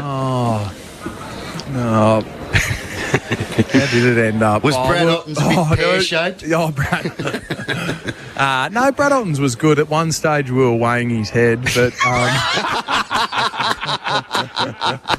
Oh, that's brilliant. It nearly hit triple figures. But it said one at a time, didn't the scales? They have a hard enough time when I walk up and put a couple of feet on let alone Brad's head. But no, look, it was a good night. It was actually, getting back to the reunion, it was brilliant to see. I really enjoyed seeing Bundy and Trent West and Josh Hunt and a few of these guys that I just haven't seen, because they've finished footballs and and taken their careers in different ways to different places. So it was great to see, and that's the beauty of being able to be a part of successful sides in sport, being able to come together. So that was wonderful. It was really good to get together. 8 weeks till grand final day, Hawk. We can't wait to see what the ride brings you and the footy club over the next 8 weeks, and we look forward to riding it with you here on Krock Footy. We love talking to you. We love you because we just have so much time and respect for you, and I know Benny said some nice things, but I'll say the same. To have called you guys together for 300 games, and obviously the skipper's gone 350, you now at 321. We've just been so privileged for the last 15 years, and long may it continue. Yeah, absolutely. We're not done yet, and that's certainly, that sentiment's reciprocated from my end. It's always a pleasure. Always a pleasure. Good on you, Tommy. Thanks, Tom. Well done, mate. Good to talk. Thank you, guys. Thanks to the club too. The club, we spoke during the week, and we were keen to get Joel and Tom on, either or. We didn't expect to have both of them. We thought Joel might be a little bit hard. He's obviously got to meet commitments with the host TV broadcaster. It's probably been a long week for him too.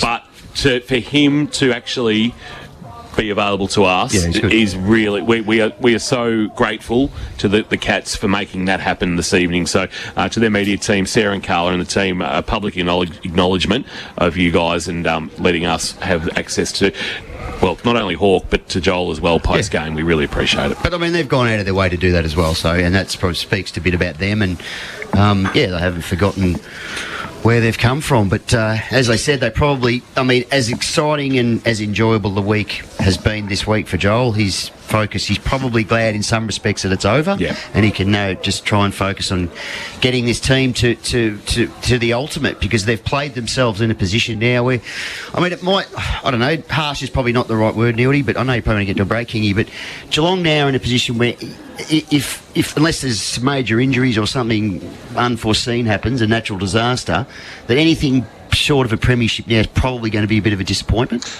from where they are now. It's a bit far out for me to say that, only because there's the top four has some really good sides in it, particularly Melbourne, and we saw Melbourne play on Friday night. I'd like to, I suppose, the words I would use, they're giving themselves every chance for a massive crack at it. Yeah. And I think there's still some really good sides in it. I think Brisbane are really good. They haven't quite got it all together just yet. I think we're in for a really good final series, and Geelong are every chance. They were, of course, joining us thanks to Geelong Marine World, Tom Hawkins and Joel Selwood. Geelong Marine World, powered by Suzuki Marine. You'll find them on the Port Arlington Road at Moolap. They have a massive showroom of some of the finest watercraft that you will find. Thank you to Geelong Marine World, Jake and all the team out there looking after us on Krock Football. We'll take a break, come back. We're happy to hear from you, Cat fans. That's the text line, 0456955955.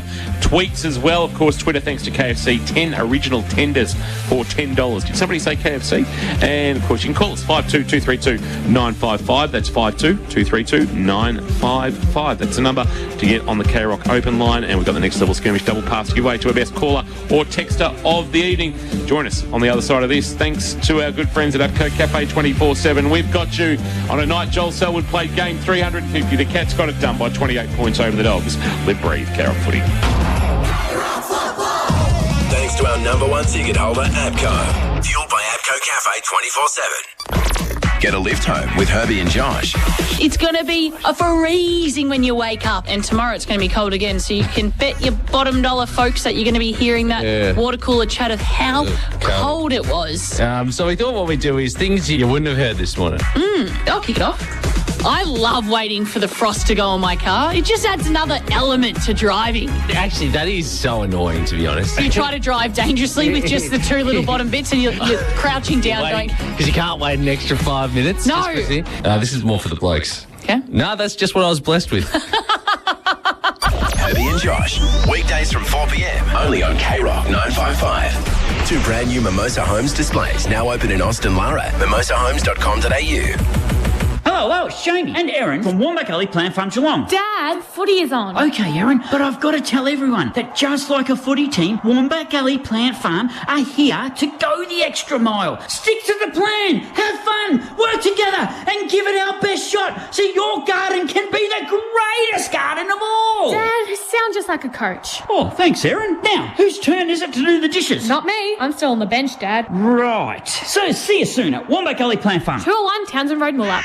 It's back and more tender than ever. Grab 10 of KFC's original tenders for just $10. They're perfect for sharing. So I'm going to see what Barry's up to later. G'day, beautiful. Not everywhere and not forever. Pick up only. If shopping local is important to you, try the Sandman's Geelong made mattresses. They're some of the best money can buy. These two-sided mattresses are so comfy and made to outlast any other. Plus, with a huge range of timber and fabric bedroom furniture and caravan mattresses, at the Sandman, you're spoiled for choice. With free delivery and mattress removal, sleep better with the Sandman. Visit the huge Grovedale showroom with lots of easy parking or shop online at sandman.com.au. Thanks to our number one ticket holders, ABCO. Fueled by ABCO Cafe 24/7. Fifth quarter, thanks to the Sandman Mattress Factory. Sleep better with the Sandman's locally made two-sided mattresses made to outlast any other. An upset in Adelaide. The Crows 12-12-84, defeating the Blues 8-7-55. Earlier today, St Kilda beat Hawthorn by 12 points. The Swans beat the Giants by 73, and Collingwood had the better of Port Adelaide by 6 points. And, of course, the Cats tonight by 28 over the Dogs. 14-10-94, 9-12-66. Let's head to the phones. Jamie is first on the line. Jamie, thanks for your call. How you going, guys? Great call, as usual. Thank you very much.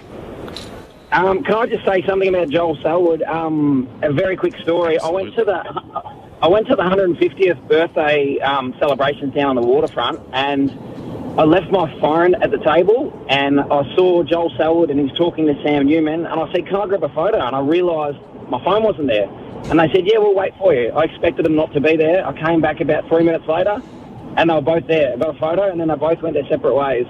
So that's just the kind of person he is. And also, just quickly, if draft time and when you hear stories like this at milestones, do you think if a player doesn't support that club as a kid and then they go somewhere to another club, do you think they put in as hard, or do you think if it's someone like Joel Selwood, who's a Geelong fan growing up, do you think they just have that fire in the belly for longer and they're just more committed? Is that a possibility?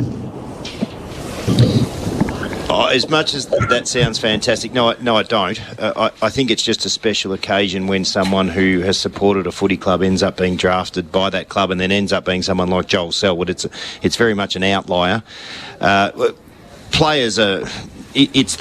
at this level, it's their job, and they play for the group of players that they're playing with at that given moment. People change clubs all the time, but they certainly, when they're out there, they're very proud individuals of their own performance. So, as much as I would have liked to say yes, I don't actually think so. I just think we get to celebrate the fact that Joel Selwood, Cat supporter, gets drafted and turns out to play 350 games plus. Who knows? Maybe premiership captain in 8 weeks' time. Fingers crossed. Jamie, thanks for your call. Sean has held on the line for us. Sean, thanks for your call. How you going, mate? Just in reference to the last goal with Selwood being king, mate, I reckon if he dropped in that gully instead of move faster and that stampede was coming towards him, the whole of Geelong would run in there and save that bloke. He's an absolute legend. Move faster? Have we got... What? Who's moved Give faster? This bloke a prize. That is outstanding. Are you serious? Are you the only person who hasn't seen it? No. Mate, you're the only person that's seen Lion King. Look, I've got one pickle to pick with the Cats over that one. I had $100 on Norton to kick a goal in my multi, and De Koning, I wish he wasn't as good as he was because he's cost me my mortgage. Yeah, and Sean, that's why it's called gambling. Oh, mate. You gambled and you lost on that. Love Geelong. Followed him since I was 2 years old. I'm 27. I'm too old now. But, mate, honestly, brilliant game. That De Koning's going to be the next he's the next big fullback of Geelong, mate. I can't even express it, mate. I am a little bit drunk, I won't lie. But, look, he's the next Scarlet. No one can deny it. He's the next... he won't be punching a Ballantyne anytime soon. But, go the Cats. Mate, this is our year. This is our year. Oh, yeah, it is, Sean. Hey, Sean, you can have the next level skirmish double pass just for the Mufasa reference. That's outstanding from you. Make sure you look after the details back there. Sean, thanks for your call. Gibbo's all over that. Wendy has joined us on the line. Hello, Wendy. Hello.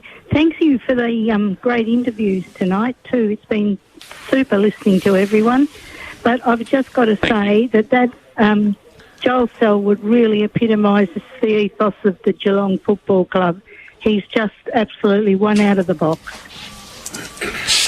Yeah, we've been blessed to have him, and as Troy, his brother, alluded to, sliding doors with selections in the draft. There were 6 picks before him in the 2006 draft, and the Cats couldn't have pounced on him quick enough when Hawthorn didn't take him at pick 6. Geelong had a couple of options. Travis Boak and Joel Selwood, either or, was probably going to be a great result for the Geelong Footy Club, and I think Port Adelaide have done all right out of Travis Boak. The only thing lacking there is a premiership, but I think nobody's lost out of those two. I think Boak 5 to Port Adelaide and Selwood 7 to Geelong has worked out well. Yeah, well said, Wendy. Is he your favourite player? Oh, look, I love them all. Yes, he's up there near the top. Who else is up there? I like Hawkins. I think I've got a soft spot for him. Yeah, well, I think you're right on the money there.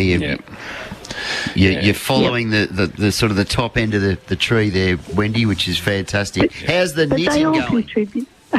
Oh, no. I'm not taking orders till after.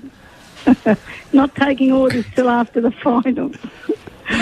Do you watch the game and listen to K-Rock, Wendy, or do you just listen to K-Rock? I listen to K-Rock. I have the TV on with no sound. Right, and do you knit during the game, or are you so focused in the game that you're actually just watching and listening? No, at the moment, these last few weeks, golly, you've just got to watch and concentrate. Yeah, well, you're dead right, and the Cats are giving us a good ride, aren't they? 10 in a row, and it's looking like a very, very exciting finals. Yeah, I hope so, Wendy. Thanks for your call, Wendy. Always appreciate hearing from you.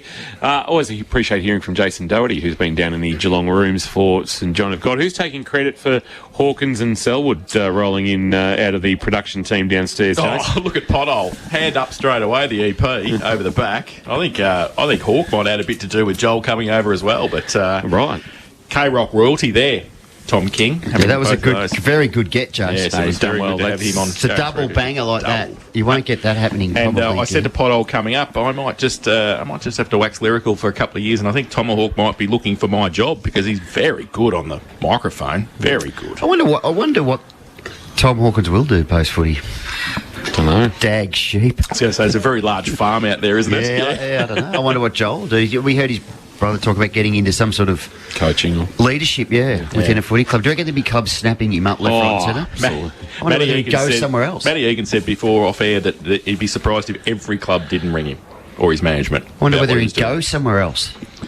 Don't know. Whether just to get a different perspective on. Anyway, I hope that's probably all down the track. Let's get through the next 8 weeks and see what unfolds. Injury-wise, Gary Rowan, have we had it confirmed it's a concussion? Well, we haven't, but he looked fine in the last quarter. So unless it was some type of leg injury, they were looking at his right calf a bit as well. So we might just have to keep an update over the next day or two on that. So we'll see. All right, St John of God, your emergency specialist, open 24/7 in Myer Street in Geelong. Thank you for that, Jace. Good work by you downstairs this evening. Also for Lifeline down Boundary Side. Thanks to all our callers. As I said, Sean has picked up the next level skirmish double pass, but you can give us a call anytime, 52232 955. Benny, just off the KFC Twitter and also our text line, what have you got for us just in terms of some of the sentiment that has rolled through this evening post-game thanks to KFC? Of course, 10 original tenders for $10. Did somebody say KFC? Frank Perotta, just a great win. Love how this team keeps grinding out games, which they certainly did today. They were in all sorts of trouble early and then just worked their way back into the second term and then went bang in the third. Tyson Sengler, Brad Close are the difference. And Neil, you mentioned those guys, particularly in the third quarter. Even Myers chimed in. I think Myers is starting to find his feet. I know he hasn't always been flavour of the month or flavour of the year this season with some Cat fans, but I think he's starting to just, after an interrupted pre-season, he's just starting to play some good footy. He makes the odd blue, but when you're getting the ball enough, you are going to make the odd mistake here and there. LB suggesting was refreshing having a big body ruckman wanting to hurt people tonight. Been a minute since Otto. Just looking further down this line here, Kingy.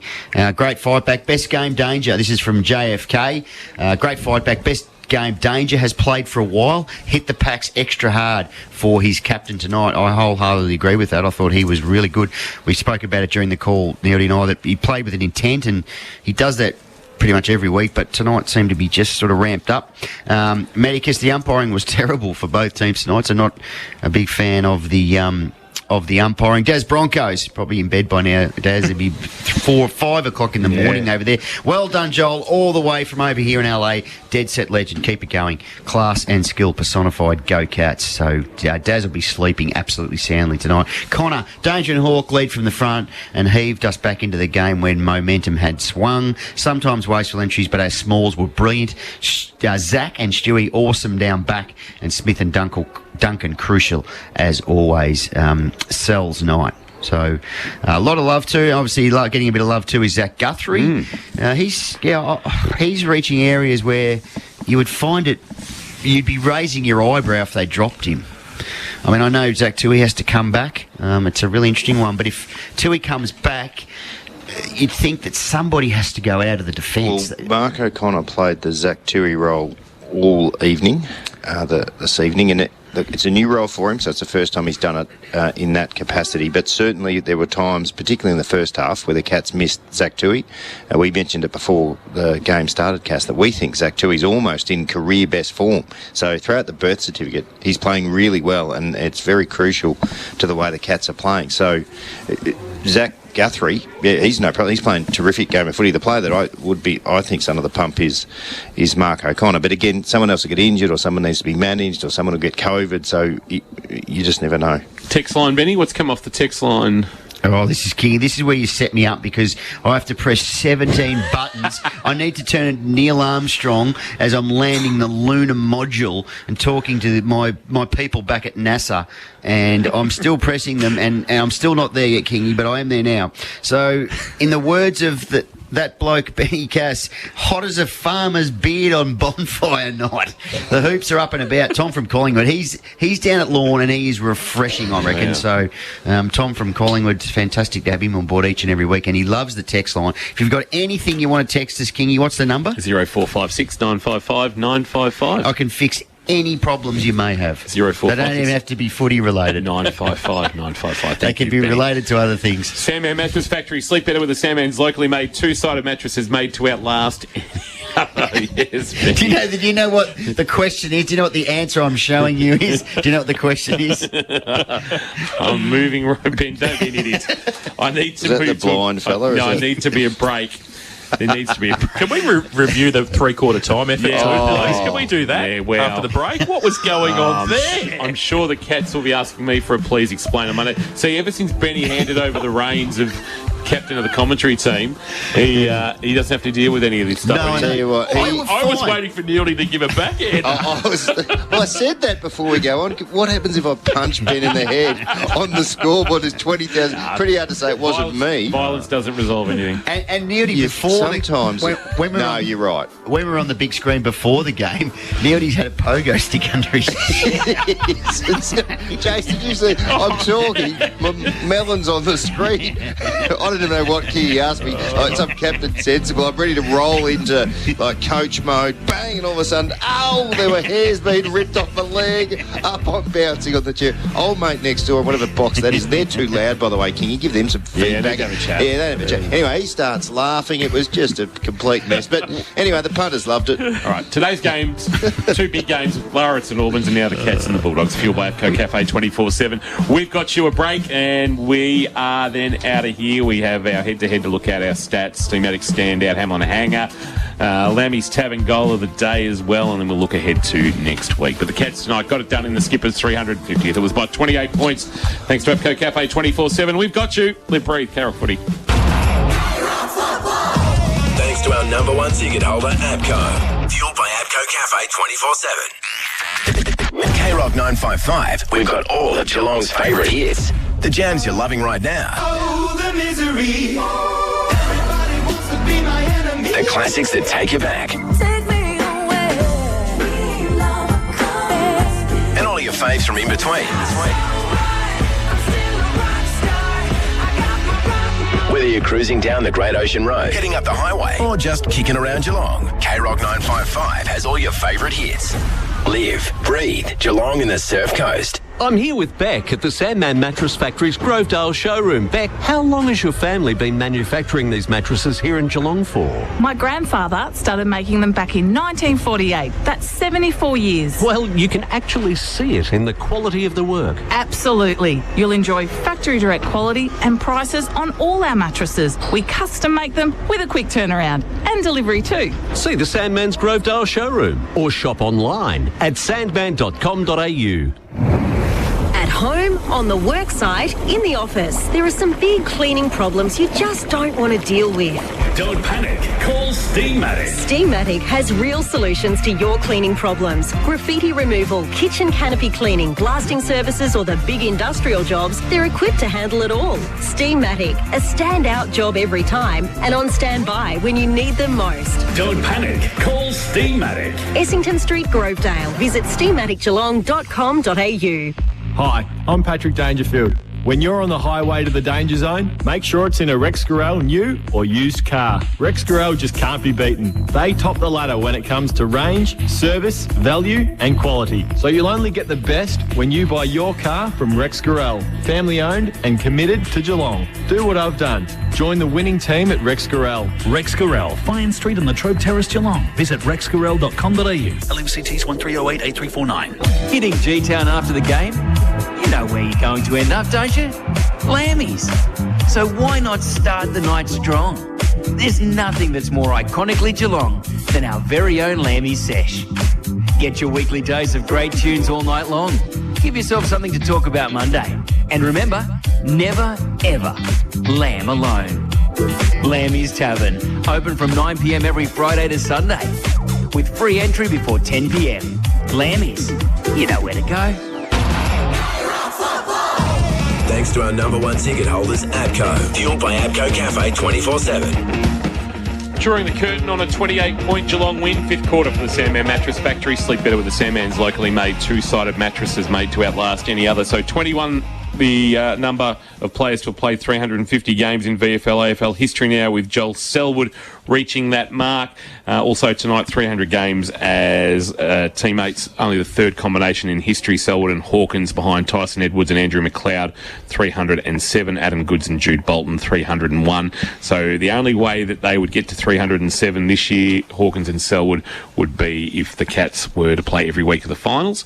We don't want that happening. We'd like win a qualifying final, win a prelim and play in a grand final would be the best result, and then they can break the record next year. And now Selwood has captained more wins than anybody else in the history of VFL AFL footy, passing Dick Reynolds. It's now 160 wins from, I think it's about 240 starts as captain. It's not a bad result at just over 66%. No. Pretty good strike rate, isn't it? Should be happy with that. Something around those figures. Pretty impressive. Head-to-head, Geelong Insurance Brokers. We're keeping an eye on that.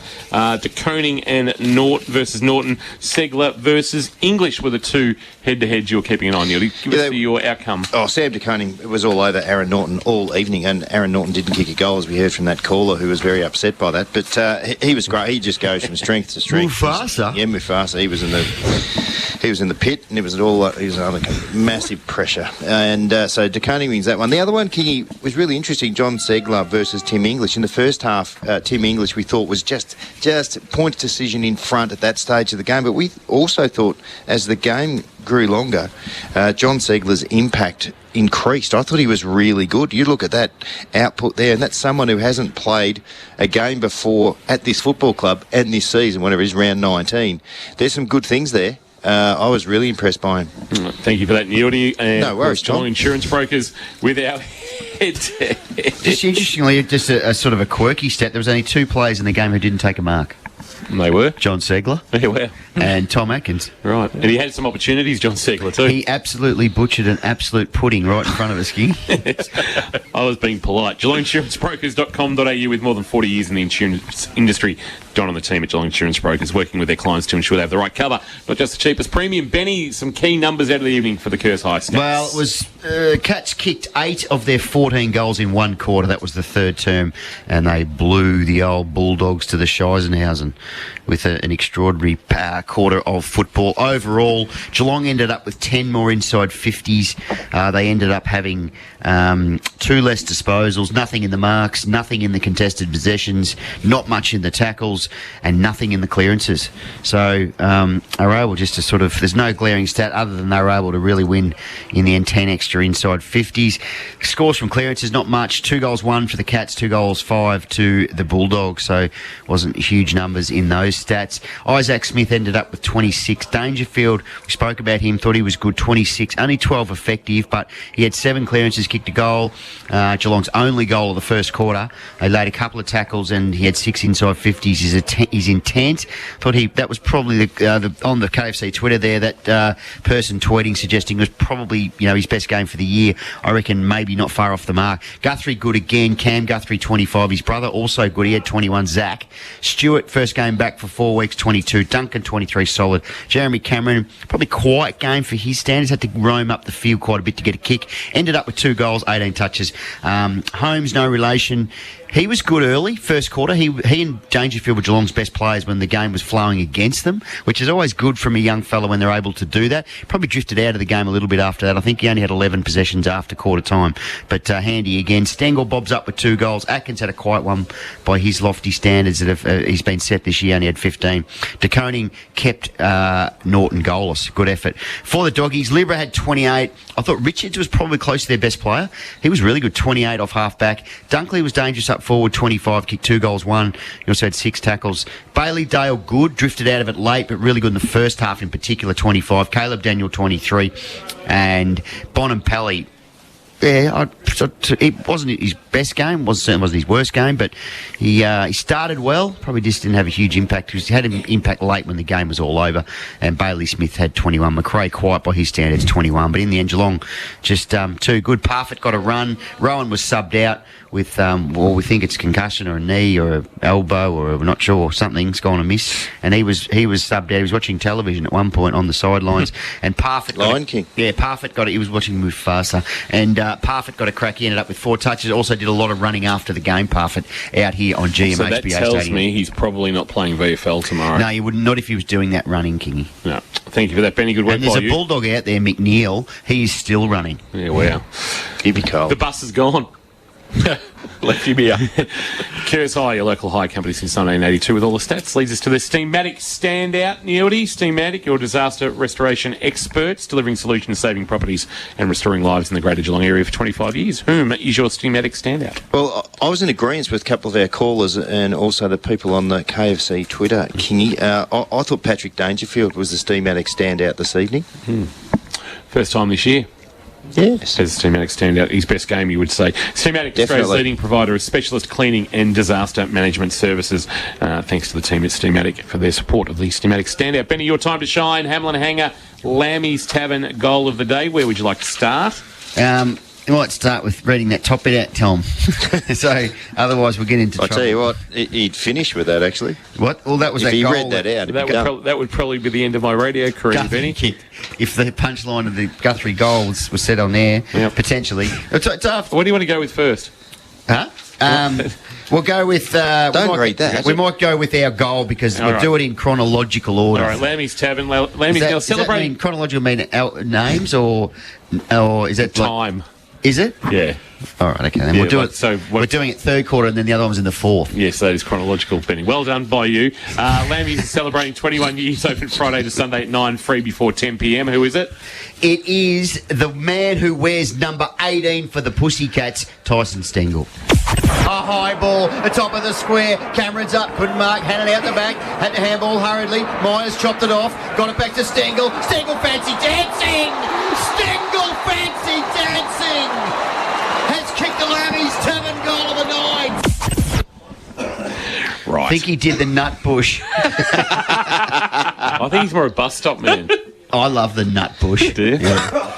The home of Geelong's beloved Mario Kart and Juddy. That is Lammy's Tavern and a Sunday sesh every Sunday with half-price drinks for hospitality, emergency service workers and students.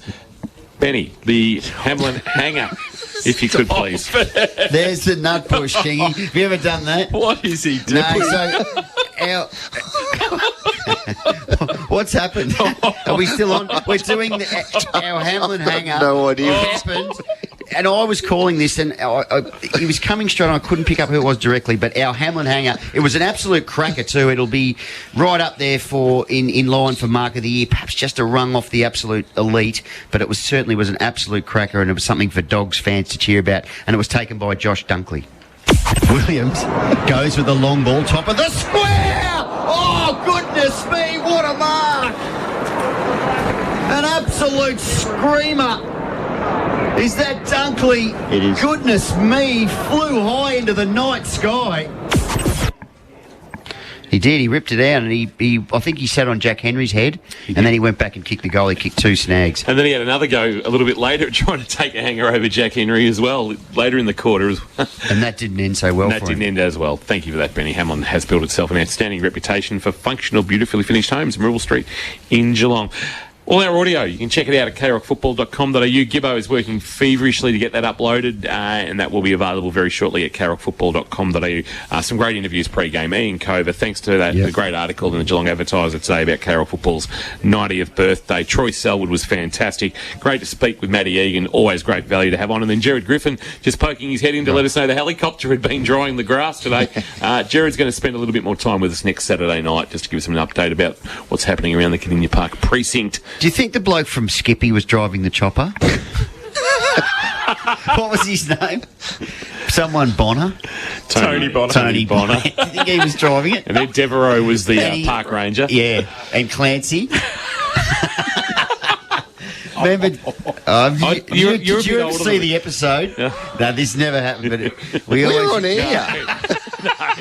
No, Benny. Old Skippy. No, we're done. We're done. Skippy. Get us out of here. K-Rock Football is having Turn us off, a bit of a break. We're not, actually. We'll see you next Saturday. Yep. Double-header day. GFL, South Barwon and Leopold out at Leopold. Rolling Good, I into might pop out. the Cats and the Saints. Who's winning that one? I've got a reunion. Oh, how good. Ocean Grove Premiership reunion, and then I'll just bounce in here. Oh, goodness me. What's going to happen there, Key? You better be at your best, because it starts at midday, finishes at 5, and we're on air at 5:30. Holy mollies. There'll be some long blacks in between Ocean Grove and here. Be afraid. Be very afraid. I don't need to be afraid. Tell you what, if Ben touches my leg when we're on that screen next Saturday night, you will be absolutely struck off the planet. Right. Can I thank everybody? I want to get out of here. Usually, Neil, you'll say, let's go. Oh, wow. I'm up and about already. I have 7 days to go before the reunion. Brian and Gibbo tag teamed at HQ today, so thank you to both of you guys. Well done, guys. No Gibbo working under a little bit of suffering, so well played. Always very tight and clean in the way we go to air from the boys at K-Rock HQ. Thank you to our executive producer, self-proclaimed, Lawrence P. Hill. No, I'm not self-proclaimed.